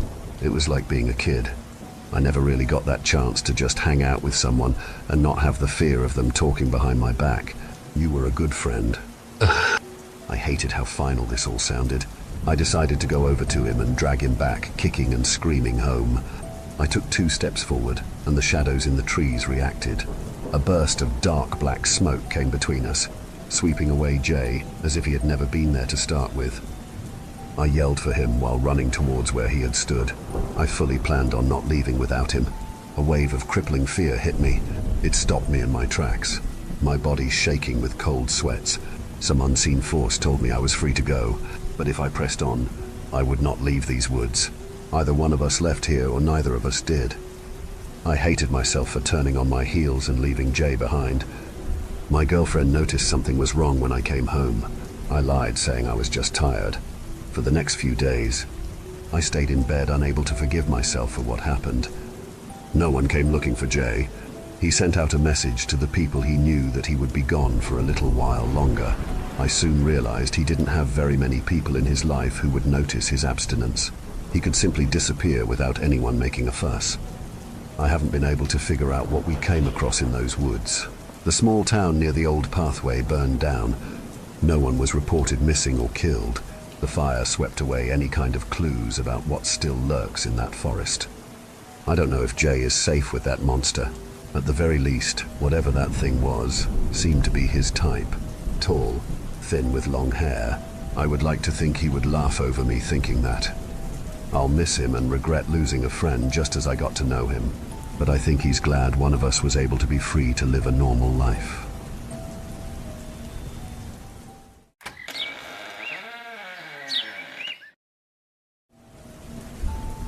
I turned 18 in 2008, and on the day of my birthday, for reasons I won't bore you with, I packed up my things and moved out. For 4 years, I lived in my car, working as a barista from 6 to 2 and as a line cook from 4 to 10. My plan was to work until I had enough money for my own place, and then to either go to college or get a real job. Looking back on it now, I don't know how I did it, but by 22, I'd saved up a decent sum of money and began my hunt for a semi-permanent place of residence.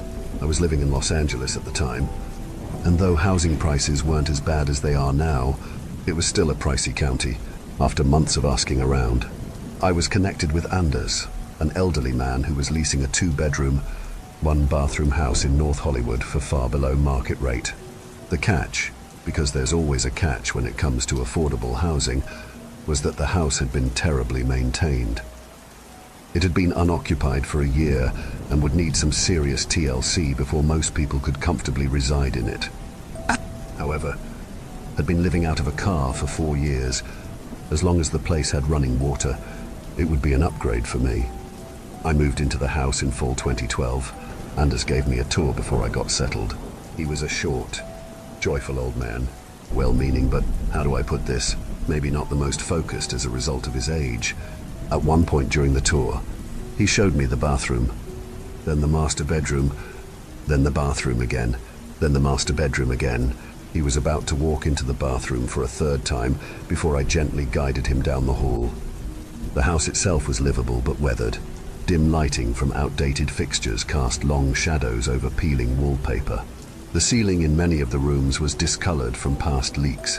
The faucet in the kitchen sink was broken. The bathtub was badly chipped, and a few of the cabinet handles fell off in my hand. It was a rundown place, located in a bars on the window kind of neighborhood, but still, it was my place. I was smiling ear to ear when Anders gave me the keys. "It's a good house with good bones. You take care of it. Now," he instructed, which I found ironic. Before he left, he paused in the front doorway, drawing a hand to his chin as he looked behind me into the house. I tried to follow his gaze, but couldn't figure out what he was looking at. Everything all right? Yes. Just that something looks different about that bathroom, though I can't put my finger on what. Ah well, it's a good house with good bones. You take care of it. Now. And with that, he gave me a nod and left me to my unpacking. I hadn't realized how much I'd missed living in a house. I didn't care how run down the place was. Just having an accessible bathroom and a full-size mattress to sleep on made me feel like a king. After I'd spent a few days cleaning the place up, I invited my sister and her fiancé over for dinner.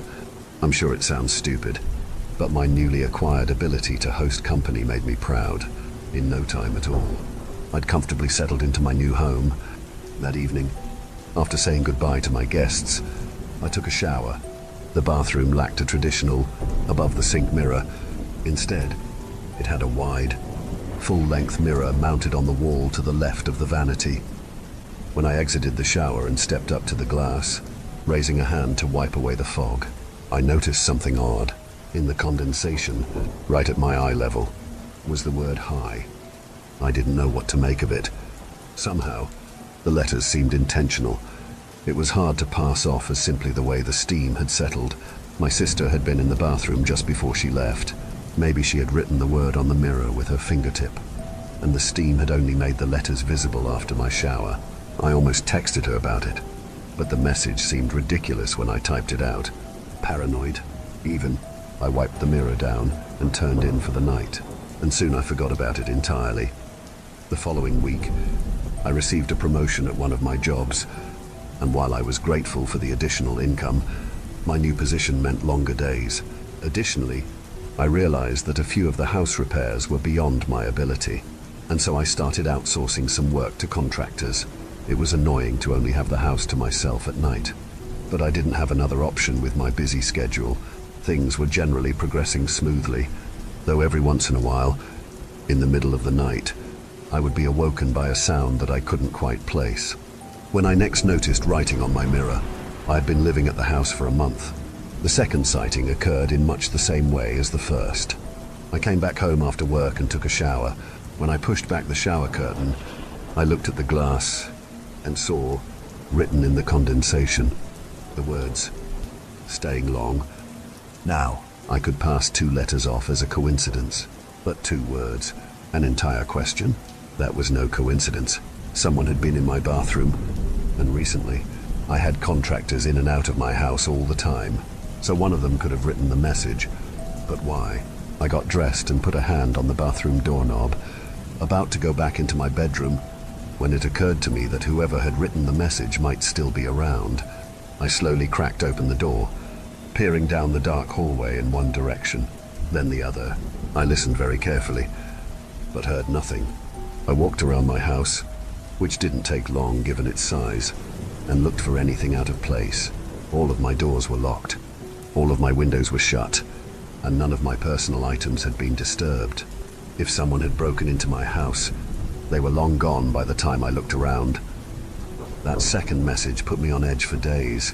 I triple-checked that my windows and doors were locked each night. I looked in every potential hiding spot, of which there were few in my little house, after I came home from work and before I went to sleep. And yet, though I was certain that my house was secure, I couldn't shake the sense that something was wrong. A month passed without incident.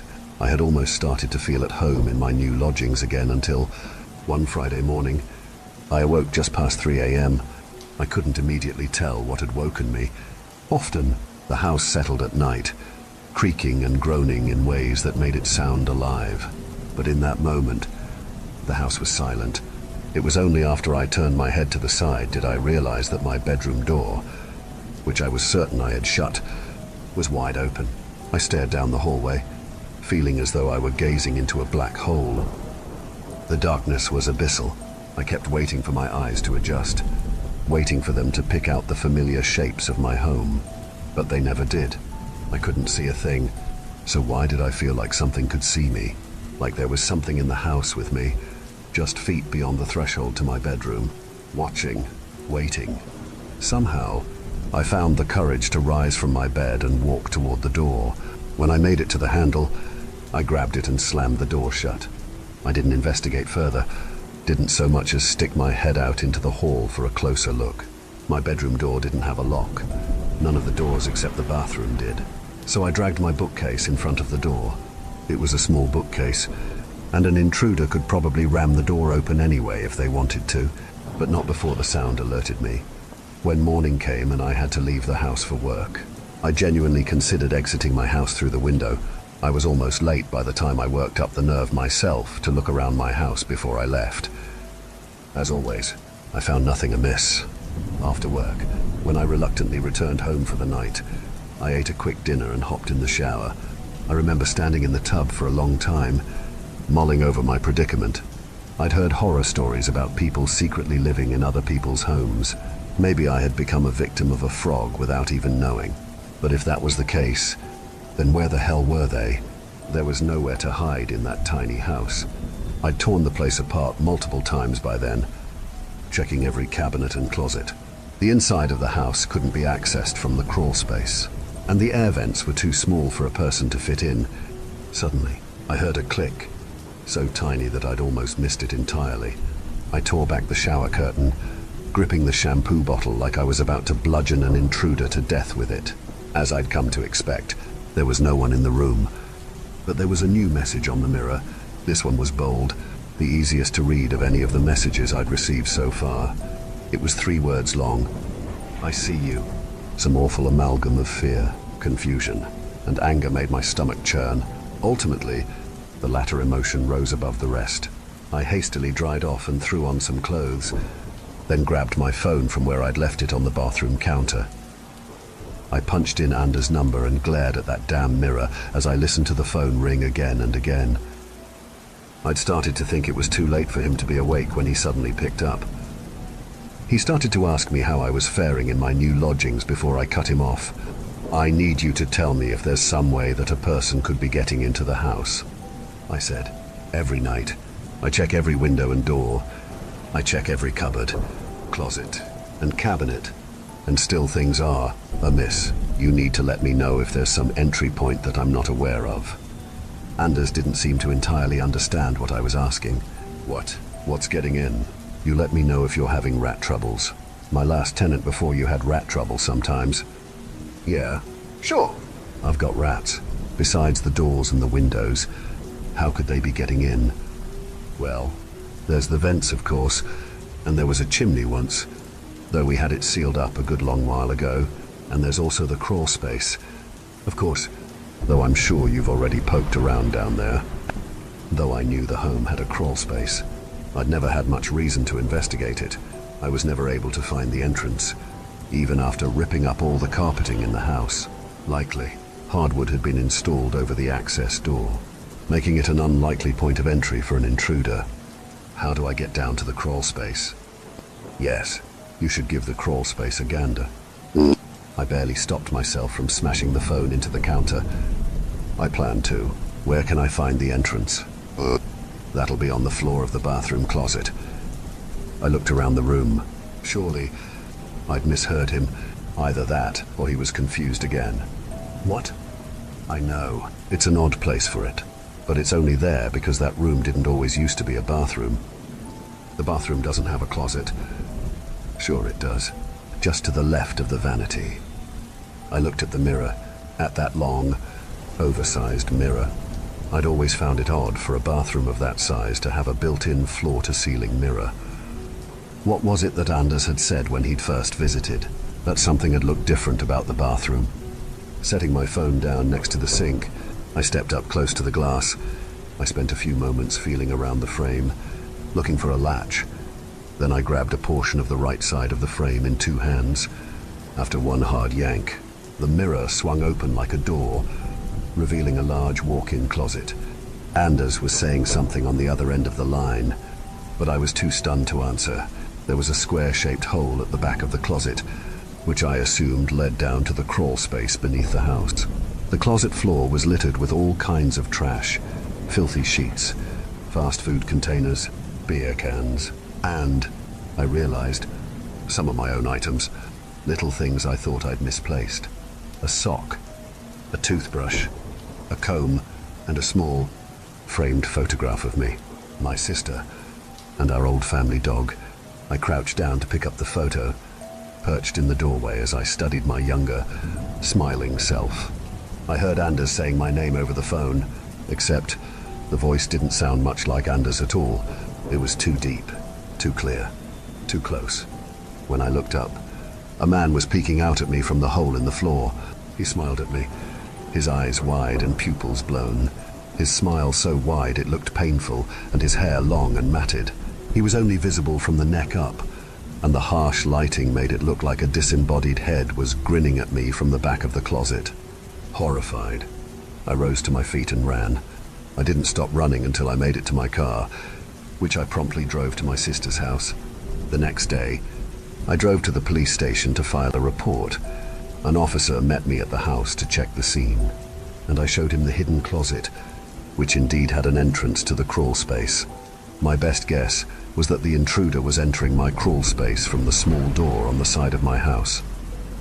He'd likely been squatting in the house during the year in which it sat unoccupied, and when he saw it was being prepared for sale, he had disguised the closet door so as to keep a little room for himself. Why he decided to stay, or why he was leaving me messages, I can't say. From his actions, and from what little I saw of him, I think it's safe to assume that he wasn't of sound mind. Unfortunately, the man was never found. For all I know, he's still in that same neighborhood. Hell, he might even be in the same house. I moved across the county afterwards and have lived in studio apartments ever since. The thought of living in a big house with all those rooms and corners and places to hide gives me the creeps. It's not just houses that the incident soured for me, but mirrors as well. These days, when I visit a friend or stay at a hotel, I always have to carefully inspect the bathroom mirrors, shining a light directly into their faces and tapping a finger against the glass. Because the worst detail of the whole ordeal was that, when revisiting the bathroom with the police officer, I stepped into the old closet, closed the door, and looked into the mirror. Instead of my reflection, I saw the officer's face on the other side of the glass.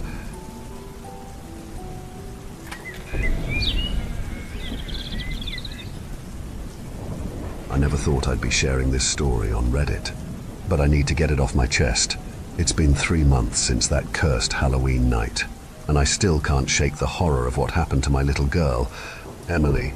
I'm hoping that by writing this down, I might find some answers or at least some peace, but I'm getting ahead of myself. Let me start from the beginning. I'm a single dad, have been for the last 5 years since my wife passed away. Emily's all I've got, and I'd do anything to protect her. She just turned 10 this year, and she's the spitting image of her mum. Blonde hair, blue eyes, and a smile that could light up a room. Emily's always been a creative kid. Give her some crayons and paper, and she'll spend hours lost in her own little world. But this year, as Halloween approached, her creativity took a turn that I never saw coming. It all started about a month before Halloween. Emily and I were having our usual Saturday morning pancakes when she brought it up.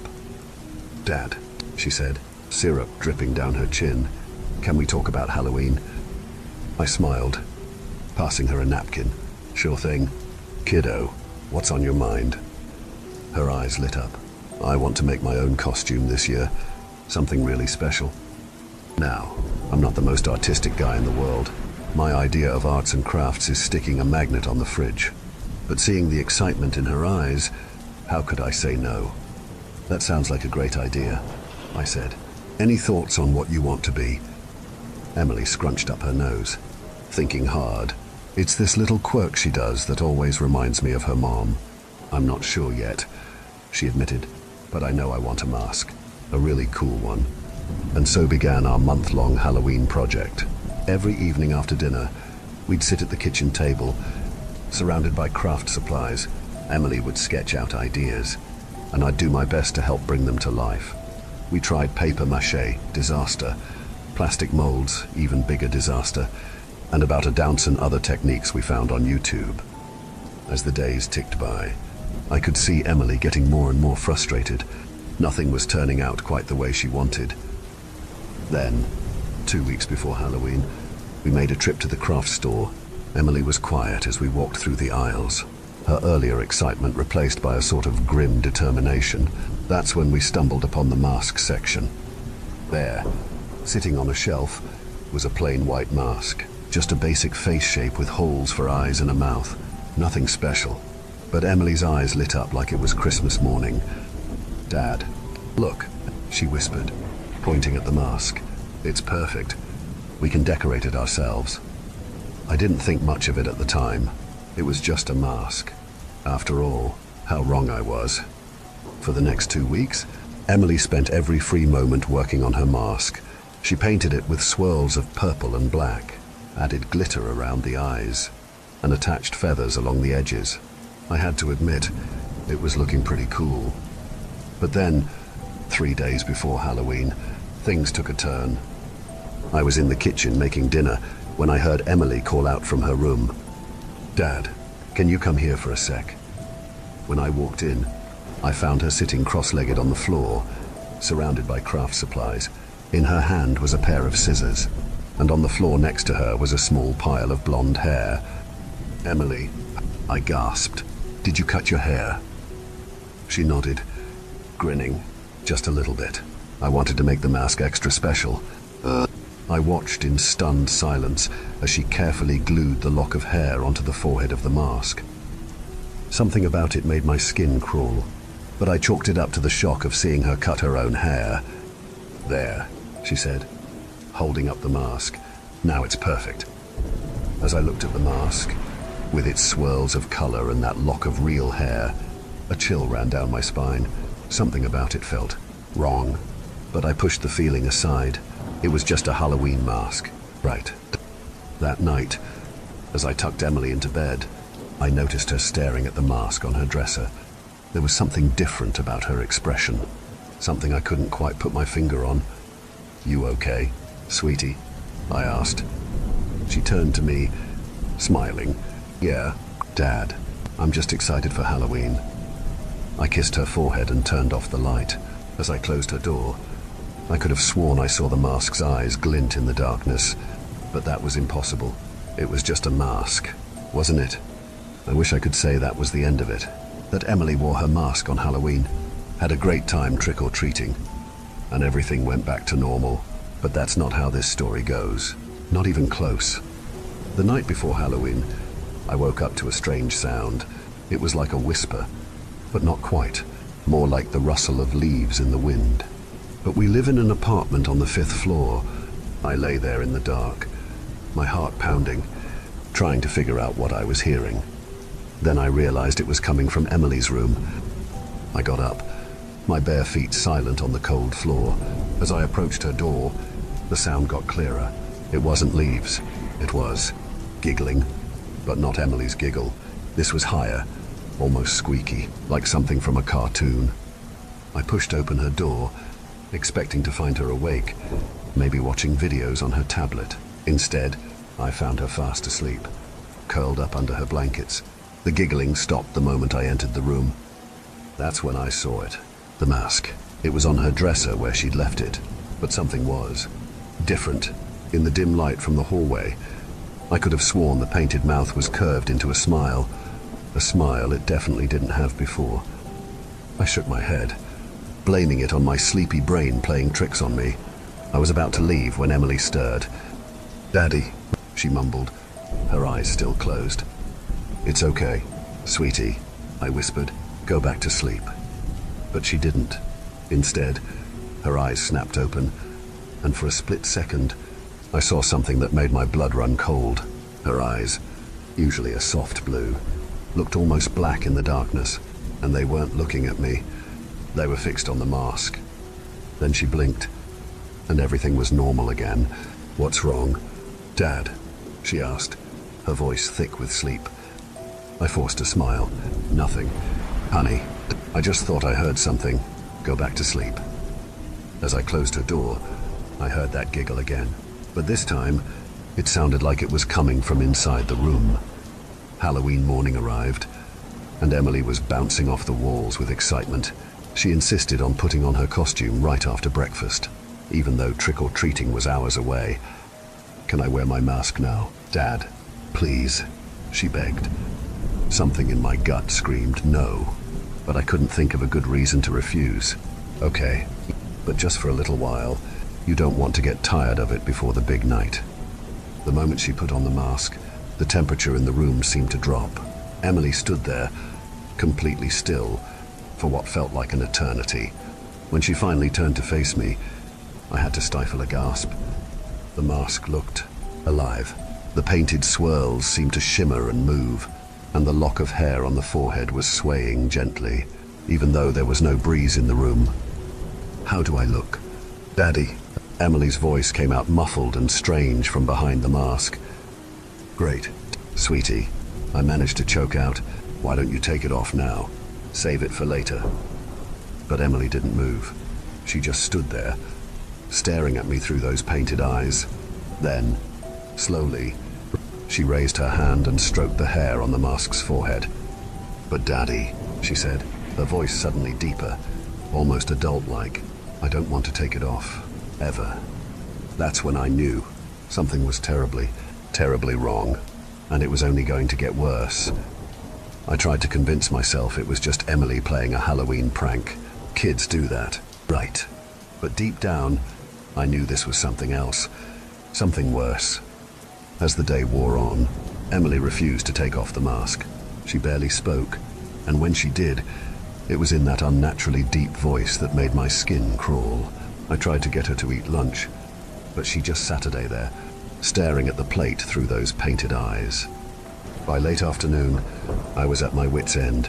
"Emily," I said, trying to keep my voice calm, "it's almost time to go trick-or-treating. Why don't you take off the mask for a bit? Give your face a break." She turned to me, moving her head in a way that was just wrong, too smooth, like a doll being posed. "No," she said, that adult voice sending chills down my spine. "The mask stays on." I reached out to take it off myself, but the moment my fingers touched the edge, pain shot through my hand like I'd been burned. I yanked my hand back with a yelp, staring in horror at the angry red marks on my fingertips. Emily giggled, but it wasn't her giggle. It was that high-pitched sound I'd heard the night before. "Silly Daddy," she said, "the mask doesn't want to come off." My heart was pounding so hard I thought it might burst out of my chest. "Emily," I said, my voice shaking, "what's happening to you?" She cocked her head to the side, an unnatural angle that made my stomach lurch. "Emily's not here right now," she said, and I swear I saw the mask's mouth move as she spoke. "But don't worry, Daddy, soon there won't be any Emily left at all." I stumbled backward, my mind reeling. This couldn't be happening. It had to be a nightmare, but the pain in my hand told me it was all too real. I ran to the phone, dialing 911 with trembling fingers. But before I could hit call, the lights in the apartment flickered and died. In the sudden darkness, I heard that giggle again, closer now. "Who are you?" I shouted into the darkness. "What do you want with my daughter?" The giggle turned into a laugh, a sound that seemed to come from everywhere and nowhere at once. "Want?" the voice said, no longer pretending to be Emily. "I want what every lonely spirit wants, a body to call my own." A flash of lightning illuminated the room for a split second, and I saw her, Emily, or what used to be Emily, standing in the doorway. The mask had changed. The painted swirls were moving, twisting across its surface like living things. The lock of hair had grown, cascading down over Emily's shoulders. But the worst part was where the mask met Emily's skin. I could see tendrils, like roots or veins, spreading from the edges of the mask, burrowing into my daughter's flesh. "No," I whispered, horror and despair threatening to overwhelm me. "Please, no." The thing wearing my daughter's body took a step forward. "Oh yes, Daddy," it said, its voice a terrible mixture of Emily's and something ancient and evil. "And guess what? There's room for two in here." As it lunged towards me, mask first, I realized with sickening clarity that this Halloween night was far from over, and that the real horror was just beginning. I don't remember much of what happened next. It's all a blur of terror and desperation. I remember running, stumbling through the dark apartment, the thing that used to be my daughter always just a step behind. I remember the sound of its laughter, a horrible mix of Emily's voice and something ancient and evil.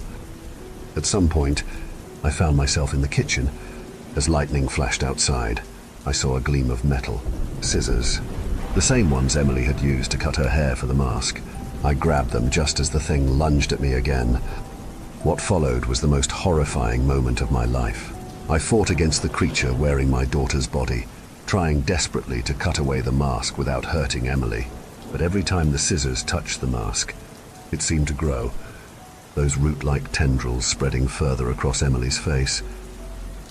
"You can't save her," the thing hissed, its voice a nightmarish blend of Emily's and something inhuman. "She's mine now, and soon you will be too." In that moment, as I looked into the painted eyes of the mask, I saw something that chilled me to my very soul.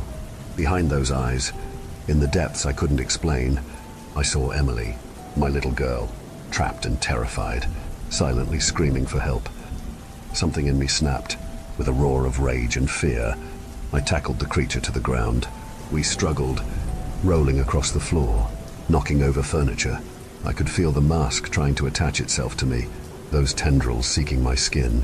The pain was excruciating, like 1,000 needles stabbing into me all at once. But I didn't let go. I couldn't. This was for Emily. In a final, desperate move, I managed to get my fingers under the edge of the mask. The pain was blinding, but I held on, pulling with all my might. I heard a sound like tearing flesh, felt something give way. And then, suddenly, it was over. The mask came free in my hands, writhing and twisting like a living thing.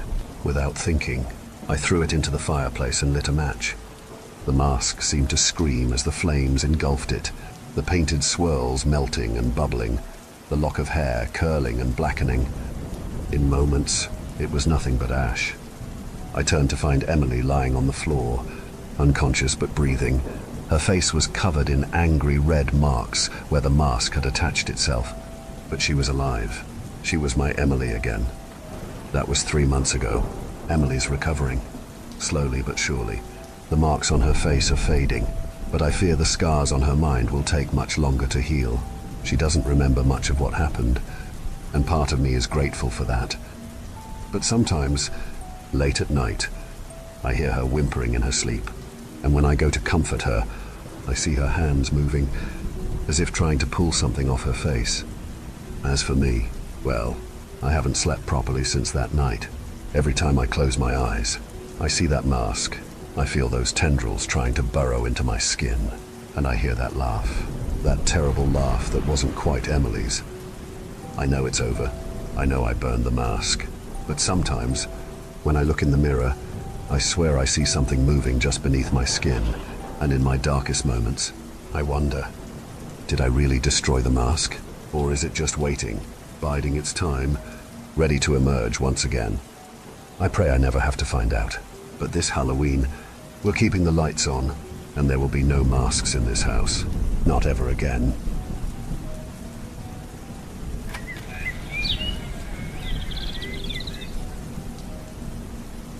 I used to like hiking. I say used to, because if I ever get out of here, I'm never doing it again. I live in West Virginia, and just about the only good things about it, really, are the nature and the folklore. So I've always spent as much time as I could outside. I've encountered some relatively weird stuff up until this point. So when I saw the staircase leading down into the ground in the middle of the woods, on the side of a mountain, it barely fazed me. In fact, it really intrigued me. You hear a lot of stories about feral people in the hills out here and all that, and they're the first thing I thought of. But I told myself that was stupid. None of that's real. And worrying about it shouldn't stop me from checking out something cool that I'd never seen before. So I, like the idiot I am, knelt down by the mysterious stairs in the woods. I used my phone flashlight to illuminate them, and saw an earthen tunnel that led down to a dead end, with little bits of rock and roots sticking out. There was absolutely nothing else, but just seeing that wasn't enough for me. I figured there had to be more to it. Had to be some reason the stairs were there, but it occurred to me that it might be some kind of trap, that as soon as I stepped down into it, someone might block the entrance. Even if feral people aren't really out here, I figured it couldn't hurt to be at least kind of careful. So I stood back up and shouted for my friend Greg, who I'd left behind a little way down the trail because he had to take a piss. He shouted back that he was on his way and rushed up to me, and I showed him the stairs and asked him to keep a lookout while I investigated. He agreed, saying that it was weird as hell and that I was fucking crazy, but whatever, man. So I went down the stairs. There were about 15 of them.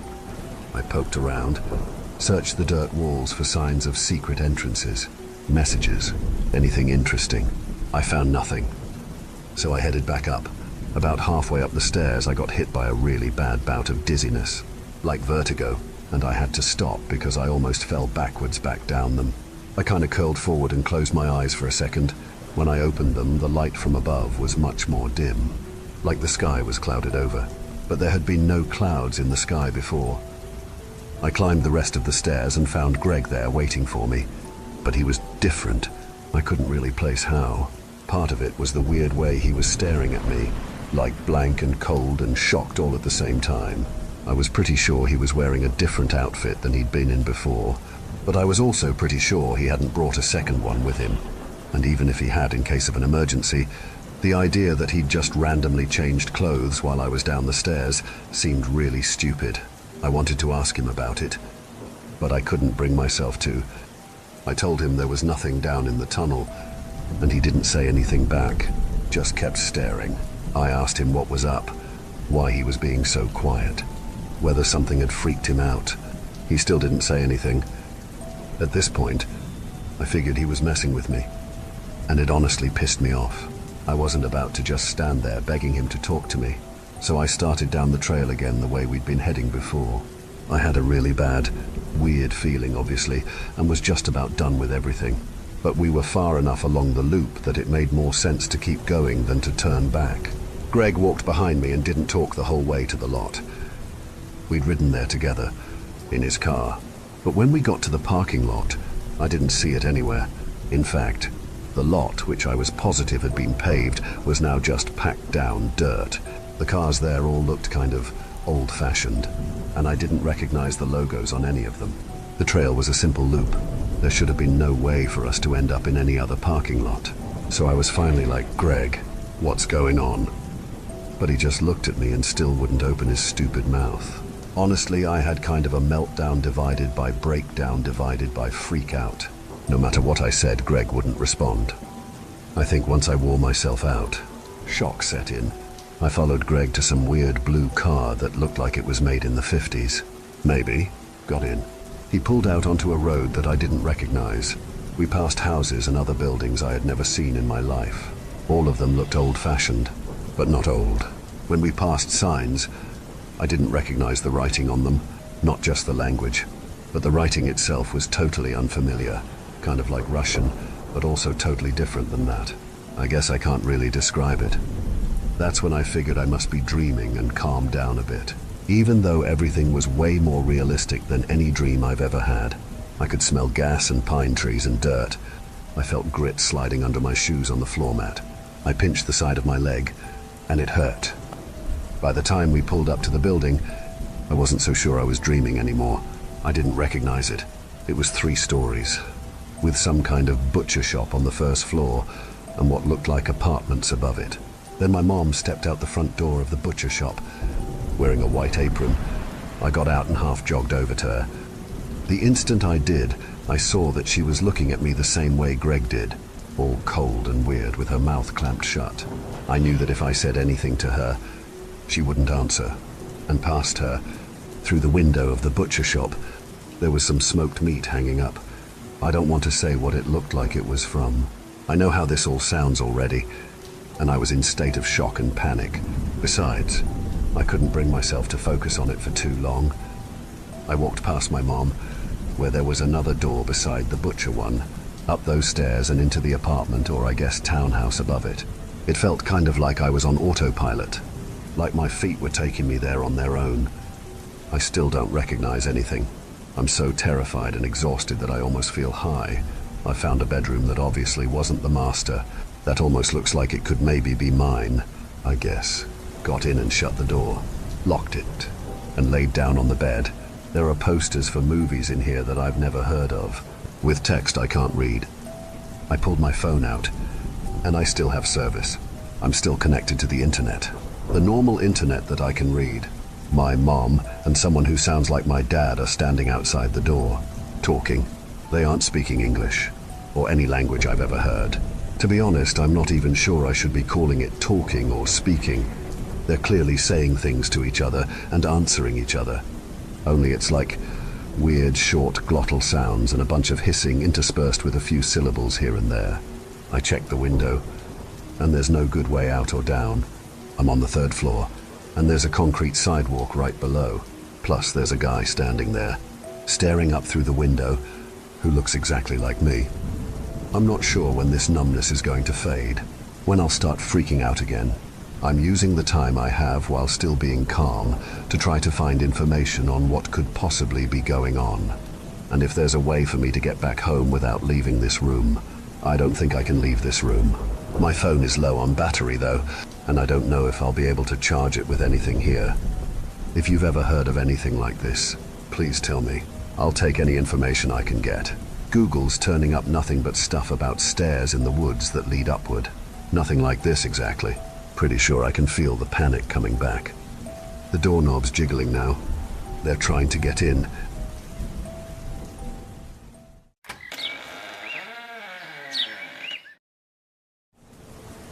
I've never been one to believe in the supernatural, But what happened to me and my girlfriend on that road trip? Something changed. It's taken me a while to gather the courage to write this, and even now, I can feel its eyes on me sometimes as I type. I've only been able to get a paragraph or two before I stop, but someone has to know. I've always despised long car trips. This fact wasn't lost on me when my girlfriend at the time, with the help of her parents, took it upon herself to fund a trip overseas to the USA, our own Great Western Trail. She conveniently forgot that she didn't have a license, leaving me as the sole driver. I grumbled, but a lot of money had been spent and given to us to do with as we pleased. I wasn't going to spoil this, as it was our reward for successfully graduating from university. The trip wasn't particularly memorable. When I think back on it, I struggle to recall most of the places we stayed. I remember landing in New York, spending a few days seeing the popular sights, and then renting a car and just driving. We had no real plan. With plenty of money, we could stay wherever we wanted. We had a few destinations in mind, but most of my checklist was on the West Coast. San Francisco and Vegas were still ahead, so driving was inevitable. We'd pick a highway or back road and drive until I needed a break, even though I found it tedious. Megan's company was comforting, though the ride would grow silent when she slept. The monotony of towering trees, sprawling plains and endless fields played tricks on my mind. The persistent rumble of the wheels and the silent, stagnant air punctuated only by the hum of the engine added to the oppressive sameness. This was the aspect of driving that I loathed. Only the occasionally passing street signs provided any change, offering glimpses of nearby towns or warnings of local wildlife. After 8 hours of uninterrupted driving one day, I hadn't encountered a single town or city. Normally, I'd pass through 3 or 4 in a day's journey, but this time, the landscape remained stubbornly unpopulated. Yawning through my 3rd can of Red Bull, I considered pulling over in the middle of nowhere to catch some sleep. Then, just as the fuel alarm blinked to life, a weathered sign appeared, almost too late, marking the turn-off to a town. There was a subtle unease as I veered onto the exit. It struck me as odd that I could not recall any prior signs. Yet, the promise of fuel and a potential resting place outweighed my apprehension. The indicator ticking, the steering wheel turning, and Megan stirring beside me. I guided the car towards a place named Graysoul. As the sun began its descent beyond the horizon, casting long shadows across the empty fuel station, Megan and I pulled in, grateful for a chance to stretch our legs. The flickering fluorescent lights above hummed intermittently, adding to the eerie atmosphere of the isolated place. "We'll fill up here," I said, cutting the engine. Megan nodded, glancing around at the quiet surroundings. "And where is here?" she muttered. "A possible place to sleep." I stepped out of the car into the cool evening air, the scent of petrol and dust lingering. The station was deserted except for a lone figure behind the counter, engrossed in a magazine. I pushed open the creaking door and entered, a small bell chiming softly. The service worker looked up, a slight smile spreading across his young face as he greeted me with a nod. "Evening," I said, my voice echoing slightly in the empty convenience store. The worker stared at me, his smile showing teeth slightly. "Just the gas today," he said, a slight jubilation in his voice. "Yeah, thanks," I replied absent-mindedly, pulling out some cash. "Cash all good?" "Of course." His reply was almost a little too enthusiastic, lingering on the R. I handed him the cash and took my change. His smile widened. "Have a great day, sir." "Yeah, thanks," I replied, turning away. "Have a great day, sir." I paused, turned and looked at the man again. His smile remained, showing all his teeth. The gnawing part was that he seemed unhappy, not the soul-crushing service kind of unhappy, but there was something in his eyes. I couldn't quite describe it. "Have a great day, sir." He punctuated each word, eyes locked on mine. "I will, thank you." With a ring of the bell, I walked out the door, still feeling his gaze on me. His smile never wavered. As I fueled the car, I glanced back into the store. He was staring at me. I couldn't tell if he was laughing or crying behind his gritted teeth. but that damn smile remained burned into my mind. Getting back in the car, I shook myself. I was more than a little on edge. "You okay, babe?" Megan asked. I started up the car before pulling away. "That was a chilling experience," I said with a forced laugh that even I didn't believe. "How so?" "That guy was just creepy. No wonder he's out here at this station." There was a pause. "Sure," Megan replied. Leaving the gas station behind, we ventured deeper into Greysall, a town seemingly caught in a perpetual state of half-hearted development. Quaint shops with faded facades lined the main street, their windows showcasing dusty displays of antiques and local crafts. A solitary traffic light flickered intermittently, casting an unsettling glow over cracked sidewalks and neglected flower beds. "The road less traveled," Megan remarked, peering out of the window. "This truly is the explorer's way." "Yeah, a strange vibe," I agreed, my thoughts still lingering on the encounter with the service worker. As we drove further, we passed a weathered sign promising accommodations ahead. Following its directions, we found ourselves at a modest motel inside town. The car park was empty except for a few cars, their owners unseen in the fading light of dusk. "I guess this will do for the night," I said, pulling into a parking space.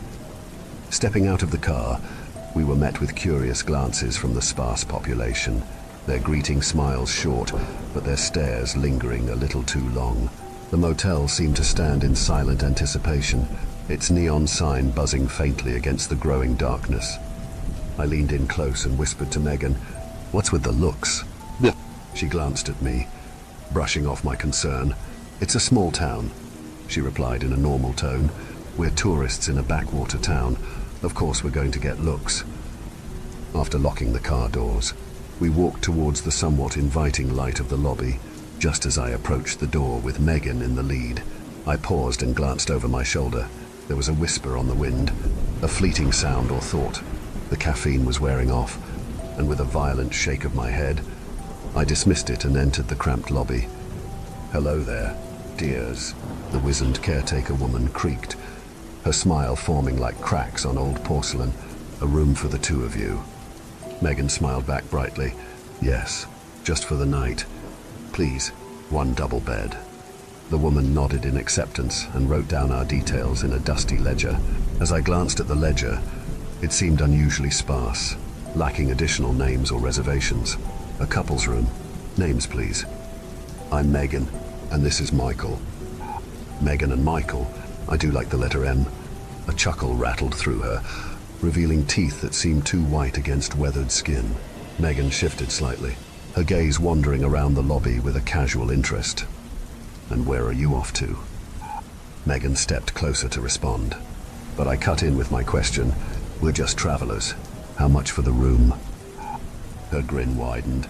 $40 for the room. She offered the key to us, seemingly pulling it from thin air. "Thank you," I said, taking it cautiously. Leaning against the counter, I counted out the notes before passing the key to Megan. "Is there a place to eat around here?" I asked, handing over the money. "Eat?" She seemed surprised.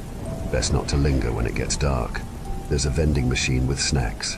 I'm sure you'll be okay." I glanced outside.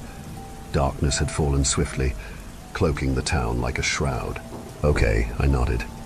The woman took the money. "Have a great day, sir." "Sure." I turned to step away, but her grip suddenly tightened on my wrist, making me look back.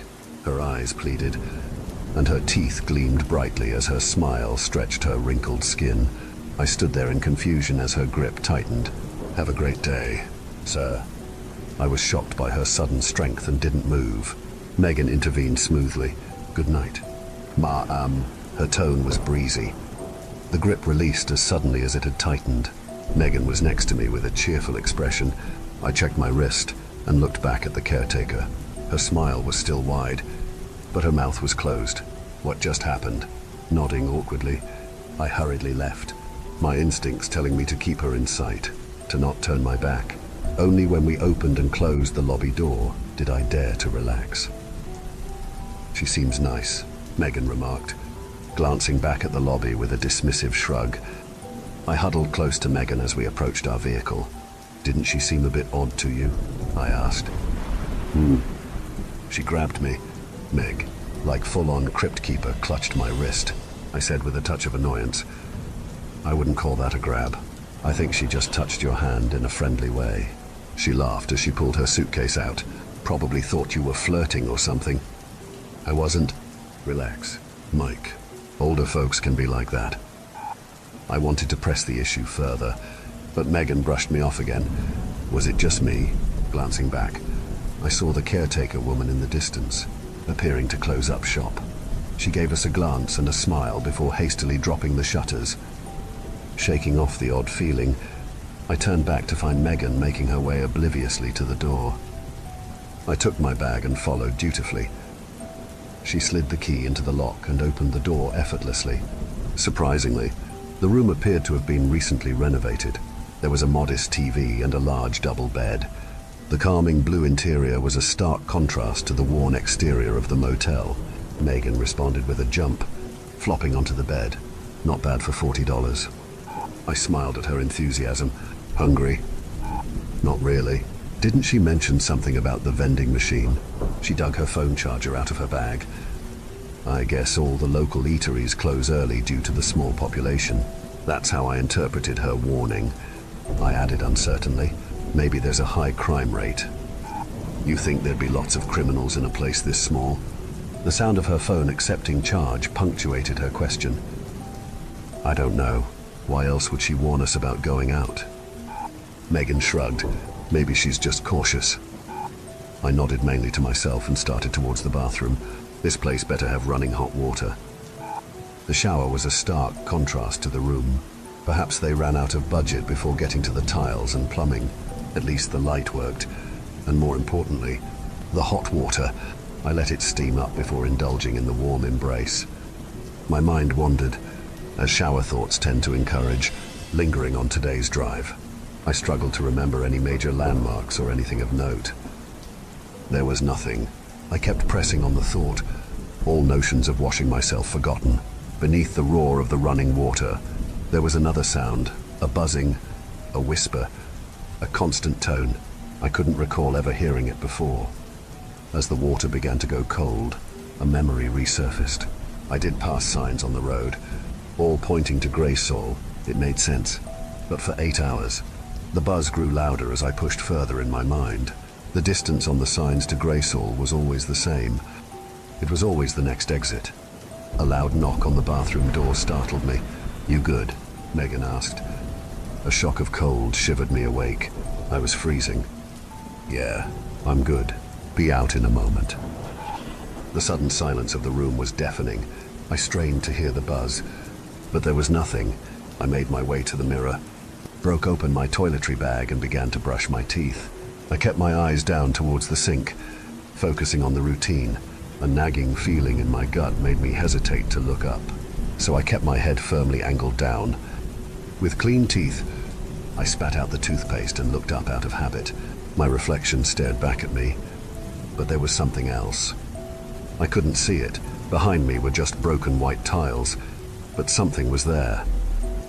Dread crept through me as I remained still, locked in a staring contest with my own reflection. I dared not move. The buzzing returned, a presence gripping my very being. It was as if I stood on the edge of a cliff, knowing full well that stepping off would be fatal. I knew that if I glanced slightly to the left of my shoulder, my life would be over. Time passed, I don't know how long, before I closed my eyes. The feeling slowly dissipated, and I stepped away from the sink and out the bathroom door into the bedroom. My breath was heavy, buried deep in my stomach. Every movement felt like dragging boulders. Only when I opened my eyes and saw Megan lying casually on the bed with her phone did I let out a shudder of relief. "You were in there a while," she remarked, not looking up. "You'd better get some sleep." "I think so." I made my way to the edge of the bed and climbed in, my neck stiff and taut. I couldn't even glance behind me. Something was there, and I knew it meant the end. Laying on my back, I turned my head toward Megan, a protest forming on my lips. It got stuck in my throat as the oppressive blanket of dread fell over me. digging into my back and spine. I stopped myself as my stomach dropped again, the pits of my being filled with hollow trepidation. The words were stuck in my throat. I wanted to say it, to desperately convey that something was wrong, but terror engulfed me. "What's that, babe?" Megan asked, her tone light. "Nothing. I just need sleep," I muttered in defeat. The feeling receded. The disquieting unease left me. She smiled and gave me a peck on the cheek. "I'll leave you alone tonight so you can rest up. Maybe tomorrow will be better." I could only nod. It felt as if my blood had been drained from my body. Surely, I looked hollow, or my skin void of color. But her reaction remained cheerful and flirty. She turned away, set her phone's alarm for the morning, and nestled into the covers. I did not sleep. I lay on my back, staring at the ceiling. Time passed in a haze, the seconds blending into minutes, minutes stretching into infinity. My eyes adjusted to the dim light filtering through the thin curtains, and I began to notice the minute details of the ceiling above me. Tiny cracks splintered across the plaster, the paint already beginning to peel from its fresh coat, revealing faint water stains and the occasional cobweb as a finishing flourish. I could make out the slight variations in texture where the roller marks overlapped during the last haphazard paint job. My mind fixated on these imperfections, a desperate attempt to anchor myself in the mundane. Yet, the oppressive feeling lingered, a weight on my chest. It wasn't as strong as before, but its presence was undeniable. The sense of absoluteness gnawed at me from the left, a silent reminder of whatever unseen horror lay just out of sight. Every instinct boiled over, urging me to keep my gaze forward, to not turn my head even the slightest bit. The thought of what might be there, lurking in the shadows, was too much to bear. My body remained rigid, my breath shallow and controlled, as if any sudden movement or noise might draw its attention. Megan's soft snores provided a fragile comfort. I wanted to wake her, to share the burden, but the words wouldn't come. I was trapped, a prisoner to this unseen menace. As the hours dragged on, sleep eluded me. The darkness outside deepened, the walls pressing in as if to crush the very air from my lungs. I clung to the small details of the ceiling, using them as a lifeline to stave off the encroaching fear, knowing that dawn was still hours away. I couldn't bear another moment of this. Slowly, I lifted myself from the bed and made my way to the door, keeping my head still. Hunger had set in. I moved silently, cautiously crossing the cold car park to the glow of the vending machine. Inside, a variety of snacks looked faded from the sun. I pulled out a note and fed it to the machine, the normality of the action distracting me from turning around. The machine accepted the note, and I pressed the combination, awaiting something to take my mind off the dark. The spools spurred to life as the snack slid forward and then down. I bent down to retrieve it. That's when the chanting began. I turned slowly towards the sound, an uncomfortable twisting in my gut rising to my throat. Ahead, a gathering of people stood in a crescent shape inside the park by the motel, including the service worker and caretaker woman. They surrounded a small pile of random items, illuminated faintly by the park lights. Even from this distance, I could discern the silhouettes: a pair of glasses, a map, a wallet and keys. The chant resonated through the still night, each syllable rolling off their tongues with a rhythm that felt both ancient and powerful. The words were guttural and melodic, filled with a haunting cadence that sent shivers down my spine. As the group circled the mundane items laid out in ritualistic precision, their voices rose and fell in a foreign, almost otherworldly, harmony. The air seemed to vibrate with each intonation, weaving an invisible web of dread around me. My heart pounded and my skin prickled as if the very air was charged with dark energy. Though I couldn't understand the words, the intent behind them was clear: summoning, binding, compelling.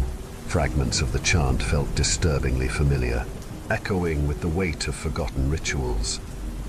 Each phrase seemed to hold a hidden meaning, a dark promise, as if the chant itself was a living entity reaching out to ensnare any who dared listen. The figures began to turn. Despite being about 20 meters away, I unconsciously crossed the car park and stood by the street, now able to make out their faces as they surveyed me. Their wide smiles and mouths agape revealed what felt like too many teeth. The chant continued, their mouths twisting to form the sounds, yet their eyes betrayed terror. Pleading looks from all of them tore through me, screaming at me to leave now, but their welcoming bodies stretched wide, inviting me to cross the asphalt street. The clash of emotions, fear, menace and warmth, all fought one another to be the primary feeling. My mind almost acquiesced, the scratching ache of what was behind me pushing me forward. It beckoned me to join them. My body protested and screamed. The dread built as it sensed my thoughts. To turn and walk, I would step into abject horror. Forward was the loving call of familiarity. With a great, uncertain step, I turned my back on the gathering and walked back to our room. As I turned away from the gathering, my body protested violently. My heart sank, breaths long and deep. Each step back towards the motel felt like wading through molasses. An invisible force clawed at me, pulling me back towards the chanting group.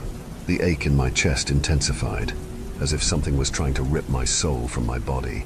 My muscles tensed and strained with every movement. The chant almost engulfed me, surrounding me in a maw of alien chants. The distance to my room seemed to stretch interminably, the dim lights of the motel flickering in and out of focus, extremely bright in one moment and pitch black the next. Each step forward was a battle against an unseen force that grew stronger with every passing second. My mind reeled, assaulted by a barrage of whispered temptations and threats that made my skin crawl. I could feel the dark energy digging into me, its tendrils wrapping around my very essence, threatening to pull me apart. A cold sweat broke out on my forehead, and my vision blurred with the effort of resisting the pull. Every fiber of my being screamed in protest, urging me to turn back to the comfort of the gathering behind me. The door to our room was just ahead. My hand trembled as I reached out, fingers barely grazing the doorknob. I looked forward as I felt the door, but my consciousness felt miles away. Each touch of reality was such a distance. It bedraggled my mind. With a Herculean effort, I twisted the knob and stumbled inside, collapsing against the door as it swung shut behind me. Everything was quiet. The room was dark. The sight of Megan lying asleep on the bed brought everything into focus. My heart pounded in my ears, but I was slowly coming back to its senses. I looked around the dark room. I was here. Everything was back in its place. I strained again to hear the outside. Nothing. I paused and hesitated to look over my shoulder. Nothing. I turned and cautiously looked over my left shoulder to the door. Nothing. I locked the door slowly, made my way to the bed and crawled inside. I felt I wanted to say something to Megan or awaken her, but something held me back. The fear I felt before was distant, lingering in the back of my mind. The thought was different now. It was almost as though it would become real if I acknowledged what happened. I listened one more time, trying to make out any sound of what was outside. Nothing. I slid closer to Megan, wrapped tightly around her and chose to forget. Sleep was not too far behind. I woke in a sudden panic, upright. I observed the surroundings. The nice calm blue of the room was brightened by the subtle sun through the blinds. Morning had arrived, and Megan walked out of the bathroom, brushing her teeth. "Sleep well?" she asked. I took a brief moment to stabilize myself and breathe deeply. "I think it's best we keep moving," I replied slowly. She smiled and made her way back into the bathroom. By the time she finished up, I had packed our bags and was walking out the door. "Why the rush?" She laughed. I didn't stop. I opened the door and noticed our vehicle where we had parked it. I loaded it up and was ready to leave. Megan climbed into the passenger side with a confused grin. I had started the car. "Why so sudden?" "I have to drop the key off, babe." I drove closer to the lobby. The shutters were still down. I pulled the handbrake and took the key from her hand. "I'll drop them off. Be 2 moments." I got out and hurried to the chute, glancing around. The park seemed normal in the light, but the ominous feeling lingered in the air. Keys deposited. I rushed to the car and slammed the door shut, locking the doors for good measure. Megan rolled her eyes and sighed. With glances in the mirror and a careful foot, I made my way towards the highway and the open road. I kept checking. Every minute or so, I surveyed the town as we traveled. We were up pretty early for the cozy little town, which seemed deserted. It was not long until we had left the confines of Graysall and were back out through the woods. "You going to tell me what that was about?" Megan asked. I looked at her and feigned a nonchalant smile. Cozy little hideaway towns are not my thing. I'm keen for the big smoke, as they say. "So you didn't sleep?" I didn't know why I didn't tell her. Part of me wanted to keep the truth as a lie. I wanted to keep her safe from whatever that was. I sighed as I relented and opened up my thoughts. "All right, so..." Another part of me screamed in terror as a rising feeling tingled my neck.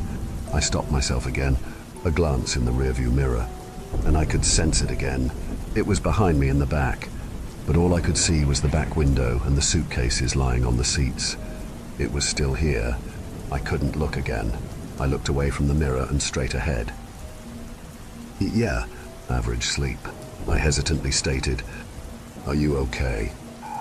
I paused and nodded.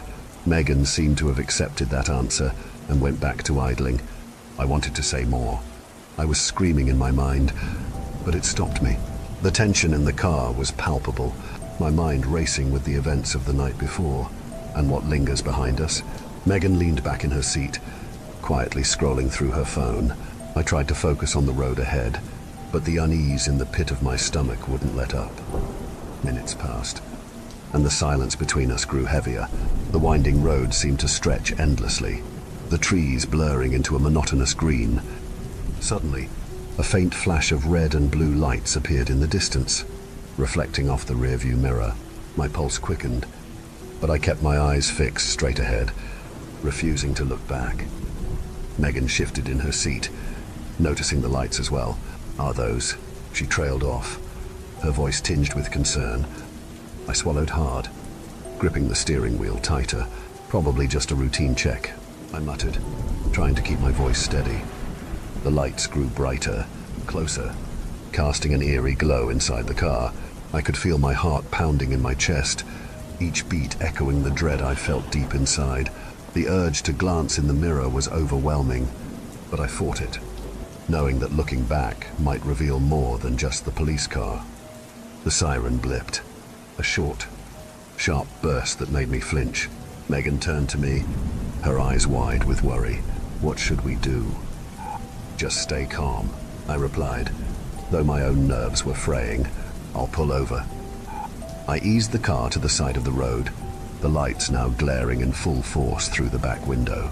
My hands shook as I shifted the car into park and rolled down the window. The officer approached, his silhouette framed by the flashing lights. Megan's fingers brushed against my arm, a silent gesture of support. "Good morning," the officer said, his tone neutral but firm.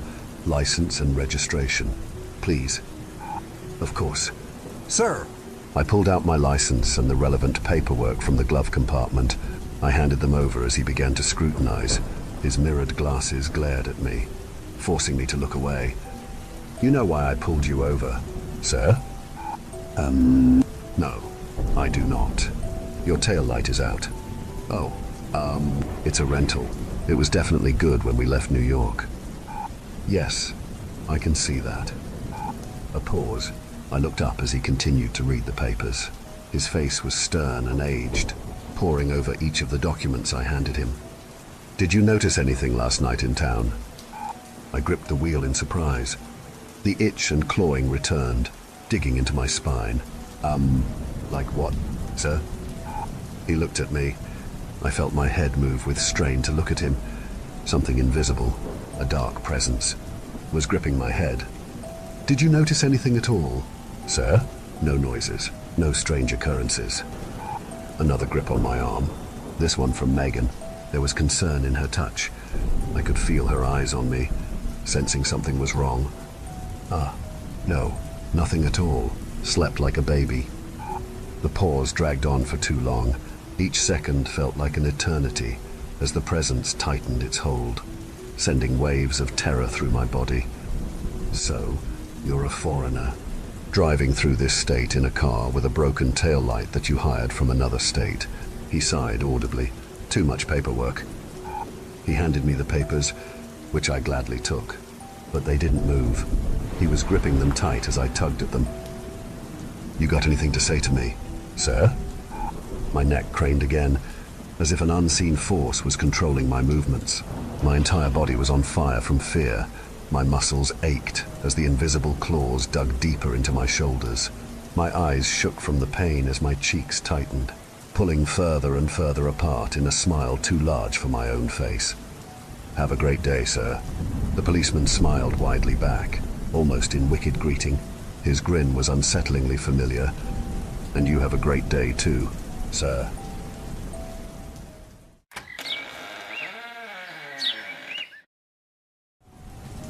About a month ago, I was told that the owners of my previous apartment were going through a family tragedy, a dead or lost relative or something. They were planning to sell the apartment soon.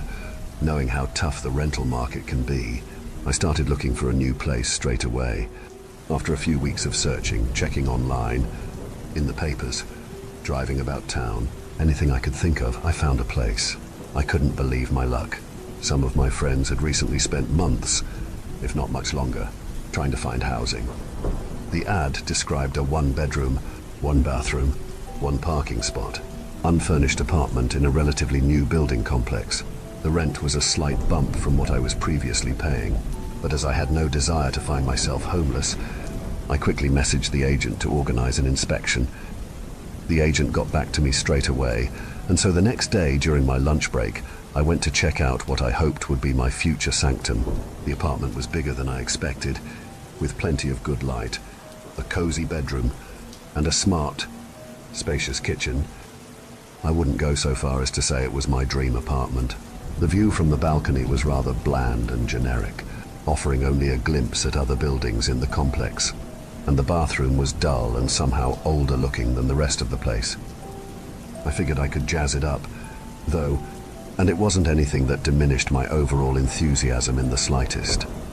I told the property manager, the agent I had spoken with was held up at another appointment, that I was happy with it, and, getting ahead of myself, asked when I could move in. He laughed and said that whilst he would obviously have to check with the owners, he was confident that based on my rental history and the fact I have no kids, no pets, a stable job, it would almost be a certainty that they would accept.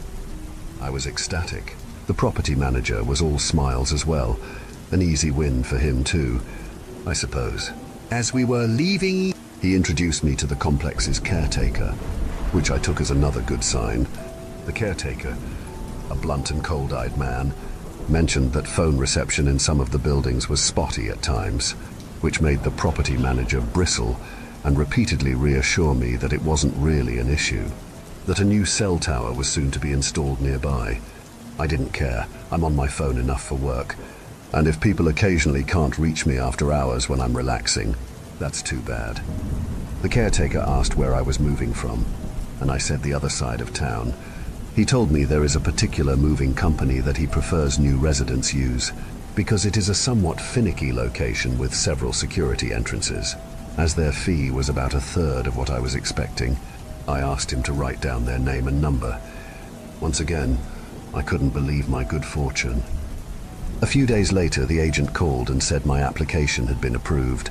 Amazing! I left work early and signed all the papers that afternoon. We shook hands. Thanks for your help. Call me if you have any questions, etc. It had all been so smooth. I moved in last week. The moving company was punctual and efficient. No frills. Just one guy in a big van. I think he was foreign. He had an accent and wore a face mask the whole time, only saying a few gruff words to me, but he clearly knew the drill, as all my stuff was picked up and brought to my new apartment within a couple of hours. Home sweet home. Not that my old place had been awful, but as it happens with many changes of circumstance, I felt like I had started the next chapter of my life. I settled in for a few days, finding no issues or hidden oddities, before I had to go across country for a work conference, which I had known about for ages, and I wanted to be secure before I went. The conference was lackluster. It was work. After all, but it was good to catch up with colleagues who worked in different parts of the country. But nothing spectacular. I was looking forward to getting back. My morning flight was delayed. Typical. So I was already a little sulky when I arrived back in town. I took an Uber to my new apartment and lugged my bags up to my floor. I dug into my coat, pulled out my keys, and went to unlock the front door. But it wouldn't unlock. I tried again. Locked. I double-checked to make sure I was using the right key, as I had been given a few. One for the front door, one for the main security entrance to the whole complex, one for my parking spot garage. I tried all three. Locked. I tried every key on my keychain. Locked. Grumpy from rising early yet getting back later than intended, I decided this wasn't going to be solely my problem. I picked up my bags and left the building, down to the caretaker's office. I explained my situation. The caretaker looked at my key, said it didn't look misshapen or damaged in any way. He ducked out to a back room and came back with my spare key, or a master key for the whole complex. I'm not sure, as we didn't end up needing it. I was heading towards the ground floor entrance to my building when I noticed that the caretaker was continuing ahead. He turned back and frowned. "You're apartment 150, aren't you?" "Yes." "Next one. Look." He pointed towards an A4 sign that was right in front of me, next to the key fob swipe. "Apartment 6180. This threw me. Had I been so exhausted that I went into the wrong building? No. I saw 115 on the door, my door, that I tried to unlock. I distinctly remember that. Or did I? I had been in a hotel for the last few nights. Maybe I had gone to whatever my hotel's room number had been. In fact, what was the number of the room that I stayed in? I had only checked out this morning, but I couldn't recall it. Feeling like a bit of an idiot, I followed the caretaker along to the next building. He pointed again to an equally tacky sign. Apartments 101, 120. Right. He held the entrance door open for me. "Thank you very much. Probably thinks I'm mental." And we went up to my floor. Outside my door, 115, he handed me back my key. I slid it in and turned. The door unlocked and swung open. I went into my apartment. Everything was as I had left it. It needed a bit of tidying up and decorating to make it homely. Sure, but I had only moved in last week. Any mess was forgivable. Still, as I was already feeling quite a schmuck, I mumbled that I had probably just gone into the wrong building, thanked the caretaker for his help. He said no worries and left. I walked around for a few minutes. Nothing was out of place. Good. Just a simple mix-up. Bound to happen. No drama. I was just tired. In fact, I decided it wasn't too late to take a nap. When I awoke, I found things weren't exactly as I had left them. Nothing major, nothing astonishing or immediately bone-chilling, in any case. The first was the view from my balcony, opening the blinds. I found it just looked different. A slight change of angle. The opposite building looked odd. Had my neighbors always had a boxing bag hanging on their balcony? Or that one? Did that one have so many pot plants when I last saw it? I didn't ponder too much about this. After all, I have only spent a few days here, and I'm not one to snoop too closely on fellow tenants, as long as they're clean and quiet. I really don't care. The second relates to a slight neuroticism of mine. Forgive me if it sounds pedantic, but I know we all do these little things in some way or another. When I put toilet roll on the holder, I always make sure it is turned so the hanging strip is away from the wall, not next to it, until living with roommates. I thought everyone did this. Fussy, perhaps, but it just makes sense. Why would I want my knuckles rapping against the wall when I pull the strip? Well, when I went to the bathroom after my nap, I noticed the roll was facing the other way, towards the wall. Now, this isn't exactly sinister, I admit, but it is not something I would ever intentionally do. I tried to remember how many times I had used the bathroom since I moved in, and quickly gave up on this. Maybe because of the stress of unpacking, and in my eagerness to set everything up, I had put it on the wrong way. No big deal. The third thing was much more conspicuous. It was evening by now and starting to get cold, so I went to my bedroom to get some socks. Opening my sock drawer, I found pants. My pants. Yes, all exactly as I had left them. However, My pants don't go in the top drawer. My socks go in the top drawer. Always. Opening the drawer below it, I found my socks and pulled out a pair. This was most egregious. The balcony view, the toilet roll, those could both be easily excused as a lapse of concentration. But not my sock drawer. Of course, I had had to pack up all my clothes during the move, put them in bags, take out the drawers, put them back in one by one. It was not impossible, or even unlikely, that in the rush of reassembling all my furniture, that something ended up out of place. However, it is impossible that I wouldn't have noticed this by now. Like everyone, I'm sure I have a very particular morning routine. The order my clothes go on is part of that routine. I spent several days at my apartment before going to the conference. New apartment, sure, but same dressing procedure. There's no question in my mind that I would have realized my error and swapped the drawers back to their correct positions. Something didn't feel right. Had I indeed gone into the wrong building when I came back? I thought so. But how would that make sense? Even if I had, it still didn't explain why something felt off with this apartment. I decided to call the agent. I wanted to ask which building we had gone into during the viewing. I had thought it was the third building on the right, the one I must have accidentally gone into earlier today, not the fourth building that I am currently in. I was scrolling through my phone when I remembered that the agent hadn't been with me that day. It was his associate, the property manager, and I didn't have his number. Checking the time, I saw it was now well after business hours, but I was still feeling perturbed. I would have to call him tomorrow.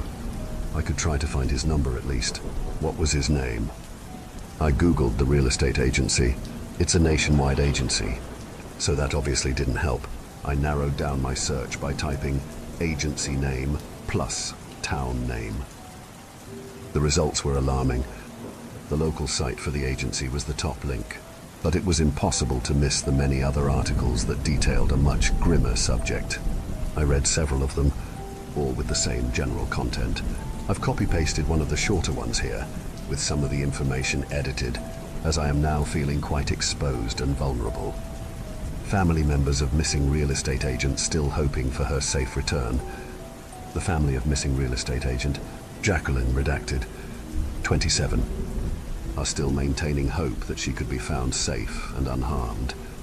It's been 3 months, and we know how these sorts of cases usually go, said Jacqueline's father in a statement. But she's a tough young lady. Whatever is going on with her, she's doing her best, and I know she's still out there. We're all still so confused and in shock, said Jacqueline's mother. She's such a sensible woman. She would never get up and disappear like that. Jackie gets along with everyone. She's so kind, so beautiful. We can't imagine that anyone would ever want to hurt her. A police investigation has cleared her family and boyfriend, redacted, of any involvement in Jacqueline's disappearance, with officials stating that they are treating it as suspicious and are concerned for her well-being. Ms. Redacted was last seen at her workplace of SX Realty Group on April 17th. She told colleagues she was going out to provide a viewing of a rental apartment in suburb, but according to the prospective tenant, she never showed up, and she did not return to her office that day. No one has seen or heard from Jacqueline since.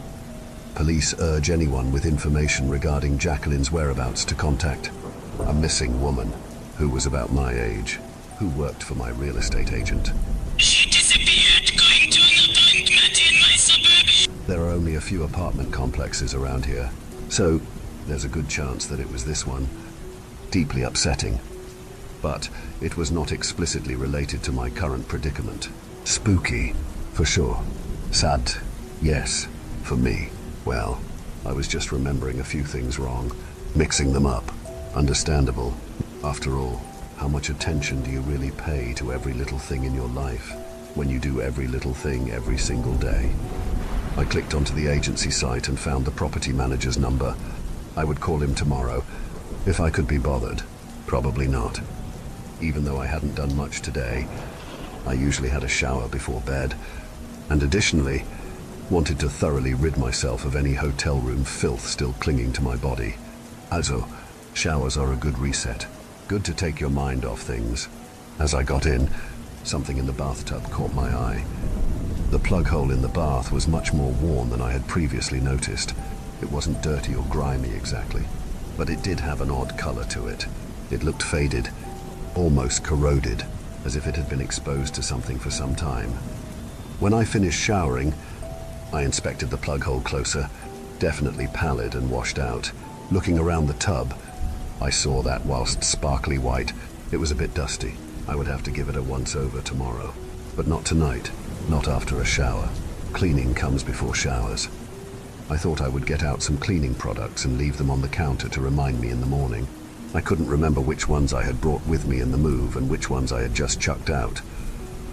I thought I'd better have a look and see what I might need to pick up from the store. Checking the cabinet under my kitchen sink, I took out all the usual suspects. Good, I wasn't lacking anything. Then I saw it. Towards the back. To the right. Behind the pipes. I could easily have missed it. It was so dark. So hidden. A bag. I pulled it out. A black satchel. A tote of some sorts. It wasn't solid. Clearly there were a few things inside. I opened it up and tipped out its contents. Rope. Long, bundled rope. Duct tape. Thick, heavy-duty duct tape. Plastic bottles. Unlabeled. Cryptic liquids swilling within 3 plastic bottles. Terrifying. This was truly messed up. I couldn't wait until tomorrow. Not after finding this. I had to do something. Call someone. I remembered the agent telling me that the apartment complex has all hours security. How do I get in contact with them? What was the number?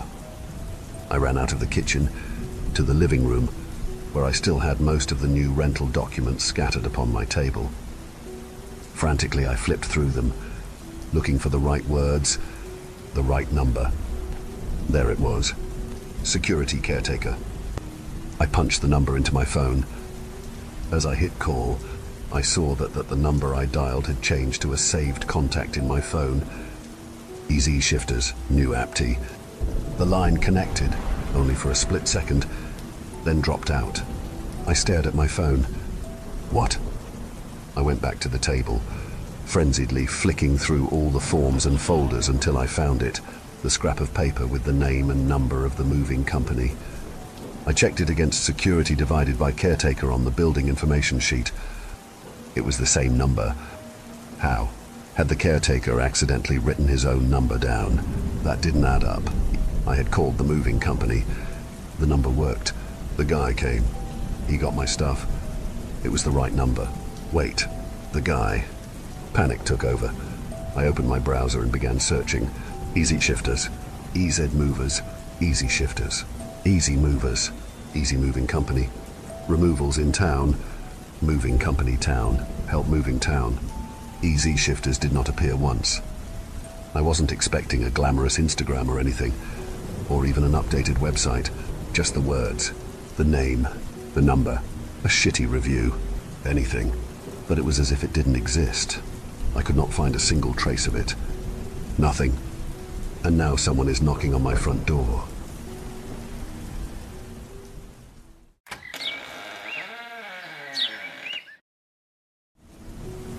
But the Lord said to him, "Not so.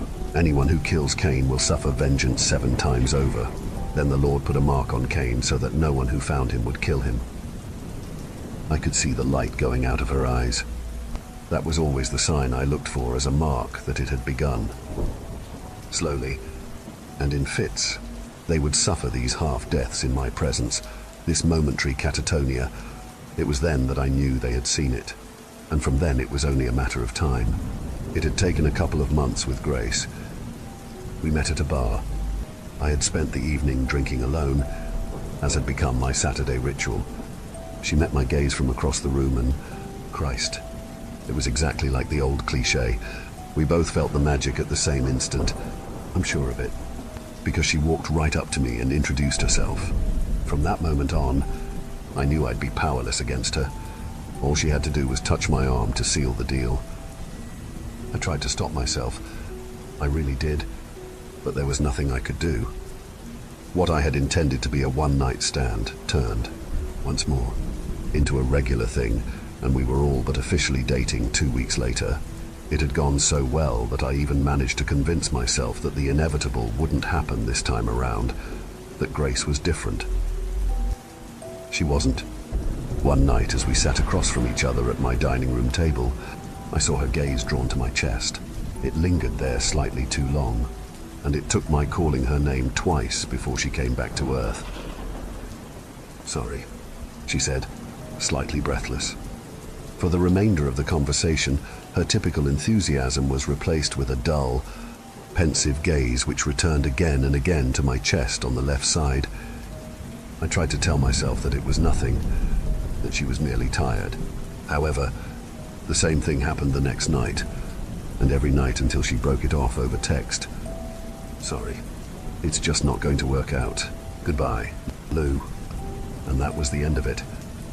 That night, in the shower, I ran my finger over the left side of my chest and peered down, ignoring the incredible strain this awkward angle placed on my neck and back.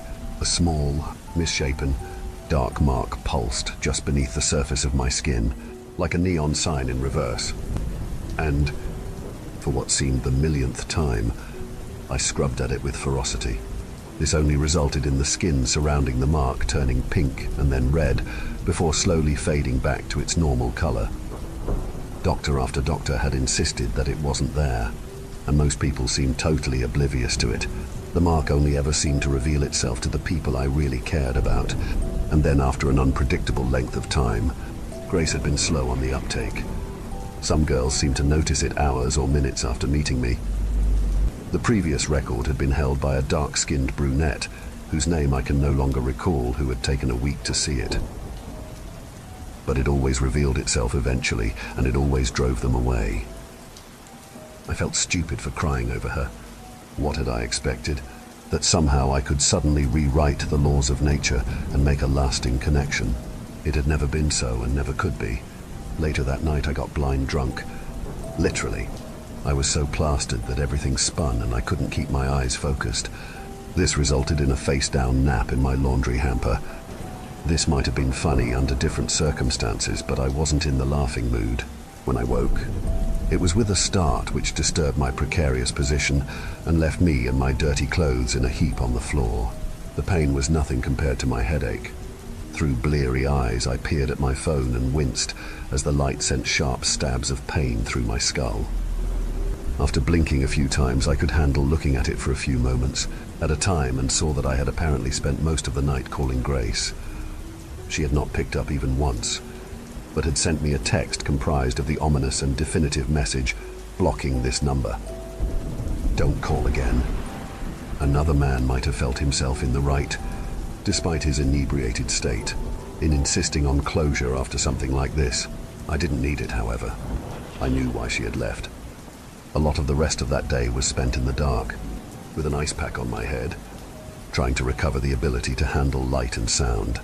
I called into work sick with an unconvincing excuse which my supervisor had received with the appropriate tone of skepticism. I didn't care. The following day, it was time to give my presentation to the board, having lost the previous 24 hours to the application of various hangover remedies drawn from the internet in the few seconds of time in which I could tolerate the searing pain of my phone's screen. The version of the presentation I ultimately ended up giving was barely adequate. At least, I hoped that it had been. I noticed a female board member stifling laughter during some of my particularly absurd displays of ineptitude, such as attempting, and failing, to correctly pronounce Mozambique 4 consecutive times. For whatever reason, this seemed to be a positive sign, or perhaps it was wishful thinking. Just 10 minutes before the end of the day, I heard a knock on my office door and called out to whomever had made it. "Come in."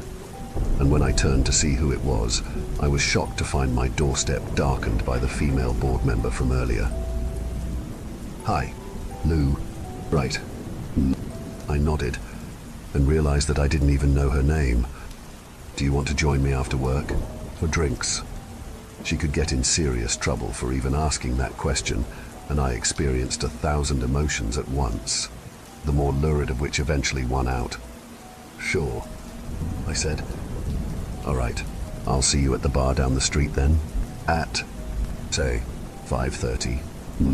Again, I nodded. She turned and swept out of the room, closing the door as she did so. Maybe my luck is turning around after all, I murmured to myself. She showed up at 5:30, though I had believed seriously that she would not. We sat her day down next to each other. I ordered a beer and she something suitably feminine. Precisely what it was, I cannot recall. As we began talking, it occurred to me again that I didn't even know her name, and knowing that it was impossible to continue a conversation forever without that knowledge, I simply asked her what it was. Yes, of course you don't know my name. She laughed. I'm a new addition to the board. I'm Claire, she said, extending her hand. I took it in mine. Soft, smooth, warm. So was my presentation really that good? I asked, smiling a little. No, it was really quite dreadful, she answered, returning the smile and placing her hand on top of mine. But let's forget that. Maybe we should forget the drinks altogether and go straight back to my place. As she said this, I choked a little on the sip I had just taken. Really? I asked, stupidly. Really? She said, maintaining eye contact.